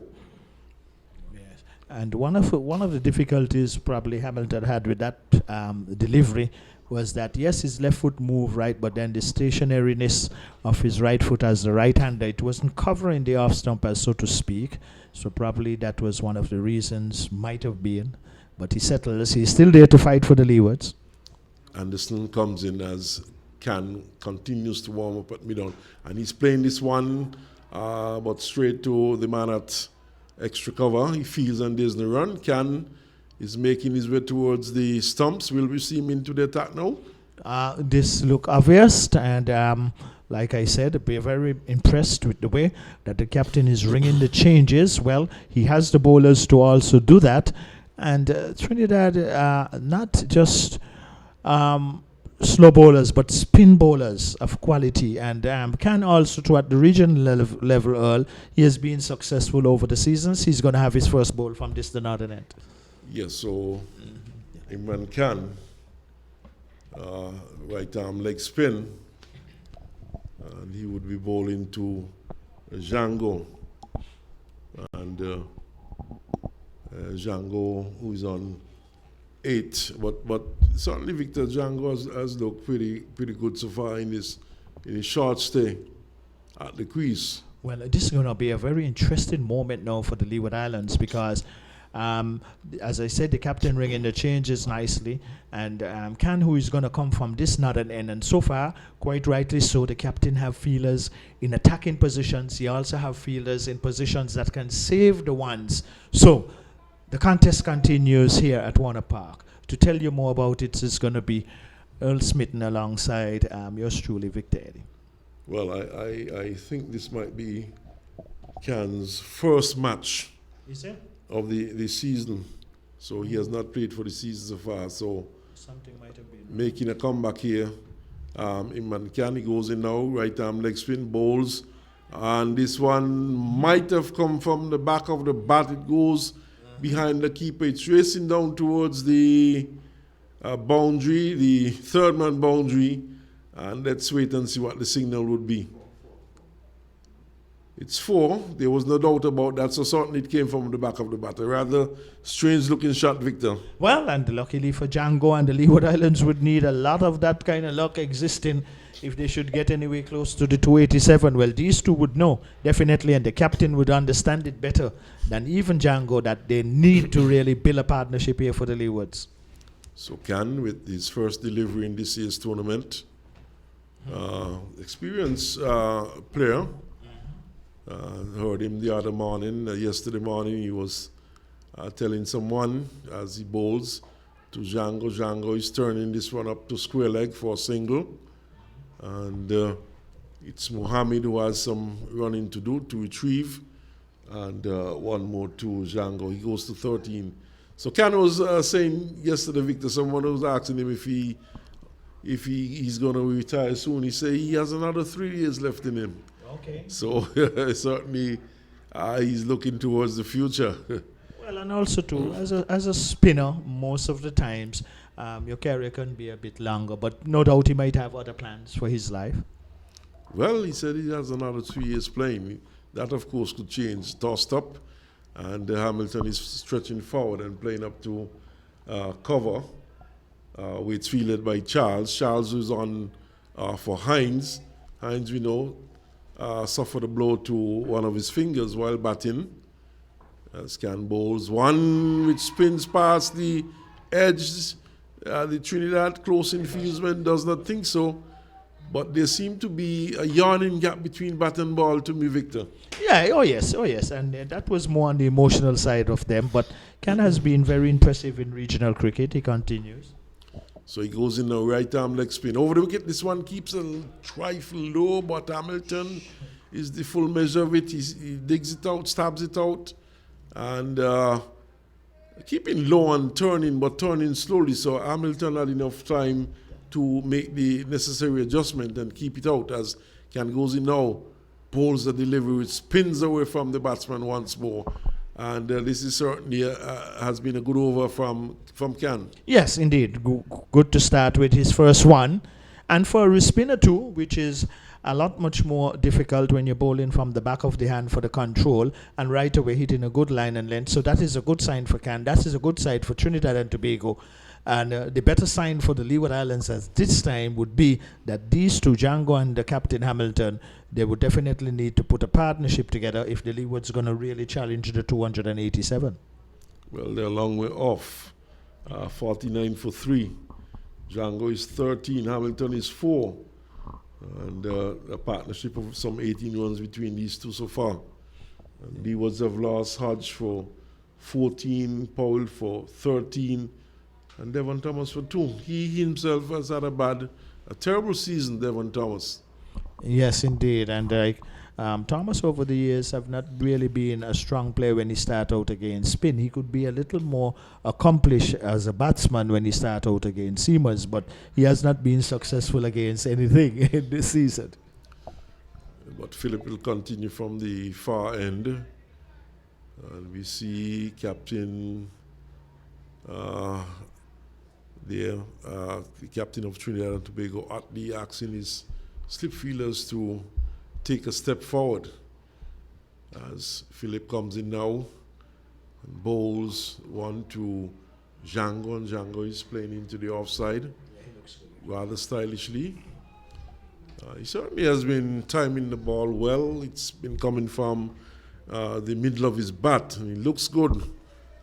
For the moment, he has looked good for his 13 runs, and he would like the Leewards would like him to look a lot better for an abundance of runs and steady as long as possible. They will be hoping to get something out of the captain too, Jamal Hamilton, as Philip bowls, and this one is the loud appeal there for one which passed the hip of the batsman down the leg side. He was looking to turn it into the onside, and loud appeal from the Trinidad and Tobago team. But Victor, I get the impression that there are some very good appealers. Yes, and this situation of the game too will demand that sort of thing. Anything coming close to the bat or the thing close to the edge is worth a shout.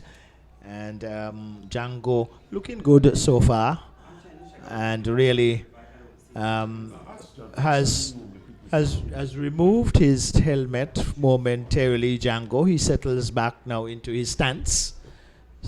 So it's Philip once more comes charging in bowls, and this time Django is pushing up to mid-off where it's fielded, and there is no run. So 49 it is for 3. Django is on 13. Hamilton is on 4. And the last wicket going down with the score on 31. We are in over number 26.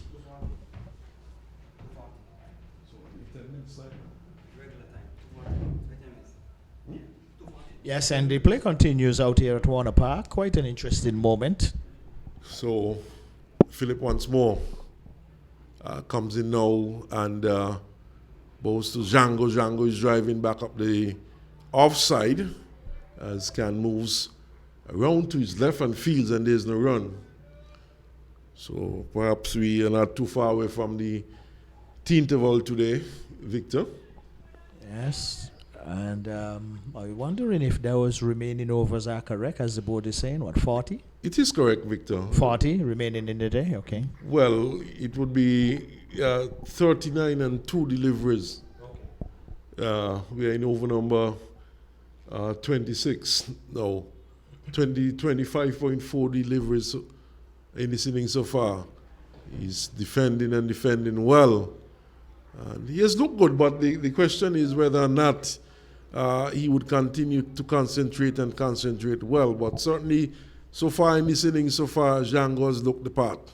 Yeah, and really middling the ball nice. Feet movement, getting into line also too.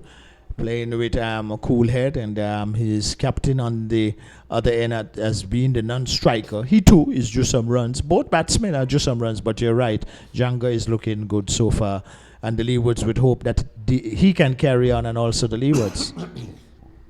So Philip comes in on bowls, and this one is driven nicely by Django. It's going out towards the extra cover boundary. It should stop just inside the boundary, about a half meter away from the boundary. And Charles, the one in pursuit, pulls it back and sends the return to the keeper's end, and they're back for the third run. So Django has moved to 16 with those 3, and the 50 comes up for the Leeward Islands. Yes, and no doubt that is a welcome sign for the Leeward Islands, but also too, it is a welcome sign to see that both batsmen, they ran the first one quickly and they were able to get 3 runs, and they will have to, in all areas, take the runs once they present themselves, because every run gonna count for the Leewards from here on in. So the Trinidad and Tobago team resumed today at 161 for 7, and they were able to take their score thanks to a partnership of 106 between Hines and Pierre. They were able to get their score right up to 287, which is a good score, as this one is turned down towards fine leg by Django. He's back for the second run, and we'll wait and see if he actually got bat onto it. Yeah. In fact, he did, as the umpire gets back into place. Umpire Dugid, and of course he's out of Guyana, and at square leg for the left-hander is umpire Vadane Smith, who hails from Jamaica, as in goes Can bowls to Django. Django is coming forward and pushing into a short mid-wicket position, and it's fielded there by Charles, the emergency fieldsman. He's at a very short mid-on, as this one is driven. This time it goes down to mid-off and finds Anderson Phillip in the way he fields and sends a good quick return to the keeper. No run, so Django 18, Hamilton 4, 54 for 3, the Leewards. And here goes Django is back and cutting to point. That finds Mohammed in the way. He can't score. Ball going quickly and straight to the fieldsman. So it's, in fact, that's not Mohammed. Mohammed is at extra cover, as Here is Jungle coming well forward and pushing into the offside, which fielded, and there's no run. So 54 for 3. Django kept on 18. He's coming forward. This time it goes to forward short leg. It was fielded. The over comes to an end, and it's 54 for 3. Yes, and Can really coming into his own, bowling 2 good overs, operating from the northern end, and Trinidad and Tobago. They are in a very good position. The Leeward Islands in response to 287, 54 for 3. Hamilton not out on 4, and Django not out on 18. Both batsmen having a mid-pitch conversation, and quite obvious, Earl. It is no doubt the discussion as how important this partnership is for the Leeward Islands, as the captain dispersed Jama Hamilton, and he's due really some runs, and this is an ideal situation for him to get some runs and put his team in a good position. So we are seeing another bowling change from the far end. Hussein comes back into the attack. He's bowling left arm leg spin over the wicket, and the field is being put in place. So far it looks like a slipper gully, a backward point, cover, extra cover, and the long off rather wide. There's also a mid-on backward square, and the forward short leg on the onside. So Hossein, left arm over the wicket, comes in now, bowls to Hamilton. Hamilton is back and gets it past forward short leg up to a wideish mid-on. There's enough time for a single, and he gets it 2 as it's fielded there by Mohammed. So he goes to 5 with that single. It's 55 for 3, and there's Django, who's on 18, comes in to strike. The left-handed Django, who comes from Trinidad and Tobago, but is plying his trade with the Leeward Islands for the past couple of years as he settles once more. This has been a good innings from him so far. And for this delivery, he's back, pushes back up to the bowler, gets a delivery, which spins into him. And now Hamilton would have some words with him, probably advising him about playing back to the left-arm spinner. Yes, and some of the deliveries we can see now from both ends keeping a little on the lower side also too. So probably that might be in a word of caution. So he settles as T approaches on day 2 as Hossein comes in up bowls, and this one is stayed square of the wicket on the offside for a single. Muhammad goes after it, and one more to Django. He moves to 19 with that single. 57 it is now for 3. And Hamilton comes back into strike. He's on 5. And there are 3 extras on the board. We're in over number 28. TNT, of course, scored 287 in the first innings after being inserted by the Leeward Islands. As Hossein, left arm, leg spin, bowls a delivery to Hamilton, who bangs it square of the wicket on the offside for 4. That's a good shot. It was a delivery which was just short of a good length, but he played it well. It was not a very short delivery, but he certainly played a good shot, Victor. Yes, and a very slight bend of the back, and strong and fast hand works, and he executed it nicely, which bisected point and cover. So Hamilton should have a level of confidence after getting that boundary. But Hussein is bowling good apart from that boundary which was struck for 4. So he will make his way in once more now to bowl to Hamilton. Hamilton plays it in the end, he's out. My goodness gracious me, he knocks the stumps down. But there was Hamilton. I just took my eye away from the play for one moment, and was in time to see Hamilton just giving catching practice to forward short leg, the simplest of catches. And Hussein takes his 25th wicket for the season. Yes, and that is what you see in preparation before matches when you're taking catching practice. And Hamilton just turned that one to a comfortable wayside to the fielder there at forward short leg, accepting an easy catch. The 4th wicket going down for the Leewards. Further trouble here at Warner Park. So Lee was 60 for 4 and T taken right away with the fall of that wicket. Hamilton going caught Raja at forward shortly off the bowling of Hussein for 9. Django is on 19. And Leeward starting the innings right after lunch. We have lost Hodge for 14, Powell for 13, Thomas for 2. Django is not out 19 and just on the stroke of T. Hamilton going for 9. And the cat certainly is among the pigeon at this point. Quick look at the bowling figures for Trinidad and Tobago.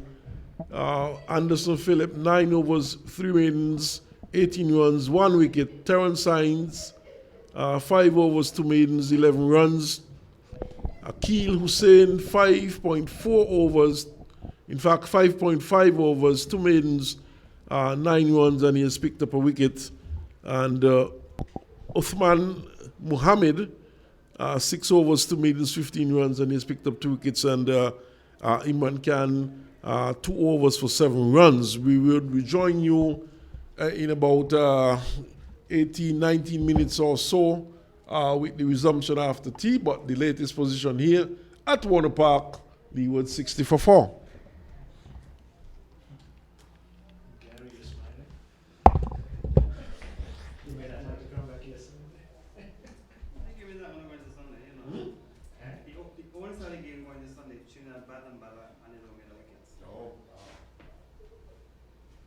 Why? Says he looking good at all.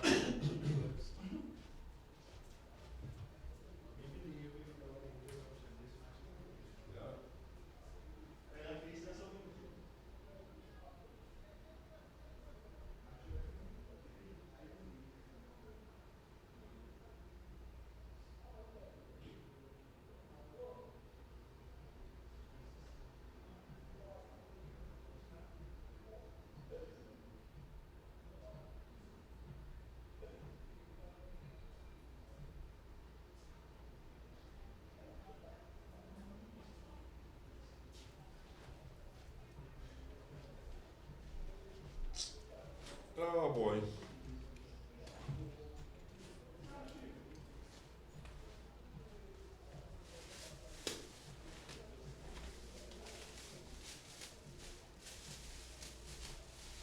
You gotta just drink water, yeah? I got drinking in my boy, forget to carry it down. Don't buy them folks.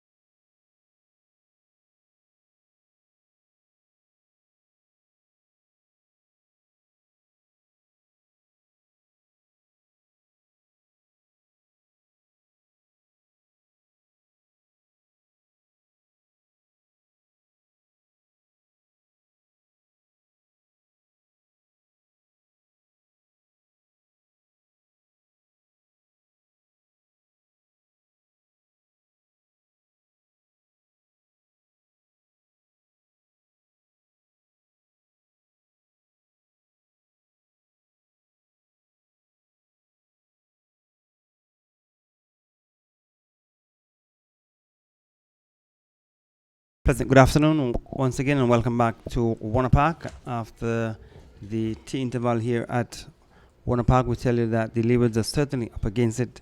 They will have lost their captain in the final over before tea. He was caught at 4 short leg off Hussein for 9, 60 for 4. And the new batsman who has come out after tea is Terence Ward. Victor, good afternoon. A pleasant good afternoon to you, Gary, and to all our listeners. Well, these two would need to consolidate for the Leeward Islands. In Hamilton, the captain, just on the stroke of the tea interval, he was dismissed, and the Leewards go into further and deeper trouble. They are now 60 for 4. They have to try and get to 287. That's a tall order, and the Trinidad and Tobago, they've been ringing the changes quite nicely, and the captaincy has been very good so far, interchanging his bowlers, and he has had success. So it's going to be Akil Hussein who will be completing the over from the far end. So 5 balls have been bowled in that over. He has bowled 5.5 overs, 2 maidens, 1 for 9. Phillips, that's Anderson Phillips, 9 overs, 3 maidens, 1 for 18. Terence Hines, 5 overs, 2 maidens, none for 11. Mohammed, 6 overs, 2 maidens, 2 for 15. Khan, 2 overs, none for 7. So play is about to resume after tea, where the Leewards are certainly up against it. They're 60 for 4 in reply to the Red Force first innings total of 287. They would have started the morning on 161 for 7. There was a good partnership between Pear and Hines of 106. And it's going to be Hussein who will be bowling his final delivery of his 6th over from the far end. It comes over the wicket, the ball to the new batsman Ward. Comes up, bowls to Ward. Ward is coming onto the front foot.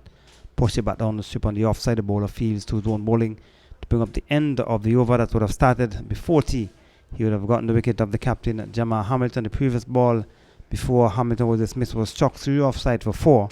And he held his position for a few seconds, maybe posing for the camera.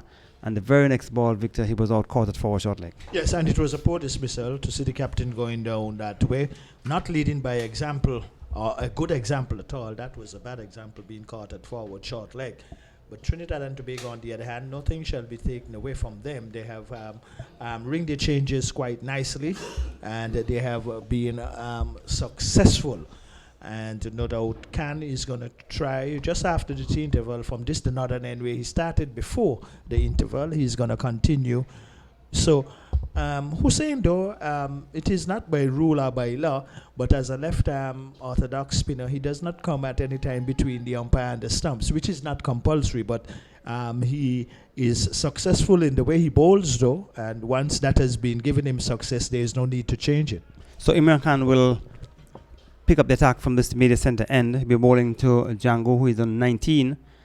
Khan will go over the wicket to bowl to Django. Django is coming forward to the delivery, spinning towards him. Plays it down to forward short leg, where Raja is placed. He fields, prevents any possibility of a run. So there is a slip, there is a point, extra cover, and a mid-off as Khan goes over the wicket, bowls to Django. Flight to the delivery, playing it around the corner down towards the final area. They have gone too quickly for the first one, thinking about the second. The fielder coming across to his right, that's Hines. He picks up, or to his left, and the batsman calls for a single. Total moves on by 1 to 60. Has gone on to 61 for 4 wickets. And the new batsman, Terence Ward, has come into strike. He's not yet off the mark. He replaces Jamal Hamilton, who was out in the last over before tea. He made 9. So the Leewards, in reply to the 287 made by the Red Force team, they are 61 for 4. Khan will continue from this the media center end. He will go over the wicket to bowl to Terence Ward. A flight delivery coming forward, driving off the outer portion of the bat, out of the reach of the captain at second slip, diving away to his right. The ball went down towards the third man where Hines gave chase, and the batsman calls for just a single. So 1 more to the total. Ward is off the mark. The total has gone on to 62. A flight delivery on the off thump, looking for the drive. Outer portion of the bat found went to the right of the captain in the slip. Went down to a third man for a single. So the left-handed Django comes into strike over the wicket. Bowls a flight delivery on the off thump, coming back in towards the batsman onto the front foot, pushed it down to the offside. The captain at first slip, that's Utley, giving the bowler some encouragement, giving him a round of applause for that delivery, which was floated up just on about the off stump. And the batsman came onto the front foot, pushed it down to the offside as Khan goes over the wicket, bowls to Django. Django is coming forward once more, pushed it in front of him for the fielder at forward short leg. That's Raja to step forward and pick it up. And he will send it via Hussein at straightest mid wicket back to the bowler, Imran Khan. As Khan will go over the wicket to bowl to Django, comes up, bowls to Django, getting the ball turning in towards him. He's playing it down towards forward short leg. It is knocked down by the fielder Raja to bring up the end of the over. And at the end of it, the Leewards continue to struggle here at Warner Park, 64 for 2. Yes. 62, really, sorry, for 4. They've been struggling for a very long time, and to really. And Gary, you sometimes sound like a recitation when our listeners hear us being repetitive, but we can't help from doing so. And apart from the Leeward Islands performing in this way, there is many things that contribute to these performances, and no doubt you must have an organized Leeward Islands cricket tournament where guys get accustomed to playing, and batsmen especially batting for long periods, and this is not going to do the Leewards good until they can get that rectified. So Hussein will continue from the far end, coming over the wicket to bowl to Terence Ward, who is on 1. Comes up, bowls around the wicket to Ward. Ward is getting the delivery. He's working it down towards forward short leg, where Raja is in the way he feels. Total remains on 62. We have 2 slips. There is a backward point, cover point, extra cover, and a mid-off. There's a forward short leg, straightest mid-wicket, and a mid-on, as Hussein will go around the wicket to bowl to Terence Ward. Comes up, bowls to Ward while getting the delivery, spinning away outside the off stump. Taken by wicketkeeper De Silva. No damage done. So just 1 or 2, or you can count the number of persons here looking at this encounter. And they're in the stands at the far end as Hussein goes around the wicket to bowl to Terence Ward. Comes up, bowls to Ward. Ward is onto the back foot, watches it spin through to be taken behind by the keeper. No damage done. Leeward's still 225 runs adrift of the TNT's Red Force first innings score of 287. Hussein will come up from the far end. He will come around the wicket to bowl to Terence Ward. Ward is getting a fly. The delivery is onto the front foot, just pushed it down into the onside for the bowler to move across to his right. He picks up, and no damage done. So the Trinidad and Tobago Red Force team certainly on top here on a Friday afternoon in Bastia. And Hussein will go around the wicket to bowl to Ward. Comes up, bowls to Ward. Ward is watching his spin through outside the off stump to be taken by the keeper. And the keeper giving the bowler some encouragement, asking him probably to get a little closer to the off stump and encourage the batsman to drive. You have 2 slips waiting. Hussein will go around the wicket once more to bowl to Terence Ward. Comes up, bowls to Ward. Ward is getting a flight. The delivery is coming forward off the open face of the bat down towards back with the point. Salazano moves across to his left, fields to become the end of the over. 62 for 4. Yes, and the pressure continues to mount here for the Leeward Islands, 62 for 4. And for those of you who might just be joining the broadcast, we can tell you that Trinidad and Tobago Red Force, they were all out for 287. But in defense of that, they have done very good so far. 4 wickets going down for the Leewards, and 62 is the total. So Can is going to continue from this, the Northern or St. Paul Southwell Media Centre end. But the Leewards will have to make, I do not know where the partnership is going to come from, but they have to really get some partnerships here if they're going to get close to the 287. Well, we have some 35 overs remaining in the day. And with the spinners in operation, I'm sure that is highly possible. And Can will continue from this, the media centre end. And the Leewards, 30 overs they have batted so far. They have lost 4 wickets for 62 runs. Can goes over the wicket. Bowls to Django. Django is onto the back foot. Pushes it back down the strip on the offside. The bowler fields to his own bowling. There was no chance of run in the other matches going around in the region. Barbados making 417 versus the Windies Islands. Kyle Mayers making 140. Comes up, bowls to Django. Django is driving into the offside. Tumbling save by Mohammed. And kept it close enough to him to prevent any possibility of a run. So the total remains on 62. And then Pamal picking up 7 wickets versus Jamaica. Jamaica would have made, I think, 219 in the first innings. And at one point, Guyana 123 for 2 comes the bowls to Django. Is working it down towards forward short leg. It is fielded by Raja, and there is no chance of a run. So Kyle Mayers picking up his second century of the tournament, and no batsman from the Leewards have gotten past the century mark. Bowls are full deliveries, driving through the offside. Anderson has some running to do. He moves across to his right, and the batsman crossed for an easy single, but full delivery and not being capitalized upon by the batsman. Yes, and the Leeward Islands have to take every opportunity given to them.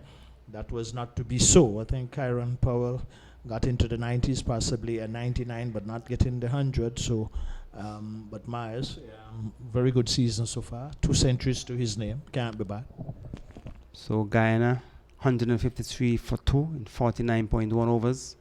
As Khan over the wicket bowls to the batsman Terence Ward. He's getting deliveries, working it down towards the leg slip area.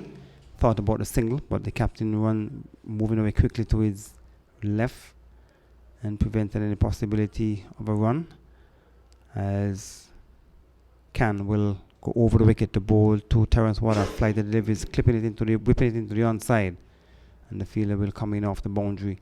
An easy single has been had as Solozano coming in off the back of the square fence to bring up the end of the over. 64 for 2. Terence Ward with a single has gone on to 2.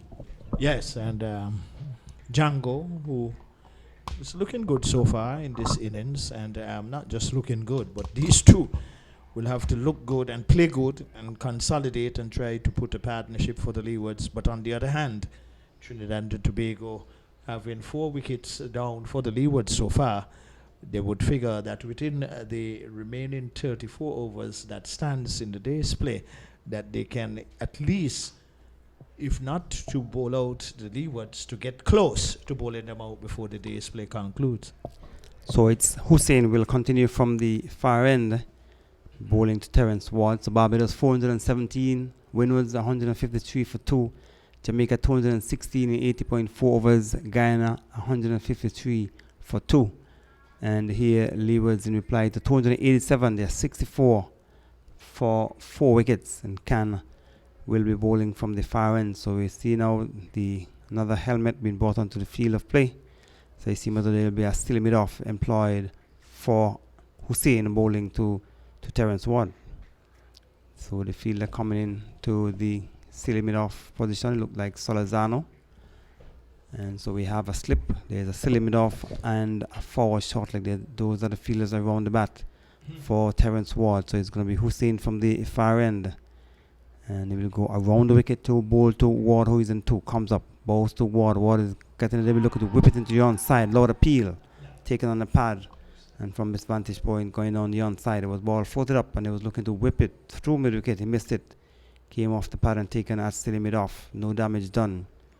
So Trinidad and Tobago looking to keep the pressure on the Leeward's batsmen, as Hussein goes around the wicket to bowl to Ward, comes up, bowls to Ward. Ward is coming onto the front foot a bit tentative, gets it down to forward short leg, and the fielders around the bat clapping, encouraging the bowler for a good delivery, and then encourage him to continue to keep that line as he comes up from the far end around the wicket to bowl to Terence Ward. Comes up, bowls to Ward. Ward is getting the delivery, spinning across him, is guiding it down into the offside. The captain moves away to his right from first slip area, knocks it down, prevented any possibility of a run. So it's trying times here for the Leewards. They're up against it, 62 for 4. Powell made 13, Mohaj 14, Thomas 2, and Hamilton 9. Hamilton was dismissed in the final over before tea, as Hussein goes around the wicket, bowls to Terence Ward. Terence Ward is coming forward, push it back down the strip. The bowler fields to his own bowling, prevents any possibility of a run. So we have a slip, there's a silly mid off, there's a forward short leg as the sun comes back out here at Warner Park, goes around the wicket. That's Hussein, bowls to Terence Ward, down with them, driving over long on and into the scoreboard for 6 runs. A good shot, he came down the strip and lifted it over long off with a flat 6 runs to Terence Ward. He has gone on to 8, and the total has progressed to 70 for 4. Yes, a good stroke by Terence Ward, and Terence Ward probably just recognizing if he have time to wait to play defensive when the delivery is flighted, he have the same equal time to get to the pitch and hit the ball, and he struck it nicely into the straight long on boundary for 6. So the Leewards would hope now that he and Django, that's Terence Ward, can compile a good partnership here. And this 6 will do Terence Ward some confidence, but he must have the confidence also too. Once he can decipher or pick the delivery well. Now the fielder is placed on the deep. He need not try to clear him. He could just hit it down there and get the 1. So Hussein will continue around the wicket to bowl to Terence Ward. Comes up, balls to Ward. Ward is getting deliveries onto the back foot, forces it down to long on. Will get an easy single. So he will move on to 9, and the total will progress to 71 to bring up the end of that over from Akil Hussein, an over in which we saw the batsman Terence Ward using his feet, and he struck him over long on for 6. 71 for 4, the Leewards. I don't think I might have agreed with the captain there by leaving the man out on the long on boundary. I would have invited him back up into the 30-yard circle. If Ward is confident enough, let him try again, because it's still early in the innings. You have 4 wickets down. They have not arrived as yet to the 100 mark. 287 is which they're chasing. So he could have probably used a different strategy, but probably the bowler too might have required that, and you have to give the bowler what he asks for. So. You always give your bowlers what they ask for, Victor? Well, most of the times you should, especially because I believe that the bowler is the one who is bowling, and he see or thinks where he can Even put if he's the batsman bowling bad? into error. Even if he's bowling bad? Well, no. Well, that's an exceptional situation. So it's Comedy Khan over the wicket, bowls to Terence Ward. Terence Ward is coming onto the front foot, push it back down the strip. On the offside, the fielder from the extra cover region, that's Mohammed. He picks up, and the total remains on 71 for 4 wickets. Khan is in his 5th over, 4 overs, none for 11. And Hussein, 8 overs, 3 maidens, 1 for 16. Balls outside the off stump, spinning away. The batsman just watches it go through to be taken behind by the silver. 2 slips. There is a backward point, there's a cover, an extra cover, and a mid off deep. On the onside, we have a backward square on the fence and a deepish mid on as Khan goes over the wicket, balls to Terence Ward. And the spinning across him is standing up straight and just pushed it back down the strip on the onside. The bowler fields to his own bowling, and the total remains on 71 for 4. TNT Red Force made 287. Hines top scored with 89 not out. Jeremiah Louis picking up 3 wickets over the wicket, balls to Terence Ward. Terence Ward is coming forward from the outer portion of the bat, dropping well short of the fielder at first. Clipper was diving away to his right and made a good save. So a good delivery, bringing the batsman onto the front foot and played it down towards the slip area. Total remains on 71 for 4 wickets. The Leewards over the wicket can, balls to Terence Ward. He getting deliveries, whipping it into the onside. Anderson has to run into the cross to his right from a deep mid on. The batsman calls for a single, 1 more to Ward. He moves on to 10. Total moves on to 72 for 4 wickets. And the left-handed Django has come into strike. He is on 21. The field change is over for the left-handed Django. The fielder on the back of the square fence for the right-hander has now come in towards the back of the point position. There's also a slip, and there's still the extra cover. And Anderson Phillip is at mid-off as Khan goes over the wicket, balls to Django. Django is looking to sweep into the onside, gets it down towards back of the square, where Hines moving across to his right. He fields, but the batsman have enough time to cause for a single to bring up the end of the over. It is 73 for 4, the Leewards. Yes, and good field placement by the captain for Trinidad and Tobago by putting fielders within the 30-yard circle and 1 or 2 fielders outside. But the main thing, trying to curtail as many of those short singles to add pressure onto the batsmen. But so far, Django is looking very good, and Ward now is gaining in confidence. So the Leewards would hope that these two can compile a very big partnership from here on in. So it's going to be Hussein who will continue from the far end. This time he will be bowling to the left-handed Django. Django, as I said before, came into this game with an average of 25 runs. He will be looking to get a lot more than 25. He has an aggregate of just 176, highest of 51. And Hussein will come in from the far end. He will come over the wicket to the left-handed Django, comes on board a flat, fast delivery. The batsman is in behind it, pushed it down on the offside. The bowler moves across to his right. He feels, prevents any possibility of a run. So Captain Otley, he's at slip. There's a backward point, there's an extra cover. And a mid-off as Hussein comes over the wicket to bowl to Django. Getting the delivery, is working it around the corner pass, forward short leg. Solazano at the short fine leg has to run down towards the back of the square area. He picks up but the batsman have enough time to cross for a single. So with a single, the total has gone on to 74 for 4. Django has progressed to 23. Terence Ward, who is in 10, comes back into strike. And Terence Ward who struck Hussein for 6 in the previous over. Let us watch and see what will be his approach in this over, facing up to Hussein from the far end.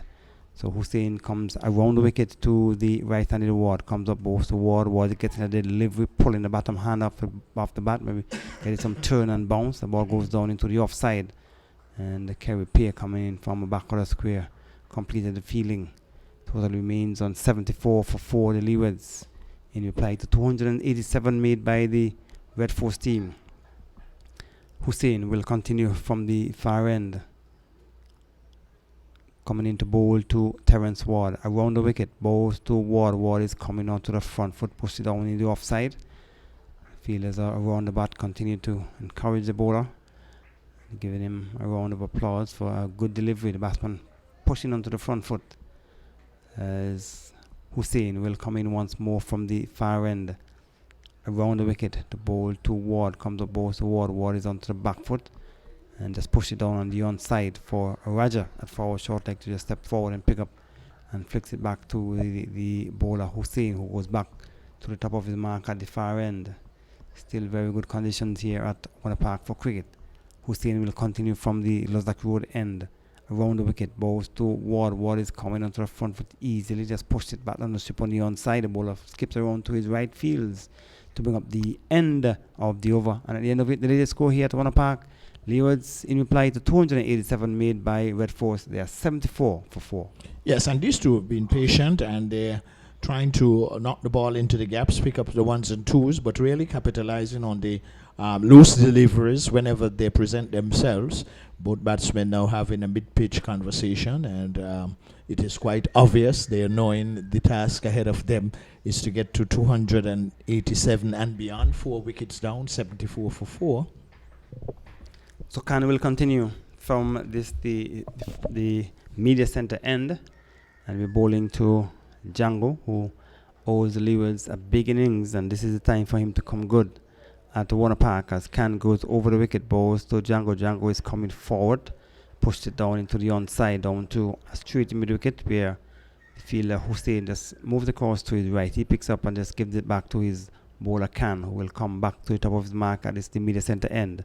Over the wicket, bowls to Django. Django is getting the ball on the leg stump. He's working it down towards forward short leg, where the fielder Raja stops it and prevents any possibility of a run. So Django needs to make some runs for the Leewards. Number of the batsmen for the Leewards have been short on runs as Khan goes over the wicket, bowls to the batsman Django wide outside the off stump. Watches it go through to be taken behind by the keeper. Jamal Hamilton, as the captain of the Leeward's team, has not done as well, I'm sure, as he would have expected. And Jamal Hamilton batting at number 5 for the Leewards. Maybe Victor, you want to give your thoughts on that at the end of the over. Over the wicket, bowls to Django. Django is driving into the offside. Good bit of fielding by Jason Mohammed, moving across to his left and making a one-handed save. Prevented a possibility of a single if it had gone past him, as the fielder at mid-off was also covering, moving across to his right. That's Philip. Total remains on 74 for 4 as Khan goes over the wicket, bowls to Django. Django is coming forward, pushed it down into the onside, no chance of a run. So Django is content and just sticking the right foot forward and just coming and pushing the ball into the onside as he goes over the wicket, bowls to Django. Django is coming forward and driving it back down the strip to the bowler. He feels well to his own bowling. No chance of run. So the over has been completed 74 for the Leewards. Yes, and 74 for 4. And you did ask the question, Gary. What was the question again? You did ask about Hamilton? I mentioned that the fact Hamilton batting at number 5, maybe your thoughts, because I don't think that he's that type of batsman to be batting at number 5. I believe his performance doesn't suggest that he's good enough to bat at number 5 in the regional competition. Or based on what we have in the Leewards, based on the performance of the Leewards batsman, maybe he's justified to be batting at number 5. Based on the bigger picture in regional competition, I don't think Jamal Hamilton should be batting at 5 for Leewards. Well, that is can be debatable. I'll give you some issues on that as this over proceeds, and probably it can be more used in a flexible position based upon what scores you have and what is the present situation of the game. Yeah. So it's going to be Hussein who will be continuing from the far end, and he'll be bowling to the batsman. Ward comes up, bowls to Ward onto the back foot. He's working around the corner, goes so quickly for the first one, thinking about the second.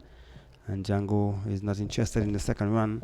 One more to the total, takes it on to 75 for 4. And just so Thomas batting at number 3, not performing. He should not be batting at number 3 either. And even if Thomas is batting at number 3, to me he'd be better served batting low in the order. But the Leewards doesn't have a lot of batsmen around who have been making runs, so you can say, okay, there's somebody who I can slot in at number 3 or number 5. So these persons, based on what is happening in the Leewards, maybe are the better players to have there, because there's no other persons who are vying for those positions. But on the bigger picture, I think that these batsmen, if you're going to bat at number 3 and 5, you should be making more runs. So Hussein will continue from the far end, and we'll go around over the wicket to the left-handed Django. Comes the ball to Django. Django is coming onto the front foot, just pushed it down into the onside for the field at forward short leg to move across to his right, stops it, and prevents any possibility of a run. 85, it is for 4.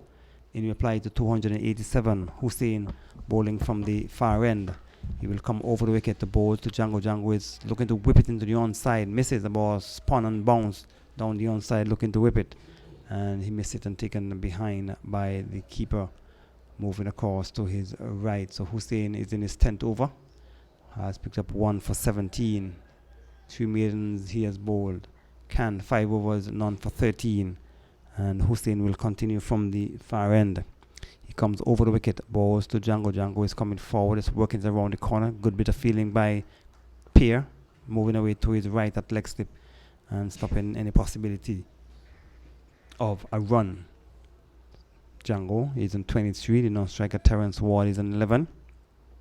In the last game against Jamaica, Terence had a good match with the bat.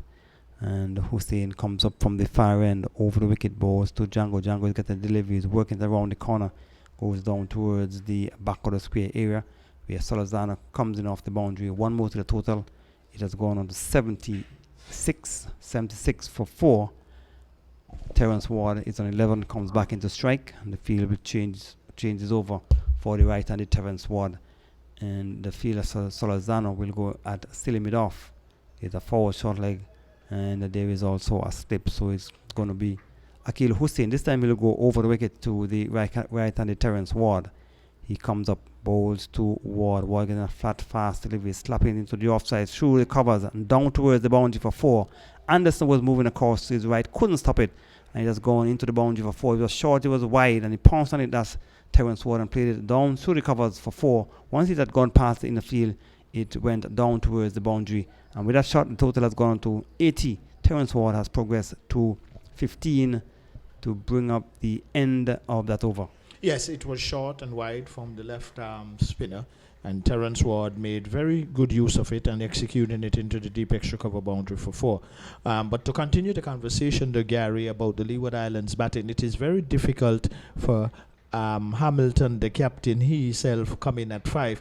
But when you would have had a team of the Leewards which has been underperforming with the bat so heavily, it is very difficult to have a transition of flexibility in your batting order. Some may say that probably instead of Thomas, when you look at Django starting off against spin, might have been a better choice to come at 3, looking at him technically and how he starts better and stronger against spin bowling, but that was not to be. Can is going to continue from the other end. He goes around the wicket, balls to Django. Django is getting a delivery coming in towards him. He's pushing it down into the onside. There is no chance of run. You spoke about the fact that there's not enough cricket being played in the Leeward. So who are the players outside of this 13-man squad that you can safely call on to replace some of these players? Well, that's an interesting question. We'll get back to that. Can around the wicket ball. So Django is done with and swinging over long on for 6. He came down the pitch and he swung it with the turn over long on. 6 runs to Django. With a shot, he has gone on to 30, and the total has progressed to 86 for 4. Yeah, and that was a confident stroke too. It was a delivery that Can gave more flight, and Django read it quite nicely, and he executed it over the wide long on boundary for 6 runs. Good use of the feet, good balance, and he stroked it nicely. And like I saying to Django for this innings, I mean, it is true too that no batsman has been amongst the runs, but looking at him now to Gary in this particular innings, I know he starts off stronger than Devon Thomas against spin. Devon Thomas usually starts off a little better against the seam bowlers, but his averages would not suggest that for this season. So also is Django. But a little more on the technical side, a number 3 could most of the times be considered as an opening batsman, because if any of the openers go early, he automatically becomes that. And Django, of the batting lot of the Leewards, he looked a lot much more technical than both Thomas and the captain himself to be coming ahead of them.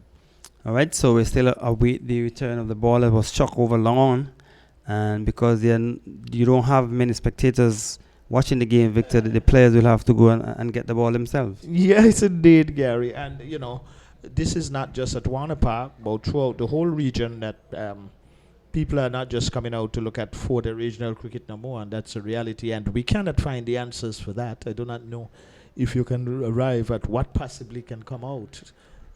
And I don't think, some persons have said to me, Gary, about these matches to be day night. I don't think it's going to make much of a difference of a turnout in terms of capacity. What is your view on that, Tate?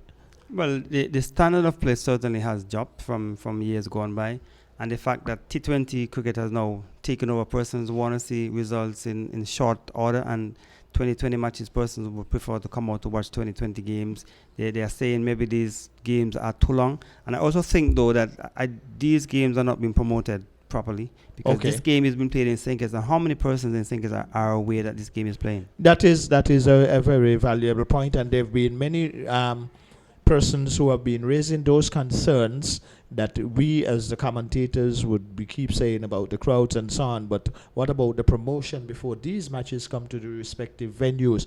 Now, even considering that, and even if that too greatly improve, I'm not too certain how much a difference or differences it would make in terms of the turnout. There might be some contrast where you might get a little better turnout, but I think you put it in the right perspective. 2020 cricket, and in this time of cricket, more people, apart from we the purists and loyalists to the game, could appreciate this longer version, because this is really the test temperament for cricketers. But in terms of excitement and entertainment, it is 2020 cricket. There is no doubt about that.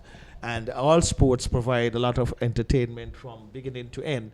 And cricket, it is good that 2020 has really come across. But for development, and if the Leeward Islands do, and in fairness to the players too, I will give them that side, I would like to see them still back in an environment where they're playing constructive Leeward Islands cricket.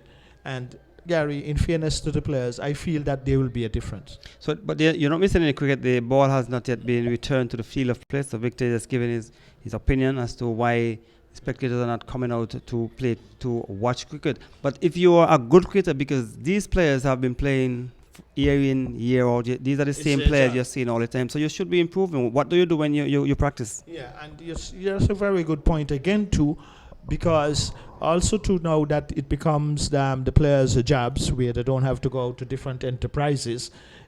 You should be getting better results. And they're making more money now than you used to make, Victor. well, don't even go by you the money used to factor, you used to perform better than them. Then we will be talking about petty cash. Because, Gary, imagine 150 easy per game for regional matches. But, you know, that's life. But then also, too, you're right, because if it's your job, you should be always trying to make the best use and put the best performance as your job. But Django, this inning so far has looked impressive, though, Gary. As Can goes over the wicket, balls to Django, flatter fast, delivers in behind it, pushed it back on the strip on the onside. The bowler fields to his own bowling, so Khan was not going to flight the next delivery to Django. The previous ball was flighted and was struck over long on for 6. And he will go over the wicket to bowl to Django, who is on 30, comes up, bowls to Django. Django gets a delivery. And that's one went the other way, was coming forward, came from the outer portion of the bat this time. There was the, what do you call that, Victor, the wrong one? Well, he got it right. He played it right.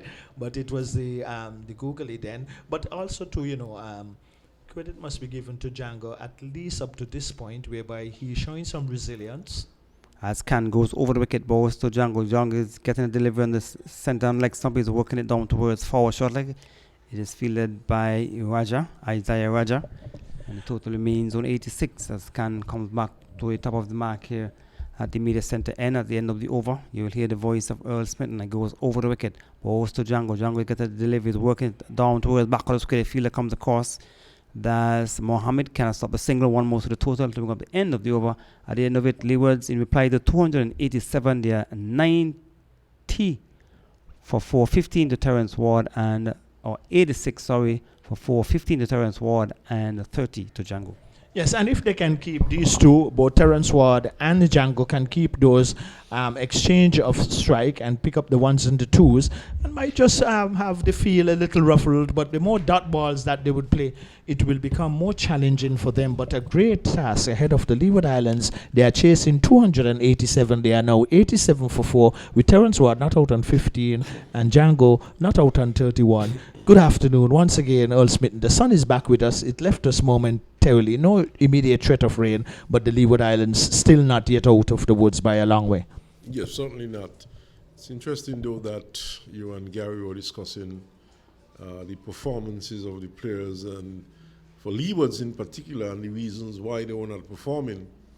And it was just during the tea time I had a similar discussion with one of my good friends, who's a past commentator, very knowledgeable person on the game too.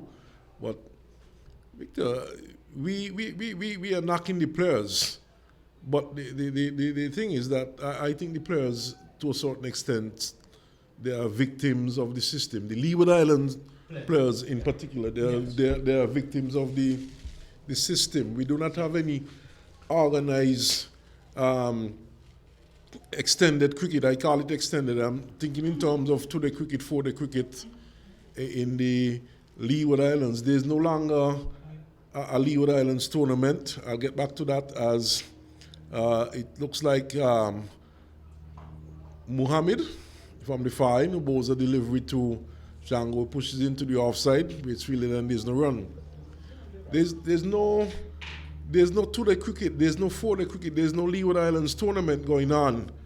And yes, the players would practice, but practice is something totally different to match environment.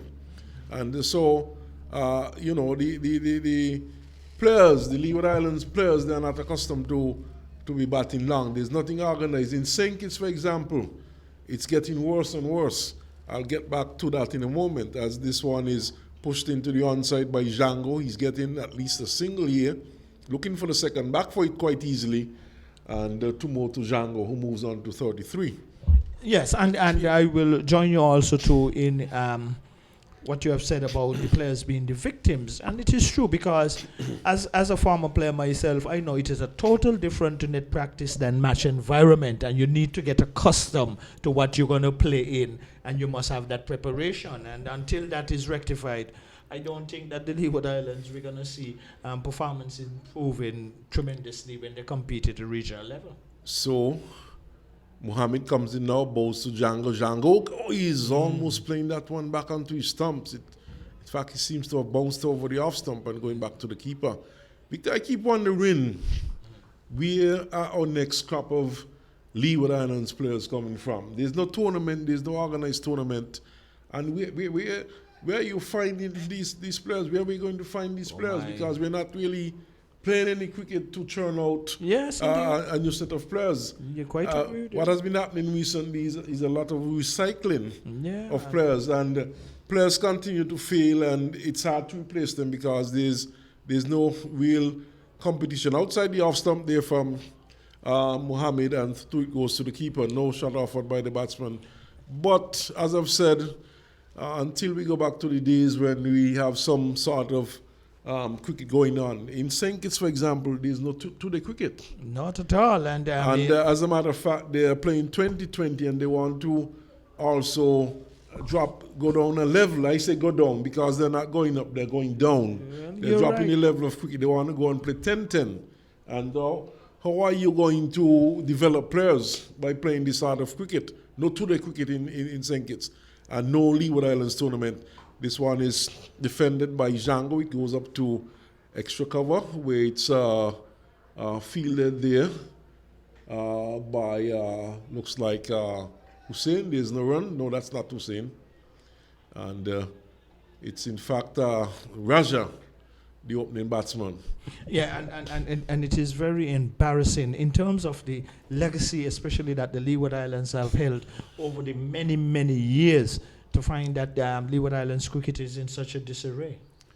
As Mohammed comes in now and bows to Django, and this one is pushed into the offside. Victor, we don't even know who some of these players are. These days, the couple of players around. Once ago, when you had Leeward Islands tournament, you know, the guys who are not playing, you would go around, you look at the tournament, and you'll know who the players are, you'll know who the promising players are, and those who are doing well, because it would be well publicized, and you have a feel for what's going on. But now you hear about you see a fella pop up, and Reno Henry, for example, you wonder.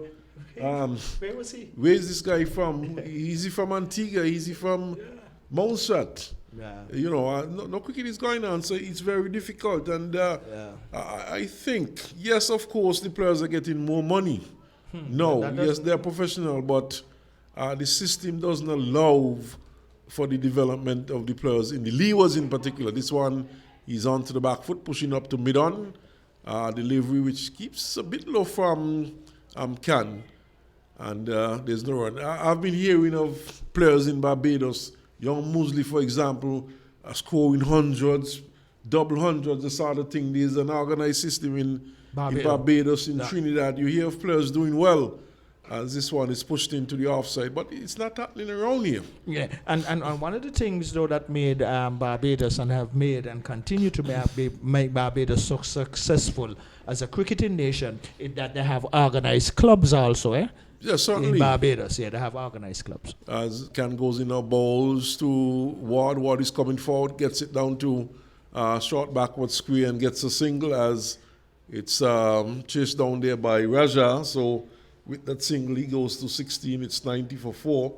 Django is on 33. And those are the hallmarks that are showing to Earl Smithon why Barbados is leading out front in regional cricket, because, as we have been saying, because they have good domestic league cricket organized, you find they get good trials and good cricket in Barbados. Yes, and they're scoring hundreds. That's right. This one is swept around by Django down to square leg. Charles is around to his right fields. Send a good strong return to the keeper, but not before Django had collected 2.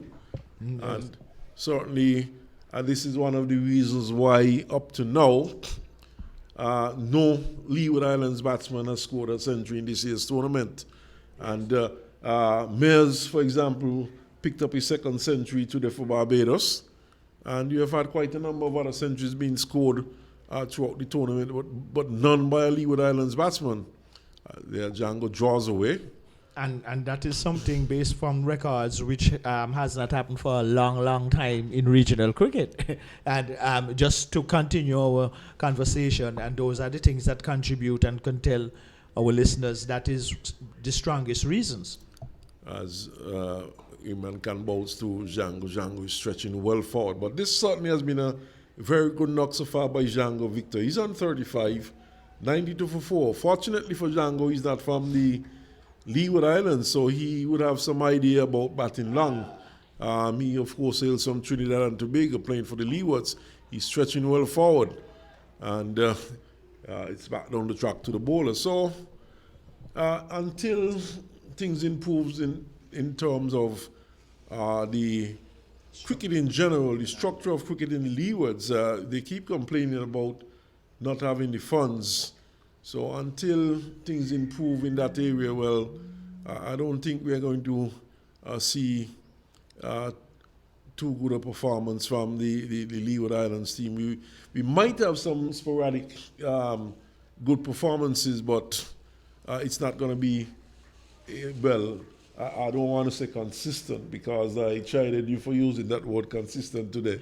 But it was in good faith. It was in good faith. It's not going to be consistently good, Victor. Okay, that's taken. I told you I've learned something today, and I'm going to keep that in the back of my mind. And you're so right, Earl Smitten. The sun has left for us momentarily, though, but no immediate threat of rain. As Mohammed comes in, bowls a short lifting delivery to Ward. Terence Ward gets on top of it to his full height. He's not a tall man by any means, and drops it in front of him.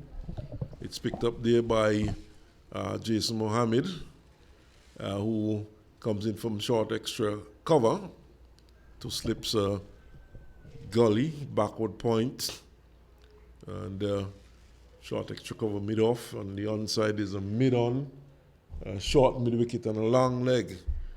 As Mohammed comes in now, bowls to Ward, who is driving nicely up to mid-on, and he finds the substitute fieldsman Charles in the way, can't score.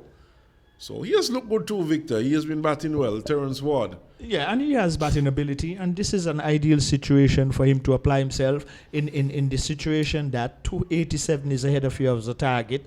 So if he and Django can exclude indiscretions. In the last match against Jamaica, he got 53 not out in one innings. Cut nicely for 4.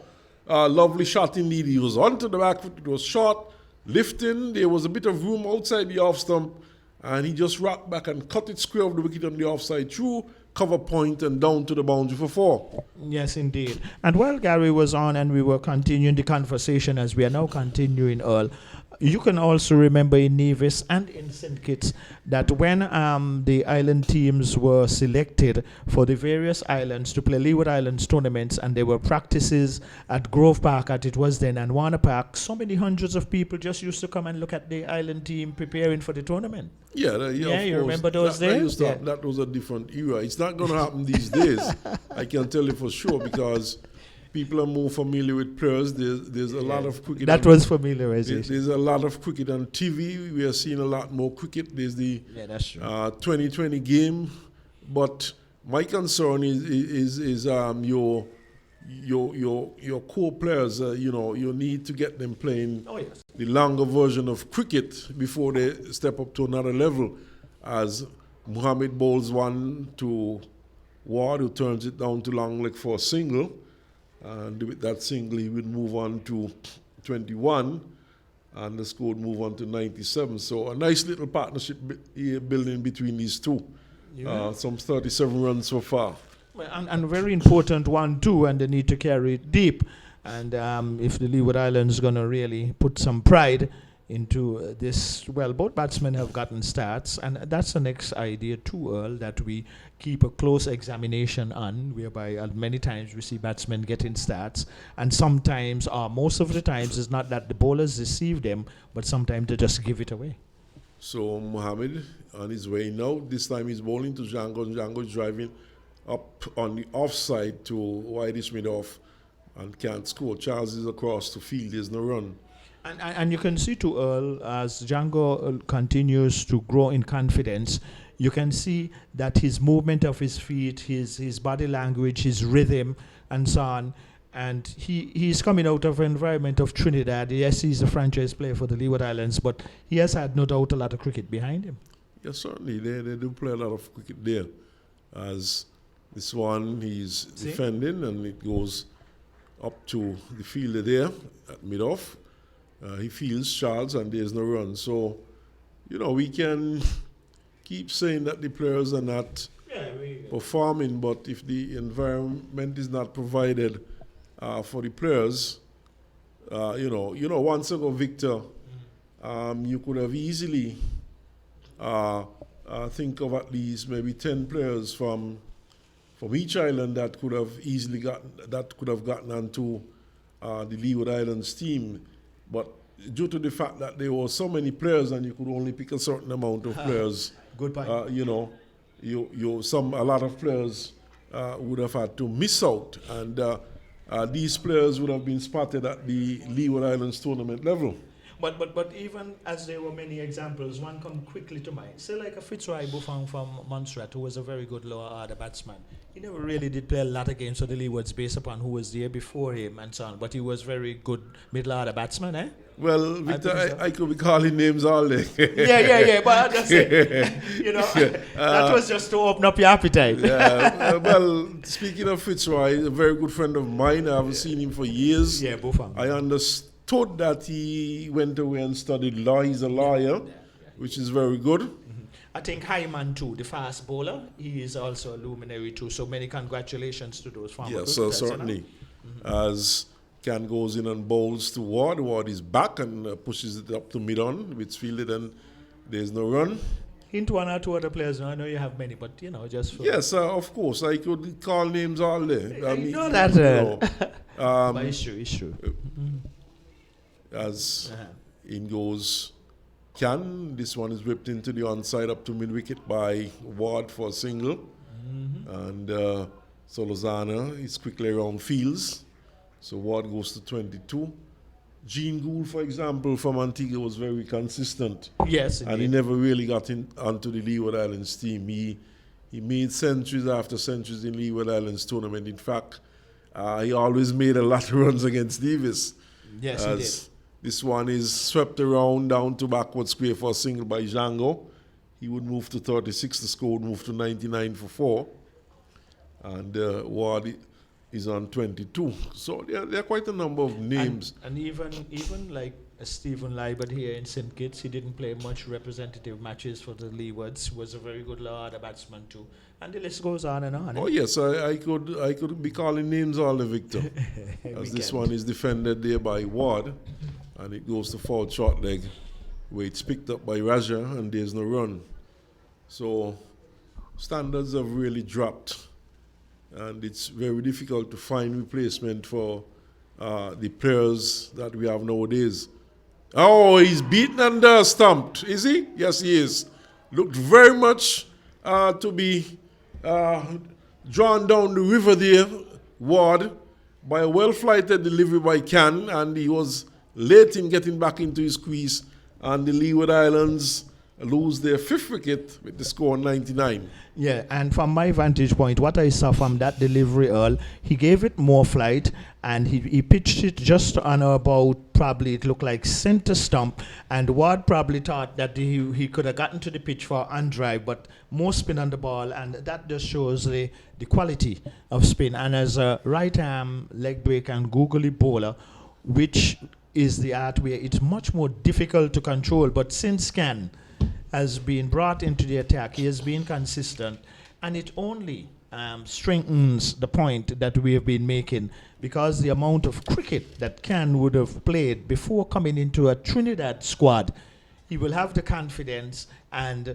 because he would have been playing that consistent, he just find the areas consistently, but guys would be scratching here and there. But the Leewards go into further trouble here at Warner Park, just losing Ward. Out stump off the bowling of Can, 99 for 5, the Leewards. Yes, and this brings my good friend Rohel Jason Peters to the crease.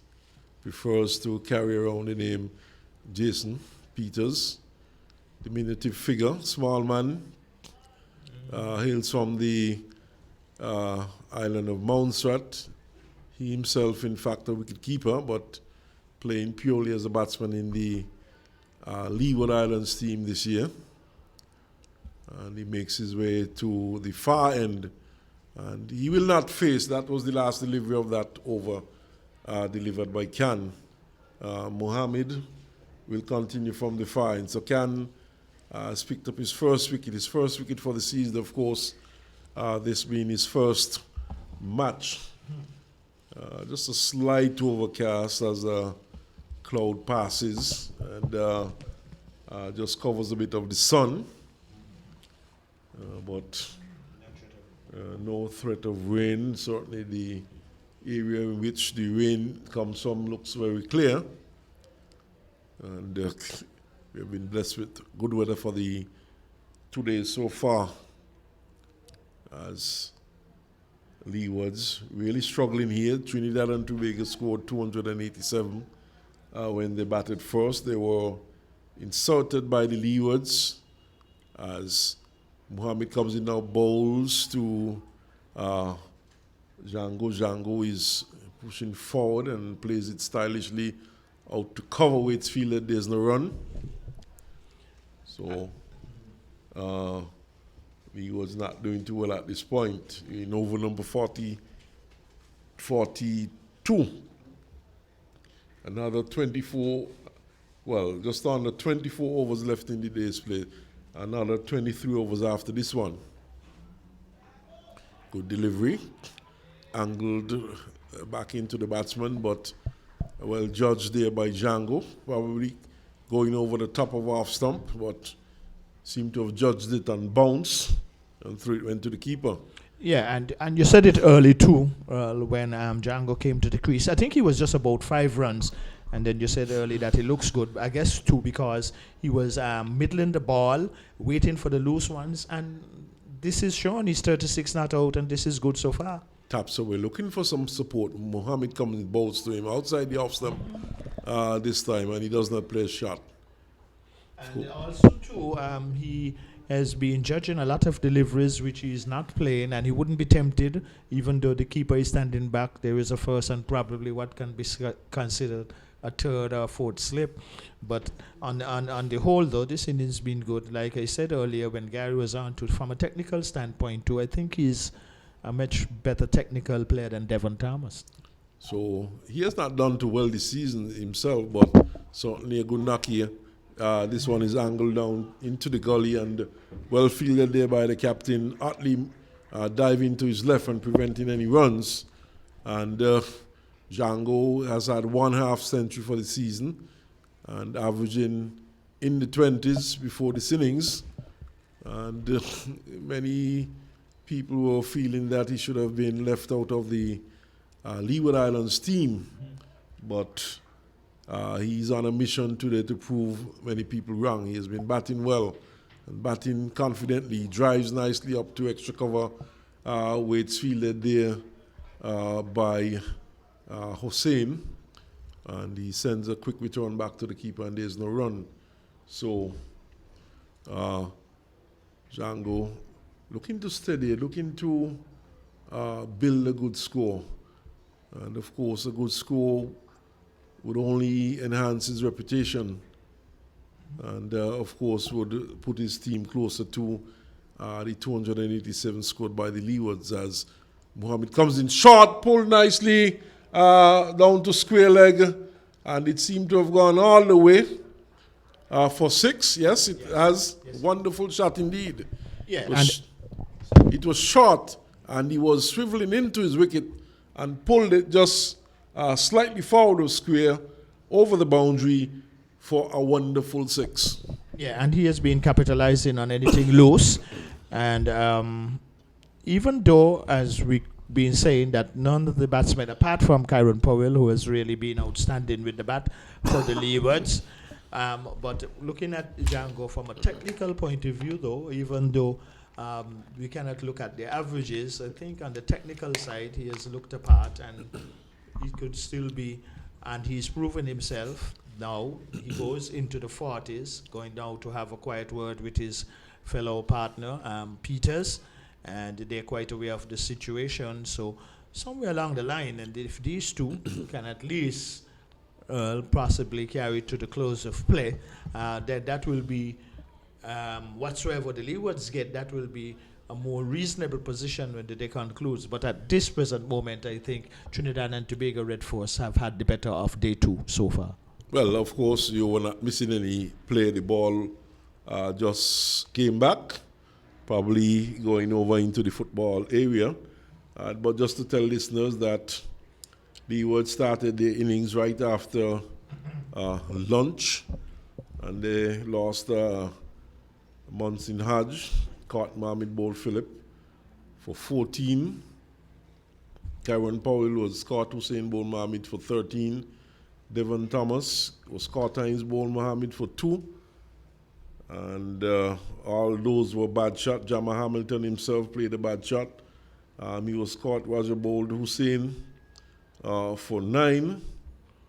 And Terence Ward was deceived by Imran Khan, and he was stumped. The Silva bowled Khan for 22. Django is not out on 42. And 105 for 5, the Leeward Islands. As Khan goes in now and bowls to Peters, who's stretching well forward. And he plays it well. Plays it back up the track to the bowler. Fields to his own bowling. And Leeward's really in a dire situation. Stretching forward once more was Peters. But with the back foot anchored. And really stretching Victor. He's not a tall man, but certainly he has planted that back foot in the crease, and he's anchoring it. He's back this time, though. And forces into the offside. It goes into the body of, looks like Solozano under the helmet. No, that's not Solozano. That's, yes, it is. Solozano under the helmet at silly point. Raja is at forward short leg. He is coming forward. And is angled down to short third man. Charles, who is on the field for some time now, fields, and there's no one. Charles is on for Hines, who was struck on the finger earlier on. As Khan goes in bowls, this one is short and stayed up to extra cover by Peters, fielded by Mohammed, and the batsman can't score. 105 for 5. Peters no score. Django on 42. Peters is back and pushes back up the track to the bowler, and he fields, and there's no run. Just to give you the bowling figures for the Leeward, for the Trinidad team quickly. Anderson Phillip, 9 overs. In fact, it seems as though Victor, my stint has come to an end, and perhaps during the course of his commentaries, Gary Pemberton would bring listeners up to date with the bowling figures. But some words from you, Victor, and then it would be Gary. Thank you very kindly, dear Earl Smitten, and really play continues. And we just saw from that concluded over from Khan, the right arm leg break and googly bowler, where he was using more options to his disposal by mixing his deliveries quite nicely, because he have the total of 287, 105 for 5. Gary, good afternoon. The Leeward Islands in a lot of trouble here against Trinidad and Tobago Red Force. Good afternoon to you, Victor, and good afternoon to listeners throughout the Caribbean, of wherever you're picking up this broadcast. So it's going to be Mohammed who will continue from the far end around the wicket bowls to Django getting a delivery on the off stump. He's in behind it, pushed it down into the offside, and there is no chance of a run. So the interesting conversation or discussion will continue surrounding the performance of the Leeward's team in this year's competition and what could be done to revive cricket in Leewards. And I'm sure everyone that you speak to will have different views as to what could be done to revive cricket in the Leewards, as Mohammed goes around the wicket bowls to Django. Short delivery coming back in towards him. He might have been struck on the forearm. A good delivery. Came back sharply. A short ball. And the batsman was struck. It seems he might have been struck on the helmet as well. It was short. Came back in towards him. And he was trying to take evasive action. Couldn't get out of the line of that short delivery. And now we see the physiotherapist of the Hurricanes team coming on the ground to have a word with Django to ensure that he's all right. And the ball probably came off the grill. So it's looking at it, he's doing a test to make sure he can see well. And in the last game here, a batsman was struck on the helmet as well, Barbados versus Leewards, and now Django has been struck by a short delivery from Mohammed. Yeah, and it came off of a good length too. So in the batsman Django was always going to be in difficulty, because those are the deliveries that there's not much any batsman can do about it when it just come off of a good length and came up that sharp. But he's now having probably a drink of water, and as the attendees from the Leeward Islands camp is out there, so it appears that the personnel is making certain that he is all right. He's now placing the helmet back on, and I would not say at that particular occasion it looked like he took his eyes off the ball. I just thought that it came off a good length and it had him into difficulty. I don't know if you might have seen it different to how I saw it there, Gary. Well, he was coming across and the ball came back. He had the height and it came back sharply in towards him. I don't think it was struck flush on the helmet. Probably came off the glove and went onto the helmet. But that is like revenge for the previous over, because the last ball of the previous over from Mohammed was a short ball and he struck it with disdain over back of the skid, and the bowler came down to probably have a word with Django. He turned his back on the bowler Mohammed, so Mohammed now probably taking revenge. And yeah, he might have felt that he's been disrespectful to turn his back on him, so he tested him with that short pitch delivery. But everything is all right now. Django has settled. He's not out on 42, 105 for 5. And a lot of batsmen now getting more hit on the helmet. Now the helmet is introduced into cricket, but it's very, very good protection. Mohammed comes up from the far end, over the wicket, bowls to Django. A short ball down the onside. No ball has been signaled by the umpire. So it was short. It was going down the onside, and the umpire signaling one above the shoulder. No ball. So with that extra, total moves on to 6. So Mohammed trying to work up a head of steam from the far end. Well, and really, a good effort, good try, because after shaking up the batsman in the previous delivery, coming back with one, some other fast bowlers would prefer now to try the Yorker. So let us see if that is his employ, or he's going to try a next short pitch delivery. Comes up from the far head, that's Mohammed, goes around the wicket, bowls to Django. Is coming onto the front foot, push it down into the offside. There is no chance of a run, so the sun in the dying stages of the second day's play here at Warner Park has come back out, not as bright and as hot as it was earlier.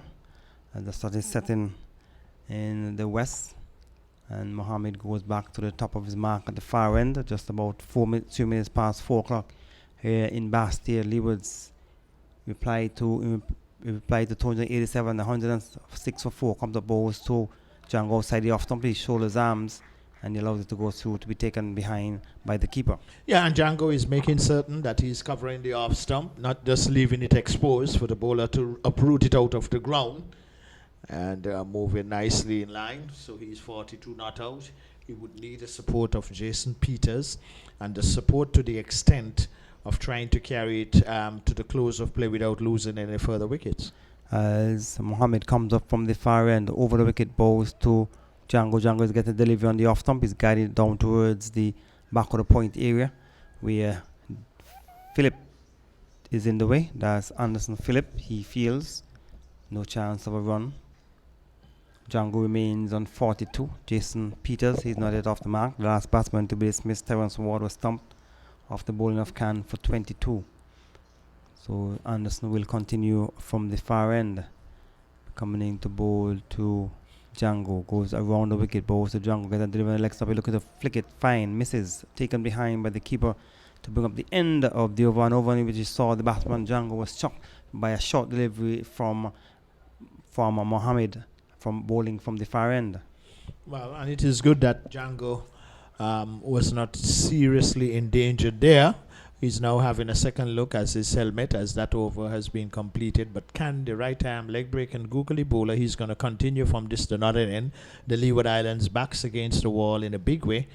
287 was scored by Trinidad and Tobago Red Force. Leeward's in response 106 for 5 with Django not out on 42. So we still have 21 overs remaining in the day's play, have about 55 minutes remaining with the spin in operation. There is a possibility we can get close to that. We also have the medium pace of bowling from the far end comes up. That ball has been signaled by the umpire as Khan did not deliver. So Peters will have to get back into his position, get back into his stance. We have a slip. There is a silly mid-off. There's a forward short leg as Khan goes over the wicket, bowls to Peters. Peters is coming onto the front foot, just push it into the offside for the fielder Salazar from still mid-off to go down towards the cover area. He picks up on the batsman, didn't cross for a single. Total remains on 106 for 4 wickets, or for 5 wickets. The Leewards goes over the wicket, bowls to Peters. Peters is coming onto the front foot, just guiding it down into the the offside once more for a single. And the fielder at the backward point is Hines. Terence Hines making 89 not out. As Khan goes over the wicket, balls to Peters. Peters gets the deliveries onto the back foot, standing up straight and punching it into the offside. Hussein at extra cover moves across to his left, fields, prevents any possibility of a run. Khan will try once more from this immediate centre end, goes up balls to Peters. Peters is coming onto the front foot and pushing to the onside. We get a single as he went through the lines of the fielder at forward short. It goes down towards back of the square. So Peters is off the mark. He's on 1. And with a single, total has progressed to 107 for 5 wickets in reply to the Red Force first innings total of 287. Django has come into strike. He's on 42. Khan will bowl to the left-handed Django. There's a slip. There is a cover point. There's a cover and a mid-off as Django goes over the wicket, balls to Khan, balls to Django. He's driving, goes down to long on, where Anderson Phillip coming off the boundary, an easy single. One more to Django, he moves on to 43.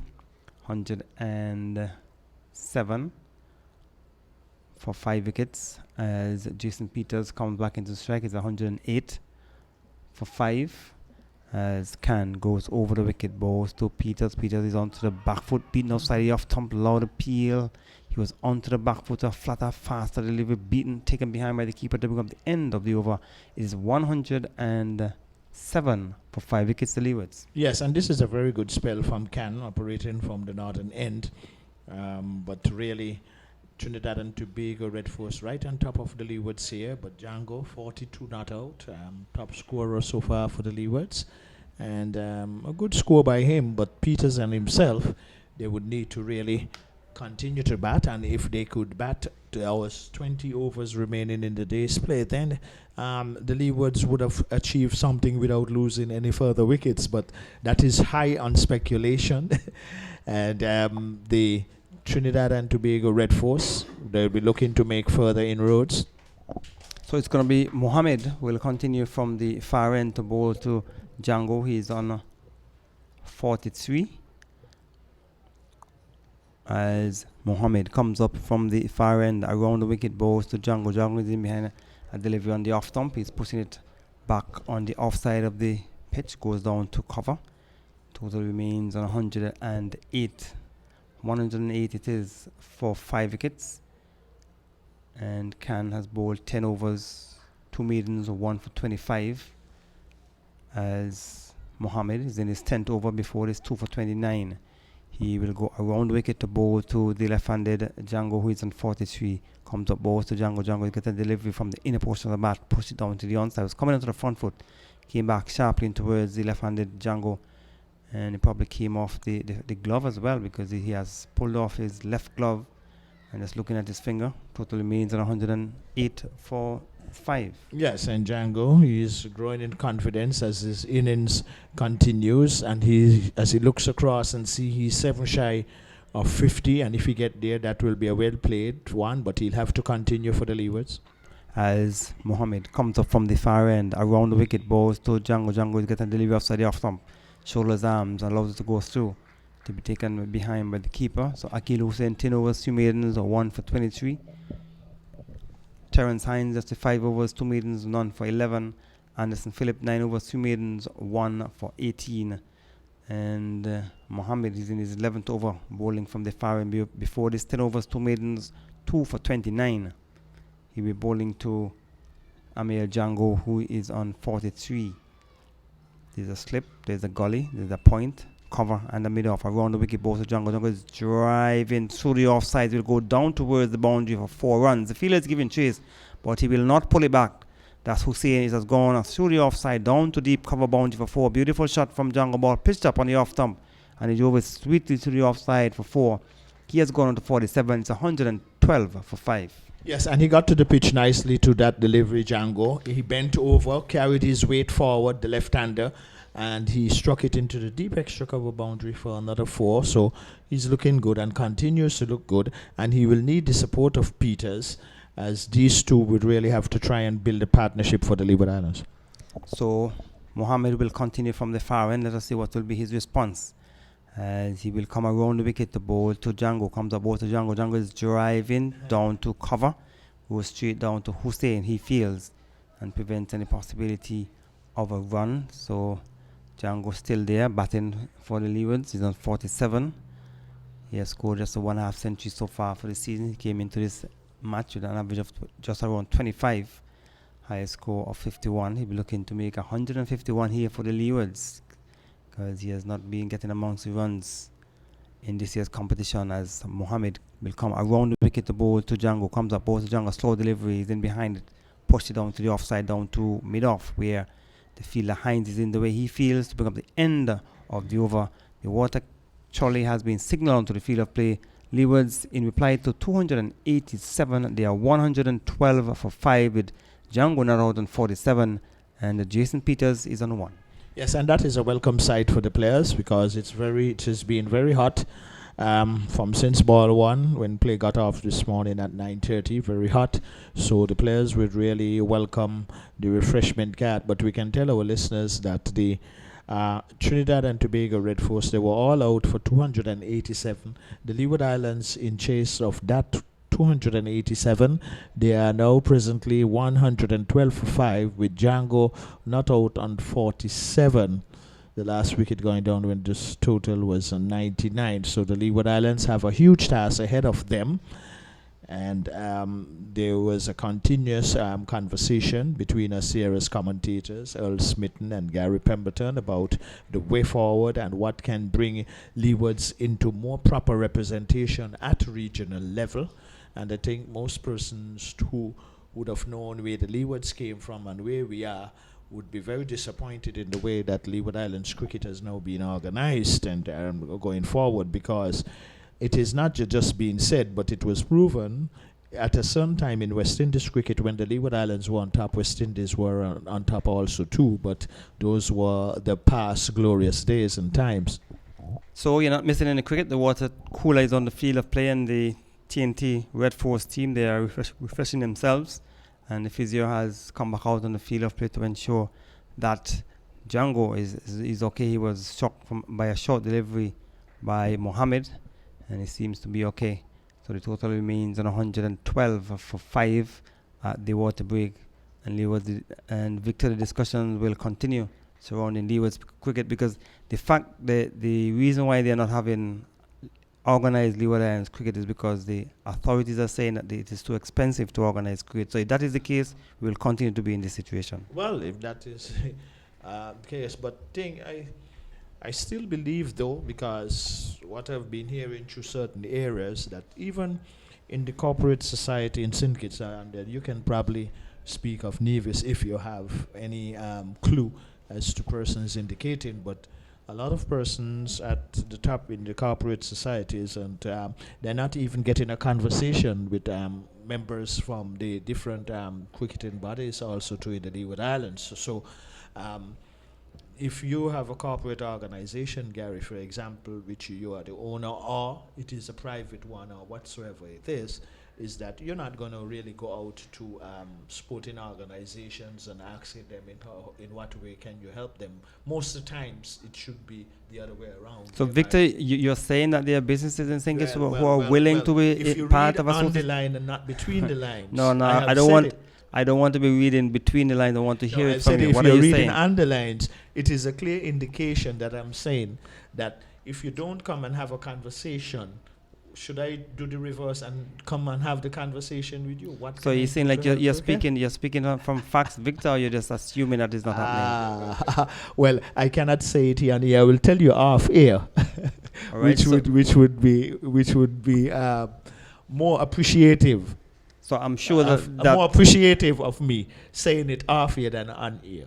So okay? I'm sure the presidents of the different association, especially in St. Kitts, Mr. Philip, if you're listening, you can contact Victor. He has some answers for you. Well, so many persons would have mentioned that to Mr. Philip, so we are not too certain if he is listening, because you see, okay, in a nutshell, people are not coming out to the private sector and having a conversation. Okay, let me put it as bluntly as that, but I wouldn't go into the specifics, right? Okay, so play will resume after that water break here at Warner Park. Leeward is 112 for 5. Can will continue from this media center end. They'll be bowling to the right-handed Jason Peters, who is on 1. So Can will go over the wicket. The ball to Peters. Peters is coming onto the front foot, pushed it back on the strip on the onside. No chance of a run. So there's been a change in the presidency at the Nevis Cricket Association. You also had a change in the presidency in Montserrat as well. So we'll have to wait and see if things will change in terms of cricket. Comes up balls to the batsman Peters onto the front foot, pushed it down to the offside. And there is no chance of a run. So Gregory Willock is the new president of the Montserrat Cricket Association. Carlisle Powell, he's the president of the Nevis Cricket Association. So we'll wait and see if things will change in terms of the development of cricket or the organization of cricket in these two islands. A ball which was pushed down into the onside as the batsman went onto the back foot. And the total remains on 112 for 5 wickets. Can will continue to bowl from this the media center end.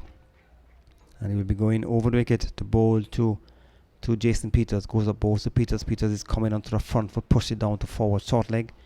And there is no chance of run. Signal coming from the presiding umpire. And just confirming with the square leg umpire that 2 balls remaining in this over number 46. So some 19 overs remaining after this over from Can. He goes over the wicket to bowl to Peters. Goes up balls to Peters. Fast delivery is onto the back foot. Pushed it back down the strip on the offside. The bowler fields to zone bowling. So Peters has been content to just playing the batsman from the crease. Or playing Can from the crease. That's the batsman Peters over the wicket. Balls to Peters. Peters gets the delivery, spinning the outside the off stump onto the back foot. Pushed it down to the offside. We Akil Hussain moving across to his left. He picks up the ball at the end of the over. And the total remains on 112 for 5. Yes, and as you indicated that Carlisle Powell is now the president of the Nevis Cricket Association, I would like to personally congratulate Carlisle Powell, because I thought when he was, as he was before, a president of the Nevis Cricket Association, I think in his tenure, he did well at that particular time. I think the cricket was a lot much better organized then, but I'm subjected to correction.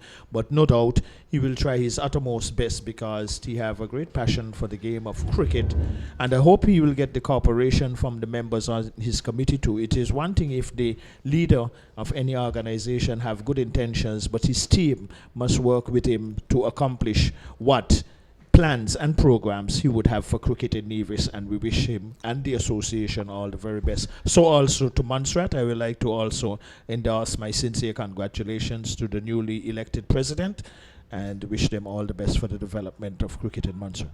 Only time will tell, Victor. Time will tell whether or not the cricket will be like Jimmy organized. Cliff, time will tell. So it's the bowler Mohammed will continue from the far end. He comes over the wicket to Django. Comes up balls to Django. Django and delivers in behind it. Push it down into the offside, down to cover.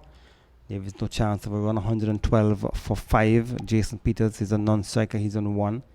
And Amir Django is on 47. But the onus is also on the players as well to try and develop themselves. Because we have seen batsmen getting out almost the same way every time. But batsmen, we are hearing that our players are not committed. We have players on contracts. They are getting big money, but they are not developing themselves. They're not probably not as serious as they should be in terms of getting themselves fit and prepared for these competitions as well. Yes, you need to have organized cricket in order for you to develop your cricket, but our players also need to take some interest in their fitness as well. Goes over the wicket, balls to Django. Django getting delivery outside the off stump, taken behind by the keeper. And speaking of fitness, the player from Guyana has been reinstated in the he has passed the fitness test for the T20 matches, so he has gotten back into the West Indies team. That's Shemron Hetmyer.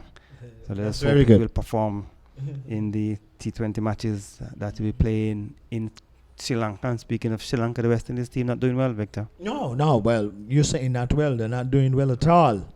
Atrocious. To lose by 161 runs, that's a big victory for Sri Lanka.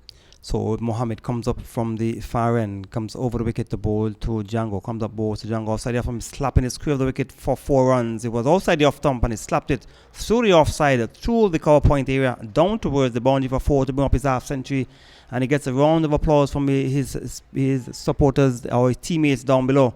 And 51 to Django, a well played knock. Yeah, very well played, 50 by Django.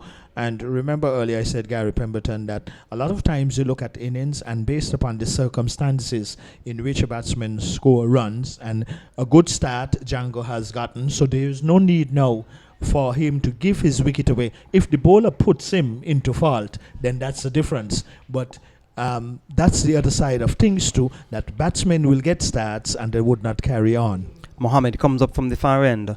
Over the wicket, balls to Django, getting a delivery outside the off stump. He shoulders arms and he allows it to go through, to be taken behind by the keeper.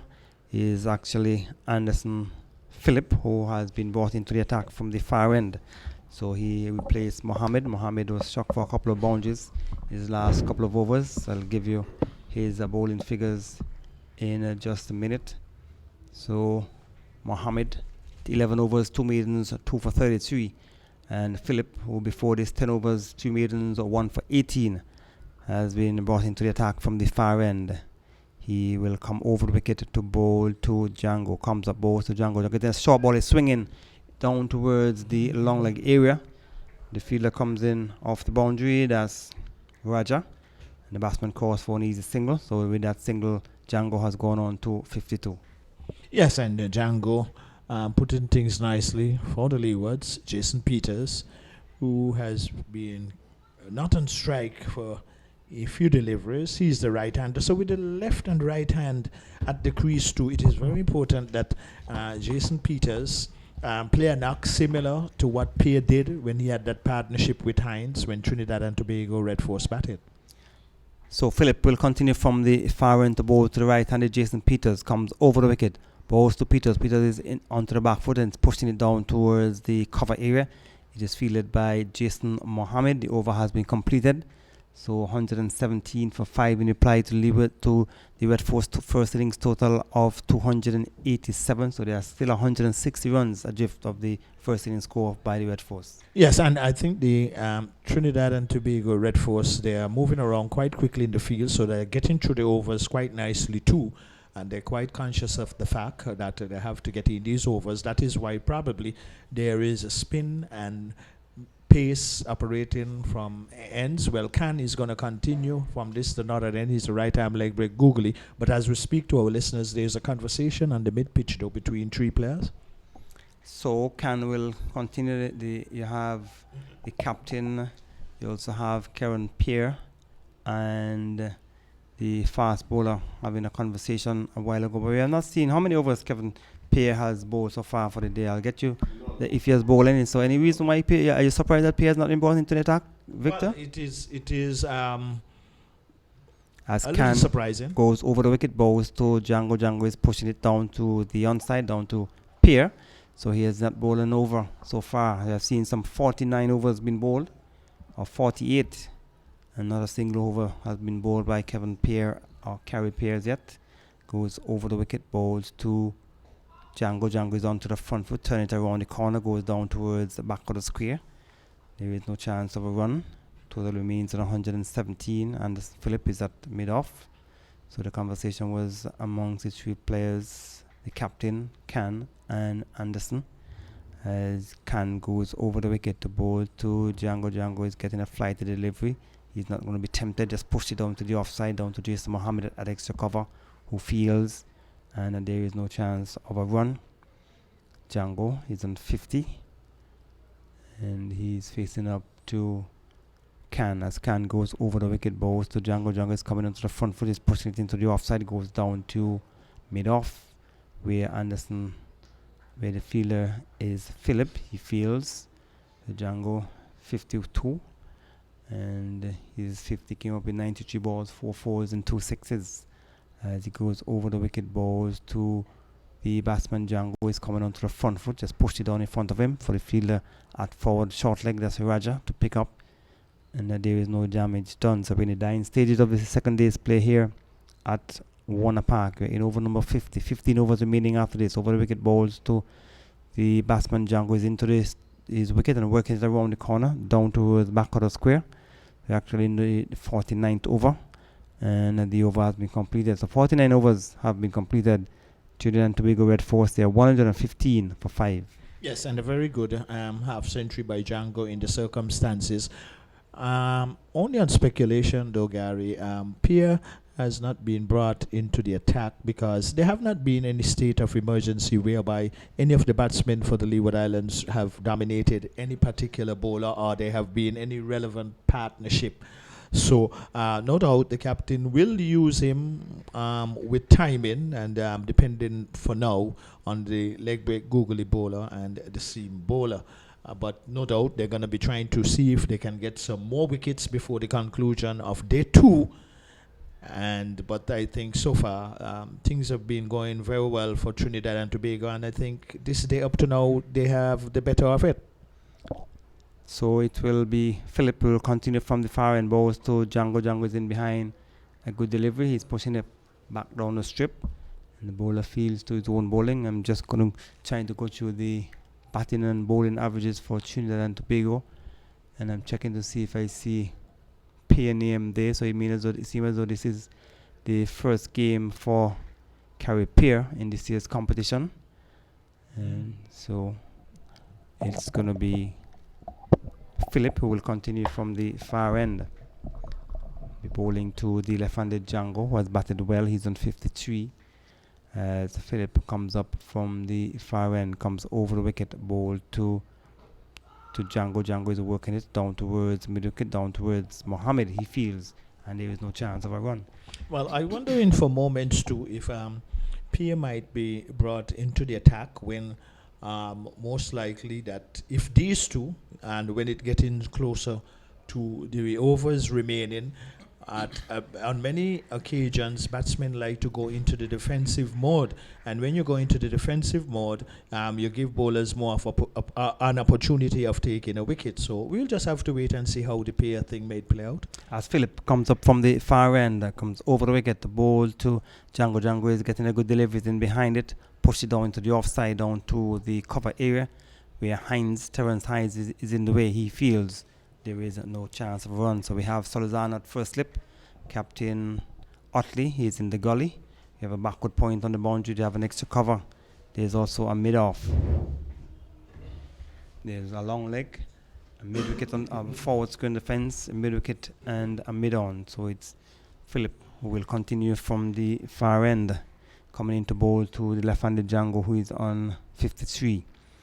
As Philip comes up from the far end over the wicket, balls to Django on the leg stump. He's playing fine. Should go down towards the boundary for 4 runs. It was on the leg stump, and the batsman just played it fine down towards fine leg for 4. So with that shot, the batsman Django has gone on to 57, 122 for 5. Yes, and Django calculating his initial strokes play, good shot selection, and that one was rising and making height, and he just turned it to the fine leg boundary and earned himself another 4. So technically he has looked well, he has looked confident, his feet is moving, he has a good rhythm, and once Peters can also give him the support like Pierre gave to Hines when they had that wonderful partnership of just over 100, well, these two would need to even put that together if they can. So it's Philip comes up from the far end over the wicket. The ball to Django. Django is coming forward and driving into the offside. Goes too quickly for the first one, thinking about the second. But the fielder came in quickly off the boundary. That's Akil Hussain, one more to the total. Takes it on to 123. And Django with a single has progressed to 58. Well, the intention there on behalf of Django was good. The ball was played out into deep. And Peters, I think, was not as fast. But even in the end, even if he was as quick, I think that it would have been a run. But the intention to look for the runs was very important, and this shows the rhythm that Django has as he's the non-striker. So Philip will bowl the final over of over number 50. Comes over the wicket, bowls to Jason Peters in the air, down towards the third man area for 4 runs. Was short. He got under it and played it over the head of the fielder at gully, down towards the boundary to bring up the end of the over. Jason Peters with that 4 has gone to 5, a total 127 for 5. After some more comments from you, Victor, you'll hear the voice of Earl Smitten. Well, it was a delivery that short. It was wide outside the off stump, and it was a welcome delivery for Peters to gain some confidence. It was clear. It cleared any of the close-in fielders, and it went into the third man boundary for 4. The sun is back with us after it left us momentarily. But Earl Smitten is also back with myself, and he's in the driver's seat. And Earl, you called it early that Django looked good when he was just about 5, and he is now 58. Welcome back. Well, thank you, Victor. It has been a confident knock by the young man on 58. The one shining light in the Leeward Islands innings so far. There hasn't been any more we could speak of. Terence Ward tried until he was deceived by Imran Khan, and we are going to see Pierre for the first time today. Well, the call, and now the captain thinks that this is the appropriate time to bring Pierre into the attack. But like I said also too earlier, if the bowlers were being knocked around by the Leeward Islands batsmen, no doubt he might have come into the attack possibly earlier. But anyway, it is now... Well, it was surprising still because Pierre is considered to be one of the leading bowlers for Trinidad and Tobago. He goes in now over the wicket and bowls to Django. Django defends, plays it back up the track to the bowler. So I thought it was surprising that he had not been introduced earlier. But of course, Akil Hussain has taken some 24 wickets previously, so he was preferred ahead of Pierre in terms of being the first spinner in the attack. So a delivery which was pushed back up on the onside by Django, and no run was scored. So, but still, yet it was still surprising that he was brought into the attack so late. Pierre goes in over the bowls, a delivery which is angled across the left-handed batsman. In fact, missing the pads of the batsman and going down the onside. An attempted sweep there by Django, and through it went to the keeper, who fumbled a bit. Pierre goes in now, and this time he's forward. And then, of course, you could consider the fact too that Pierre is more of a white ball bowler, very tight, and perhaps Hussain more attacking. Bowls the delivery which spins into the left-handed Django, who defends, and it goes back up on the offside for the bowler to field. So there could be a number of considerations, but of course, as you sort of suggested, I'll get back to that in a while, as Pierre goes in and bowls, and this one is attempted sweep. He seemed to have gotten bat onto that one. It's running down towards fine leg. They should get at least 2, as the captain pursued from slips to retrieve 2 runs to Django. He goes to 60. It's now 129 for 5. But as you were suggesting, Victor, there was the bowlers that operated for the Trinidad and Tobago team. They were doing quite well. Leewards was struggling. As a matter of fact, they were 99 for 5 at one point. So probably the captain felt that there was no need to bring Pierre into the attack. And when you have a number of bowlers at your disposal, sometimes it's difficult to determine exactly who to bring into the attack. Yeah, but and looking at was it Evans operating from the southern end, the left orthodox spinner? Hussain appears to be a bigger spinner off the ball, and when we look at Cornwall, who operated from the southern end, where he extracted, and that could be another reason too. But then there was not the real pressure. But as a frontline bowler, you would expect him to come into the attack earlier than he came. 129 for 5, the Leewards, Trinidad and Tobago. And he struck on the pad, stifled appeal there from the players as the ball goes into the onside. So Peters, he's on 5, 129 for 5. Trinidad and Tobago scored 287, going over number 52. And Victor, after this, we have another 13 overs. So it seems as though we are going to be doing a bit more overtime today. But quite thankfully, I don't think it's going to go down until after 6 today. Okay, so, well, let's just hope for the best. So Philip comes in now and bowls to Peters. Peters is defending, pushes up to cover Waits fielded there. And there's no run fielded by Mohammed. There's no run. So there are two slips, a gully, backward point, extra cover on the mid-off, and on the onside there's a mid-on, mid-wicket, and a long leg as a slight overcast out there now. The sun, in fact, forcing itself back out as Philip comes in, bowls outside the off stump, and he's playing it nicely. Square of the wicket on the offside. It's being pursued there by Raja, and he picks up just inside the boundary, and Peters is back for the second run. So a good shot, well timed. Not looking to hit it, hit the leather, beat the leather off the ball, but really more or less timing it sweetly and getting 2 runs, Peters. And you're quite right. I'm just using the pace and placing it, and early if he can lend the support, just like Pierre did to Hines, this can be an interesting partnership. Peters is on 7. Of course, he's playing as a batsman, so he would need to do more than support. Pushed into the offside, he will need to score runs also, because he's playing predominantly as a batsman, albeit he's batting at number 7. Yes, and this also is a good opportunity for Peters. And batsmen, I usually tell players that it isn't the position that you bat. Whatever position you bat, if you can bat, you must prove it to your captain and your team. So, and then also too, you can have a conversation about promotion if you're more consistent lower than those who are higher. Well, he would have batted earlier in the order previously, but perhaps lack of form. And this one is driving. In fact, knocked down there by Mohammed, diving across to his left at mid-on, and prevents what could have been 2, 3, maybe 4 runs, restricting the batsman to just 1 run. So good effort there from Mohammed. And Peters with that single goes to 8.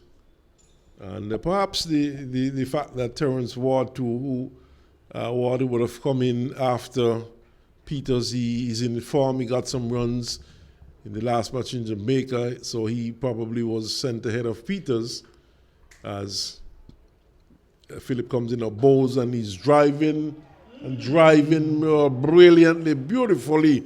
Oh, that's a wonderful shot. 2 extra cover by Django, 4 runs. Lovely shot indeed. Yes, and Django getting right over the pitch of that half volley and executing it. And the man at cover, he only went out as far to retrieve the ball from a spectator beyond the boundary to toss it into him. But Django, he continues to look better and better as his innings goes on. He's now 64, 136. So from 99, the last wicket going down to 136. And these two are doing relatively or modestly well for the Leewards in response to the 287.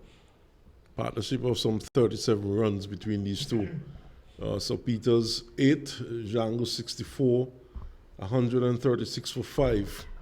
And this is in response to 287 scored by the Trinidad and Tobago team after they were inserted. The innings so far has been extended to some 52 overs. Another 13 overs left in the day's play.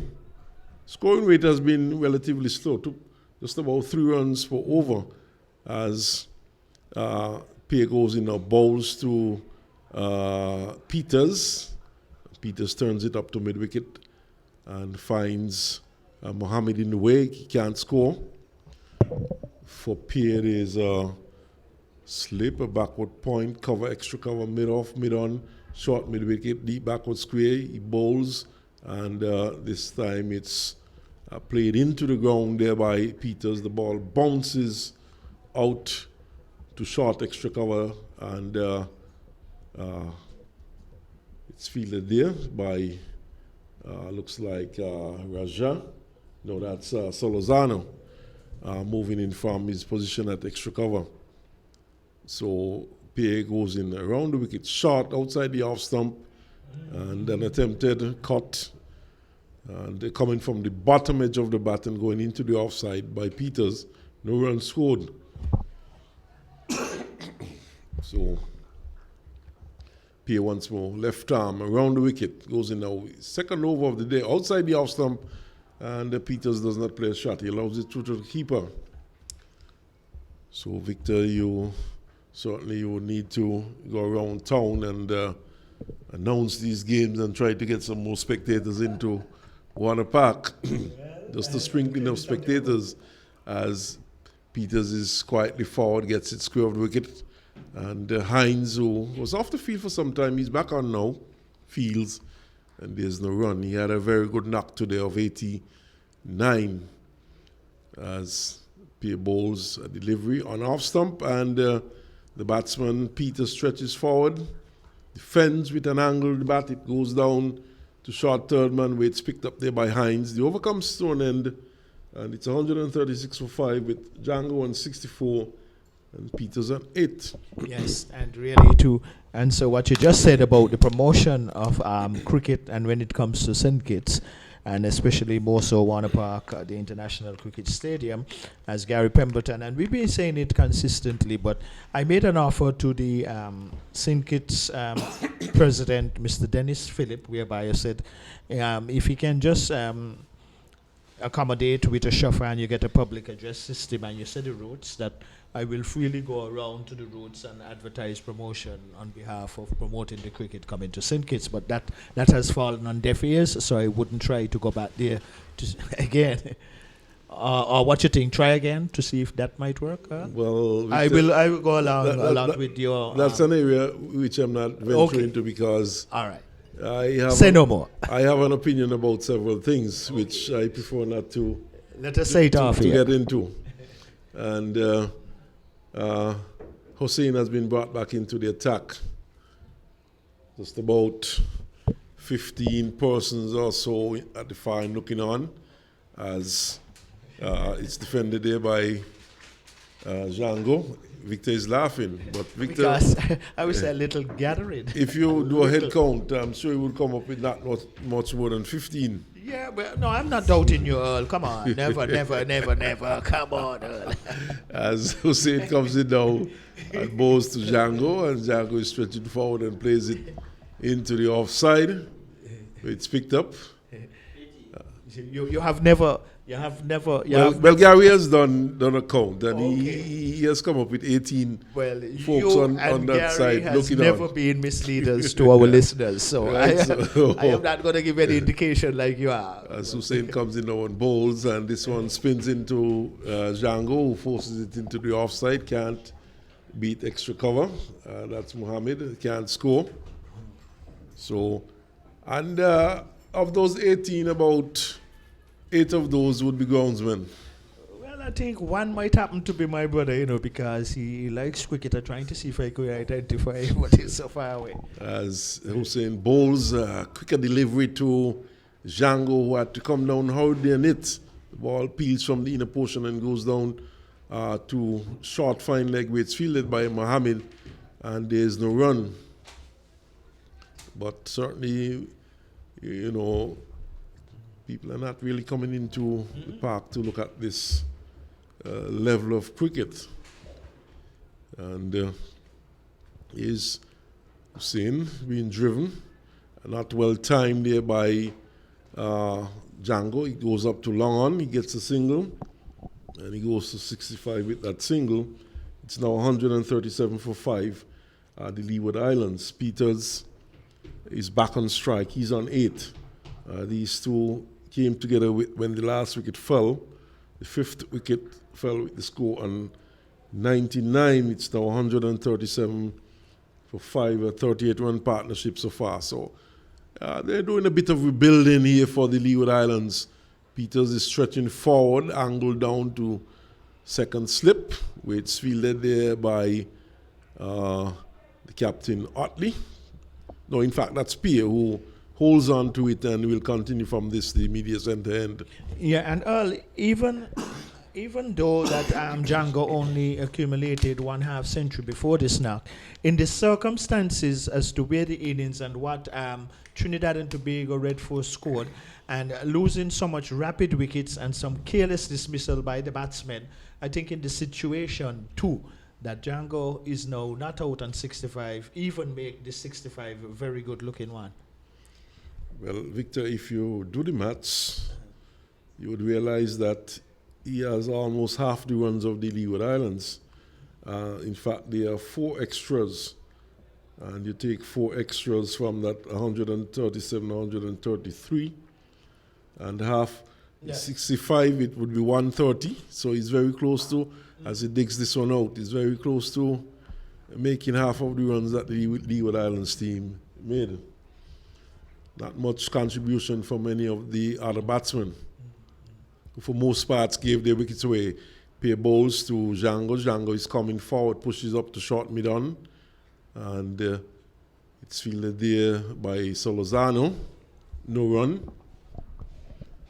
So fairly quiet proceedings here. Pierre, who is a very tight bowler, bowls a good line and length. Delivery spins into the left-handed Django. He's bowling over the wicket. And he's keeping a good line and length. Ball spinning into the batsman, spinning in rather slowly, but not giving much away his speed as he goes in once more. Bowls, good delivery and a good length. Right on off stump, Victor, and he has to defend. Certainly tight line here by Carrie Pierre, not giving anything away. He turns and moves in once more past umpire Duguid. Bowls, slightly quicker delivery, and going wide of the crease and angling it into the left-handed Django. Django has to defend. He's kept on 65. It's 137 for 5. Peters is on 8 as Django taps away, and he's looking to sweep, misses a delivery which is pitched on leg and angled down leg side, and missing the batsman, missing leg stump, of course, and taken behind by the keeper. So the over comes to an end. It's a maiden over, 137 for 5. Yes, Earl, and also too, it is very rare. Even we are seeing left arm orthodox spinners in operation. Now there is no rule; it's how comfortable the bowler is. But most of the times we see the left arm spinners come between the umpire and the stumps. But none of the two has been using that ploy. So most likely they are more comfortable in approaching the wicket in the way that they have been doing it. I think you saw Willett too many times. Well, so yeah. you have that fixation about coming between the wicket and the umpire. You're talking about the master. He's played to forward short leg. Nowadays we don't see much of that happening, where yes, the left armers are coming between the umpire and the stumps. The umpire and the stumps. And Victor Eddy would have batted against Elkamida Willett several times for a lengthy period, as he I preferred when we was on the same team. Peters is back and pushes up. But you seem to have handled him quite well, though. You and Elston Tuckett. Okay. You would have had some long partnerships at Leeward Islands level against Elkamida Willett. And of course, when one of you were dismissed, then the floodgates were open for Nevis. All right, as Hussein bowls to Peters, who is pushing forward. It goes up to short extra cover. Where it's fielded by Solozana, no run.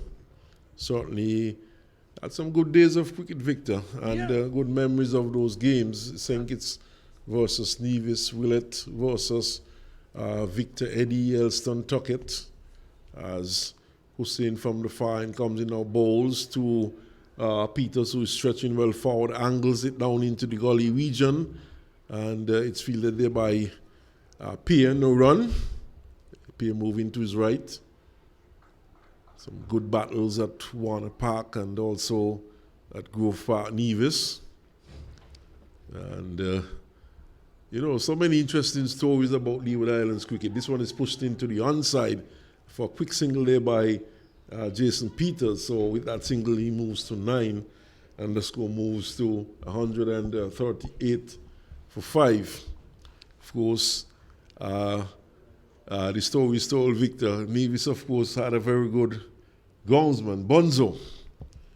But once Willett was playing, he did his little thing to provide a little bump and curve in. Confession is good for the soul. Played quietly by Django.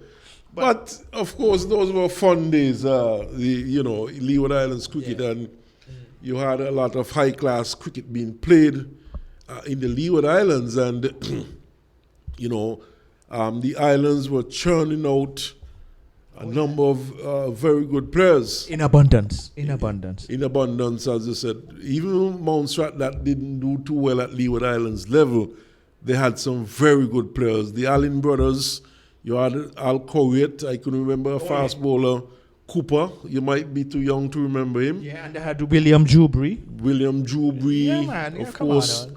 Buffon we mentioned earlier on. And there was some Greenaways, one in Yes, particular yes, who played very yes. well, an opening batsman. Yes. So, but those were the days. As Spear bowls now to Peters, who himself is from Mountserrat.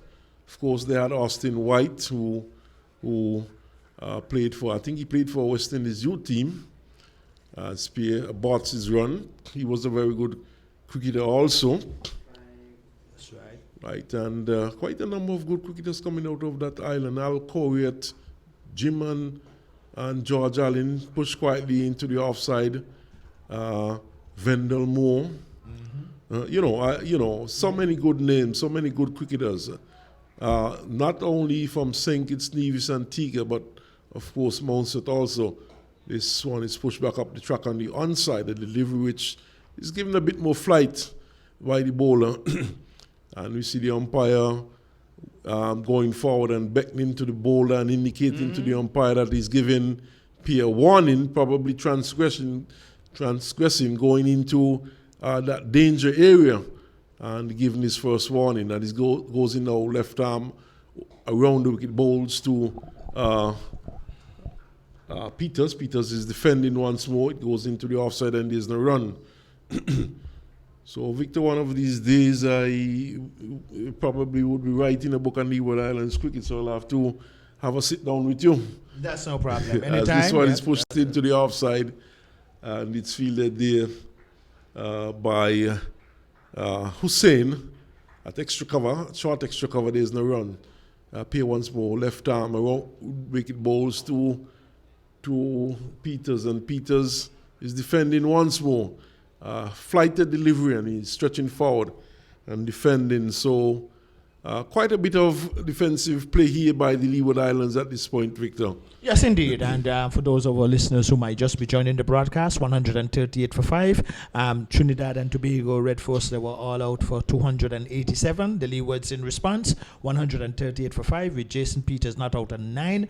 And Django batting very well. He is 65 not out. And we can see that Django has used his shot selection very good. He has picked up the line good. He has not really played an array of loose strokes. But coming back to the conversation quickly about Leeward Islands tournament and cricket, what I always enjoyed about Leeward Islands cricket then, it was very competitive, but a lot of the cricketers have held very good relationship beyond a boundary. And understandably so, everybody was playing hard for their island, but we were never enemies, but we were only on different teams. Well, I always feel that, that was very good. In sports you play the game hard, but it's an opportunity for one to establish good friendships, not only in your area, but in other areas, in other territories. And it's a binding force. As this one is played, seems as though it might have been a catch, but it went quickly to Rajat forward short leg, and it was low down. It was very close to the ground. One of those difficult catches, and he probably did well to get a hand to it.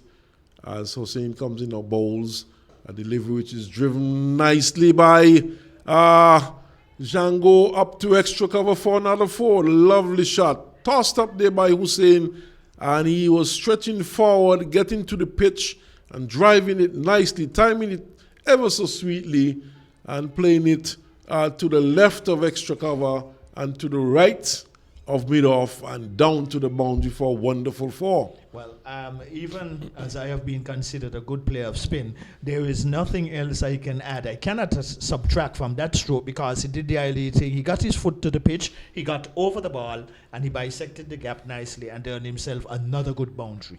Django goes to 69. It's 142 for 5. Peters is on 9. And these two adding some 43 runs so far.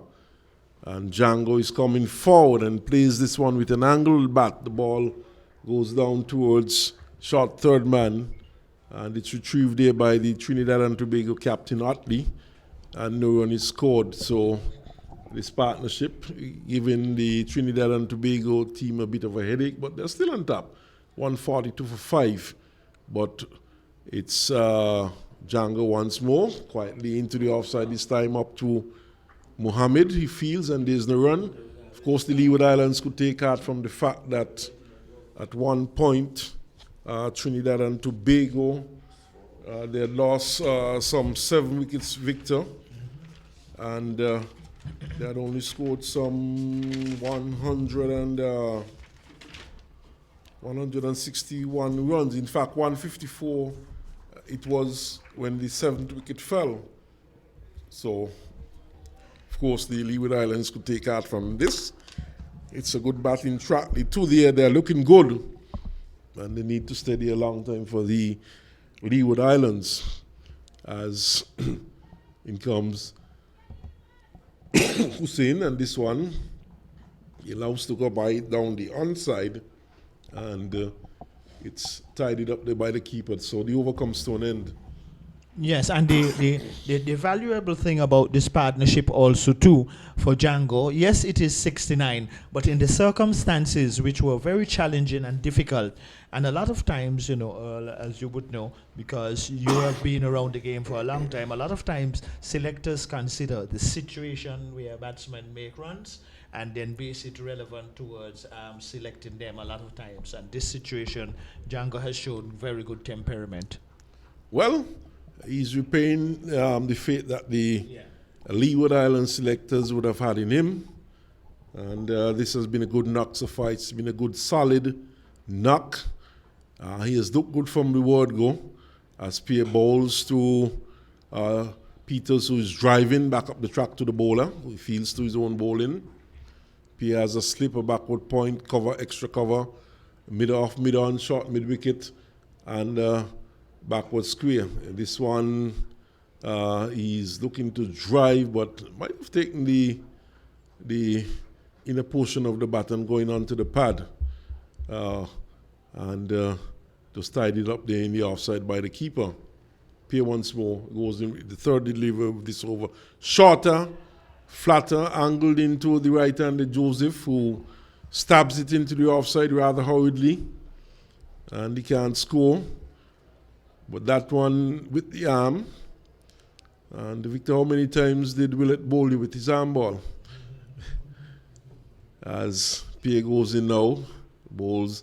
This one given a bit more air, and this time it's pushed back up on the offside for the bowler to field. Of course, that arm ball from El Camino Willett was one of his go-to deliveries.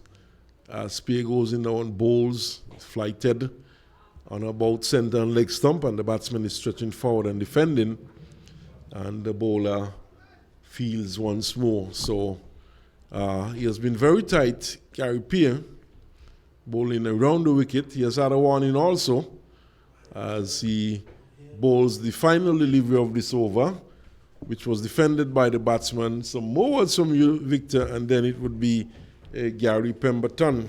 Okay, and thank you very kindly, dear Earl. And when you get an opportunity to come back, I will tell you that one of the biggest disappointments that I have had playing against Willett was at Nevis. At one time, Stephen Leibert and myself was batting well, and Willett bowled me behind the back. Clean bowl comprehensively. But after playing persons like Willett and Parry, I always felt an assurance and very confident when we went regionally, because they were such good spinners of the ball, not slow bowlers, real spinners of the ball.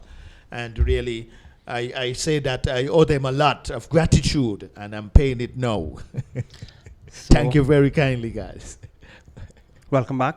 Welcome back, Gary. Good afternoon to listeners once again. We tell you that we're in the dying stages. Just 6 overs remaining in this day's players.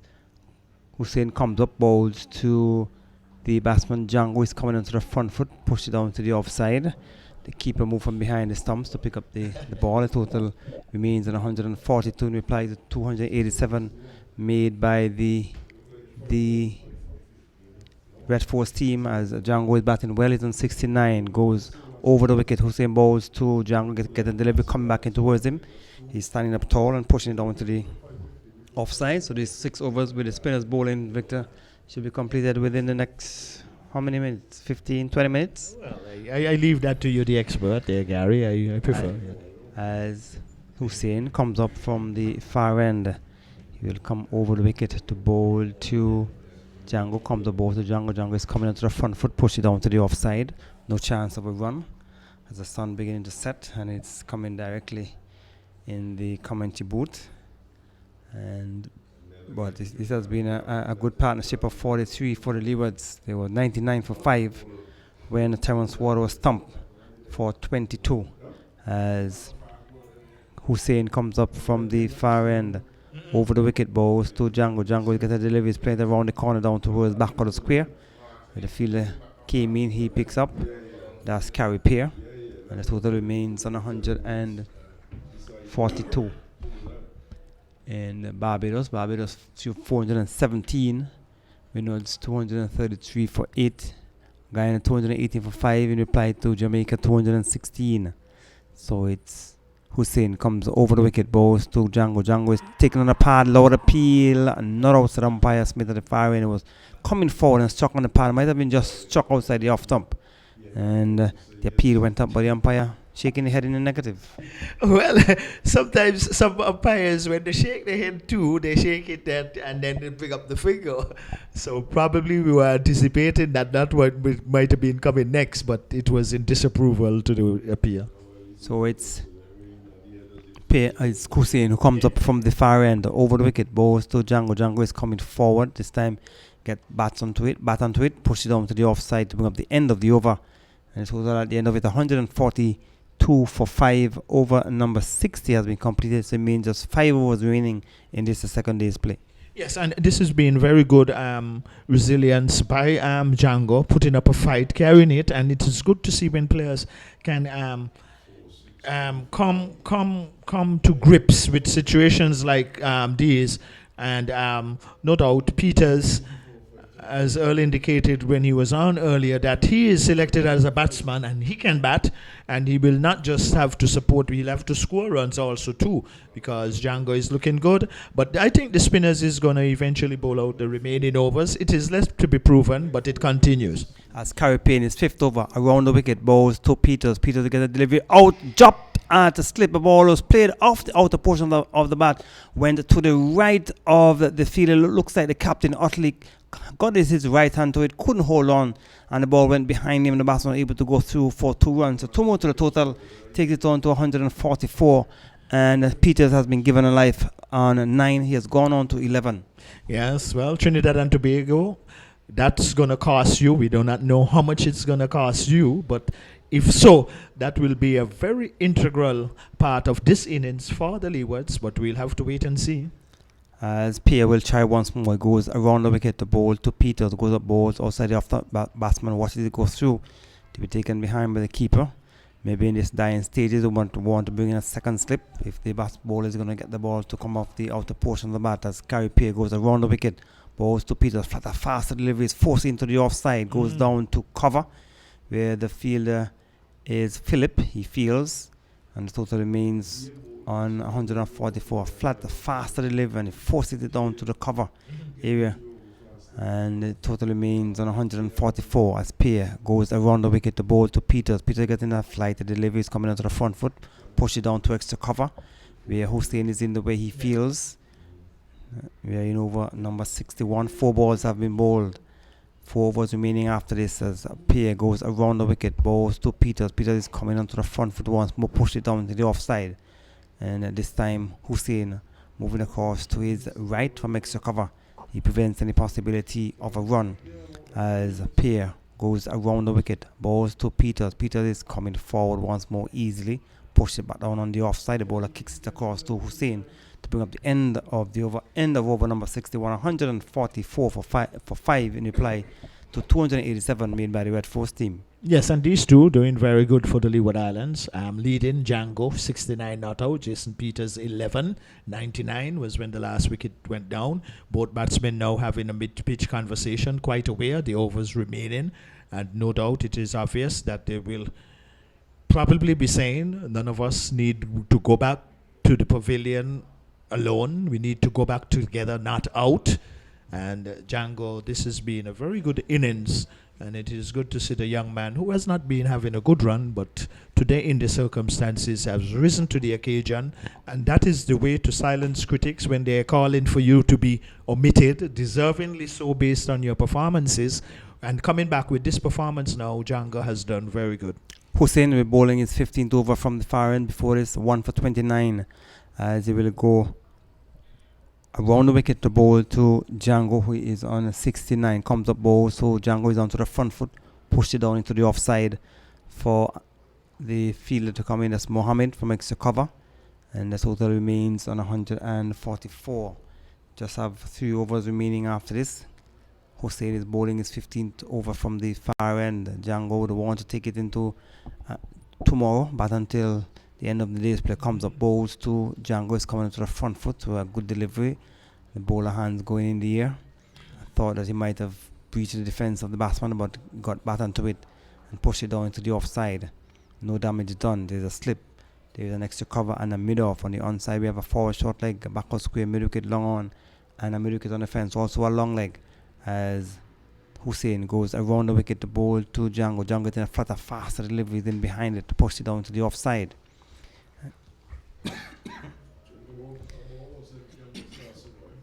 And the fielder Mohammed from extra cover moves across, and he feels. So it's Hussein will continue from the far end.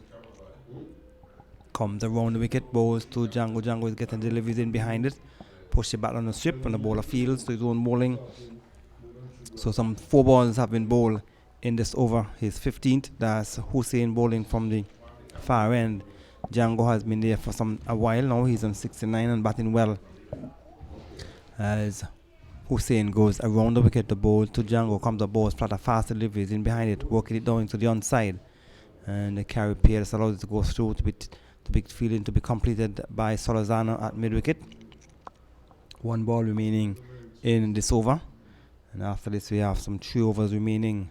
They will be hoping to go through to the end of the day's play without losing another wicket. On the other hand, Trinidad and Tobago will be hoping to pick up at least 1 more, as Hussein goes over the wicket, bowls to Django, is swinging, gets it down towards fine leg, and will go into the boundary, I believe, for 4 runs. We'll wait for the signal from the umpire, and it seems as though the fielder would have pulled it back just inside the ropes, and the batsman able to cross for 2. So 2 more runs to the total. 2 runs to Django. He has gone on to 71 to move the end of the over. 146 it is for 5. Yes, as Django climbs into the 70s, he would be very pleased thus far. But even more so importantly, that these 2 need to go in not out, and I think this will be the biggest prize that the Leeward Islands will be achieving if these 2 can go in not out of the day's play. But outside of that, though, Gary Pemberton, I think that Trinidad and Tobago Red Force has really dominated the day's play. Apart from this good partnership the Leewards have had, and if these 2 go in not out, well, we can say then that Leewards would have achieved something relevant in the context of the game. 287 round, 146. Last wicket going down 99. Presently now 146 for 5. And Django is not out on 71. So we definitely gonna be out of here quite shortly. And as Can comes back from the northern end, Gary, but even more so, spinners in operation. But high credit must be given to the captain of Trinidad and Tobago for his outstanding ringing of changes and the results apart from this partnership. So Ken has been brought back into the attack. He replaced his peer who had 5 overs, 4 maidens, 2 runs, no wicket. Ken before this, 13 overs, 2 maidens, 1 for 28. And he goes over the wicket to bowl to Peters. Peters is onto the back foot. The ball is spinning across him, push it back down the strip. The bowler feeds to his own bowling. No chance of a run, 2 slips. We have a point, a cover, extra cover. And Jace Mohammed at mid-off doing some warm-up exercise. Comes the balls to the batsman. Peters driving straight back on the pitch. The stumps are broken off the hand of the bowler, but the batsman was grounded. And no damage done. So the total remains on 146. So Jason Mohammed at mid-off doing some stretches. I don't know if he's going to get an over or 2 before the day's play is completed. We have 2 overs remaining after this as Can goes over the wicket, balls to Peters. Peters onto the front foot, coming forward and pushed it down to the offside. So he could only get to 1 over if he's going to get a spell. Because 2 overs remaining after this. We're in over number 63. 65 overs are slated to be bowled in the Leeward's innings for today. As Can goes over the wicket, balls to Peters. Peters is coming onto the front foot easily, push it back down the strip. The bowler fields to zone bowling. So 4 balls have been bowled so far in this over by Can. A quiet period of play, and Can will continue to bowl to Peters, who is on 11. 71 to Django outside the off stump. The batsman wanted to go through to be taken low down by the keeper. 146 in reply to the Red Force first innings total of 287. So they are 141 GIF of that first innings score. They have lost 5 wickets, and the management and captain of the Leeward's team should be hoping that they can survive for the remaining 2.1 overs. As Can goes over the wicket, balls to Peters. He's coming onto the front foot, push it down to extra cover to bring up the end of another tight over from Can. At the end of it, 146 for 5. Yes, indeed. And when Can allow that one to hit his fingertips and go onto the stump, I could remember one time a cricket fan was asking me, and more so a lady was asking me, what I will consider as one of the most difficult dismissals in cricket. So I said to her, if a team bat first in a 3-day match or 4-day match for that matter and score over 400 runs, and you as the opening batsman go in and as the non-striker, the first delivery being bowled by the seam bowler, you're just backing up out of your ground, a little too far out of your ground. He just got a fingertip to it. It went onto the stump and went run out. I said, that is my view, and other people will have their views, but that is a very, very hard one because you didn't get to face a delivery. So it's going to be Hussein who will continue from the far end. So what was the most difficult the most difficult dismissal you would have had in your batting time? I will tell you tomorrow. All being well. You think about it tonight? I have to. There were so many. So it's Hussein will come over the wicket to bowl to Django. Comes up balls to Django. Django is in behind it. Push it down to the offside. And then the total remains on 146. Django has batted well. He's on 71. He has faced 142 balls, 7 fours and 2 sixes. As Hussein will come over the wicket in the penultimate over of the second day's play. Comes over the wicket, bowls to Django's taking it forward, short leg, a lower appeal about the players are elated. Umpire is unmoved. And not outside the umpire ball. He came forward, the ball ballooning in the air and taking it forward, short leg. The appeal went up, but the umpire Smith is unmoved, and the Django doesn't seem to be interested as well. And the total remains on 146 for 5. Well, I didn't want to say it before it happened, but I knew that anything now coming close to anything that the Trinidad and Tobago could appeal, looking to break this partnership and also, more importantly, getting a wicket down before the close of play, it is obvious that no doubt a lot of emotions came into that appeal. Well, Django is still there, and this is a very, very good innings in the circumstances. As Hussein will try once more from the far end in his final over of his second day's play. His final over, one more over to go after this. Come the balls to Django onto the front foot and push it back down to the bowler, who will pick up just about now. And Django, I'm sure, will be happy with his performance today, because he came into this game with an average of 25, so he has surpassed that average, and if he can come not out, it will be even better for him, as Hussein will come over the wicket to bowl to the left-handed Django, who is on 71. He comes over the wicket, bowls to Django, flatter, faster delivery, is working it around the corner, goes down towards the long leg area. The fielder comes in off the boundary, the batsman calls for an easy single, and with a single he has gone on to 72. Total has moved on to 147. So the Leewards are 140 runs a GIF of the 287 made by the Red Force team when they batted in the first innings. And we saw 8-wicket partnership of 106 between Hines and Carey Pair. Hines eventually made 89 and not out.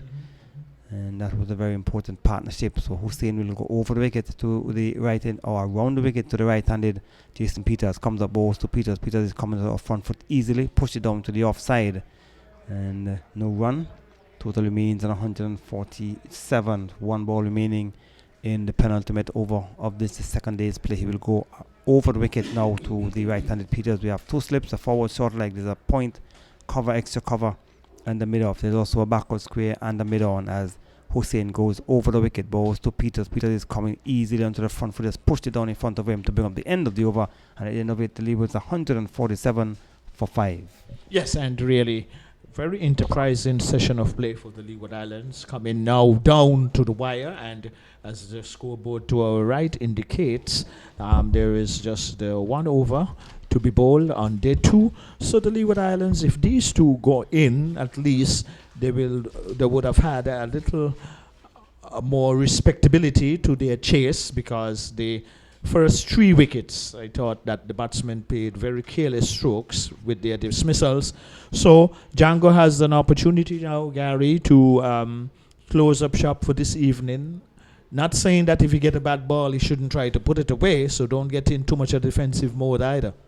So it's going to be Khan who'll be bowling the final over of this second day's play. And just about 70 minutes past 5 o'clock here in Bastia. Khan will go over the wicket to bowl to Django. Django is coming onto the front foot, push it down to the offside, goes down to Salazar at cover. He feels no chance of a run. Yesterday we play went down until after 6. And we're playing on the lights. The last few overs were played on the lights last evening. As the umpires are trying to make up time, the play will start at 9:30 tomorrow. As Khan goes over the wicket, bowls to Django. He's coming onto the front foot, push it back down the strip on the offside. And there is no chance of a run. Play started late on the first day. And so we just had a few, just about 1.2 overs in the first session of the first day's play. Comes up, balls to Django, is coming forward, push it down into the offside. So 3 balls have been bowled in this, the final over of this, the second day's play here at Warner Park, with the TNT Red Force team will be satisfied with their performance so far, because they started the morning on 154 for 161 for 7. They got to 287. Comes the balls to Django side the off stump. He's pushing it down into the offside, down to Salazar now to cover. He feels the total remains on 147. So they got up to 287, a top score of 89 from the batsman Hines, and he had 106 runs, 8-wicket partnership with Carey Peer. Goes up, balls to Django. Django is easily onto the front foot, just pushed it down to the offside. And 2 balls remaining as a signal from the square leg umpire, or the standing umpire, confirming with his counterpart at square leg to ensure that it's just the one delivery remaining in the day's play. Goes over the wicket, balls to Django. Django is in behind, a good delivery, coming back into towards him, push it back down the strip to bring up the end of the second day's play here at Warner Park, with the Leewards in reply to the Red Force first inning score of 287. They are 147 for 5, with Jason Peters not out on 11. Amir Django, he is not out on 72. A good day for the Red Force team. Yes, indeed, excellent day, and good day for Django, 72 not out, while Peters is 11, 147 for 5 at the close of day 2. So we tell you that the Red Force started in the morning on 161 for 7. They got up to 287 all out in 102.4 overs. With the Jeremiah Louis was the pick of the bowlers, had 24 overs, 7 maidens, 3 for 62. Sereno Berridge, 25 overs, 6 maidens, 2 for 87. Nino Henry, 16 overs, 6 maidens, 2 for 43. Raheem Cornwall, 30 overs, 6 maidens, 2 for 74. Terence Ward, 7.4 overs, 2 maidens, 1 for 11. A top score of 89 coming from Hines, 37 from De Silva, and 35 from Carey Peer, 30 from Jason Mohammed. The Leewards, when they batted, Karen Powell was caught, Hussein bowled Mohammed for 13. Monson Hodge caught Mohammed bowled Phillips for 14. Devon Thomas caught Hines, bowled Mohammed for 2. Django, he's still there. He's not out at the end of this play on 72. Hamilton caught Raja, bowled Hussein for 9. Terence Ward, stump wicketkeeper, bowled Khan for 22. Leewards at the end of the second day's play, 147 for 5. There's still 140 runs, a gift of the first inning score by the Red Force team. And the bowling figures: Anderson Phillip, 12 overs, 3 maidens, 1 for 39. Terence Hines, 5 overs, 2 maidens, none for 11.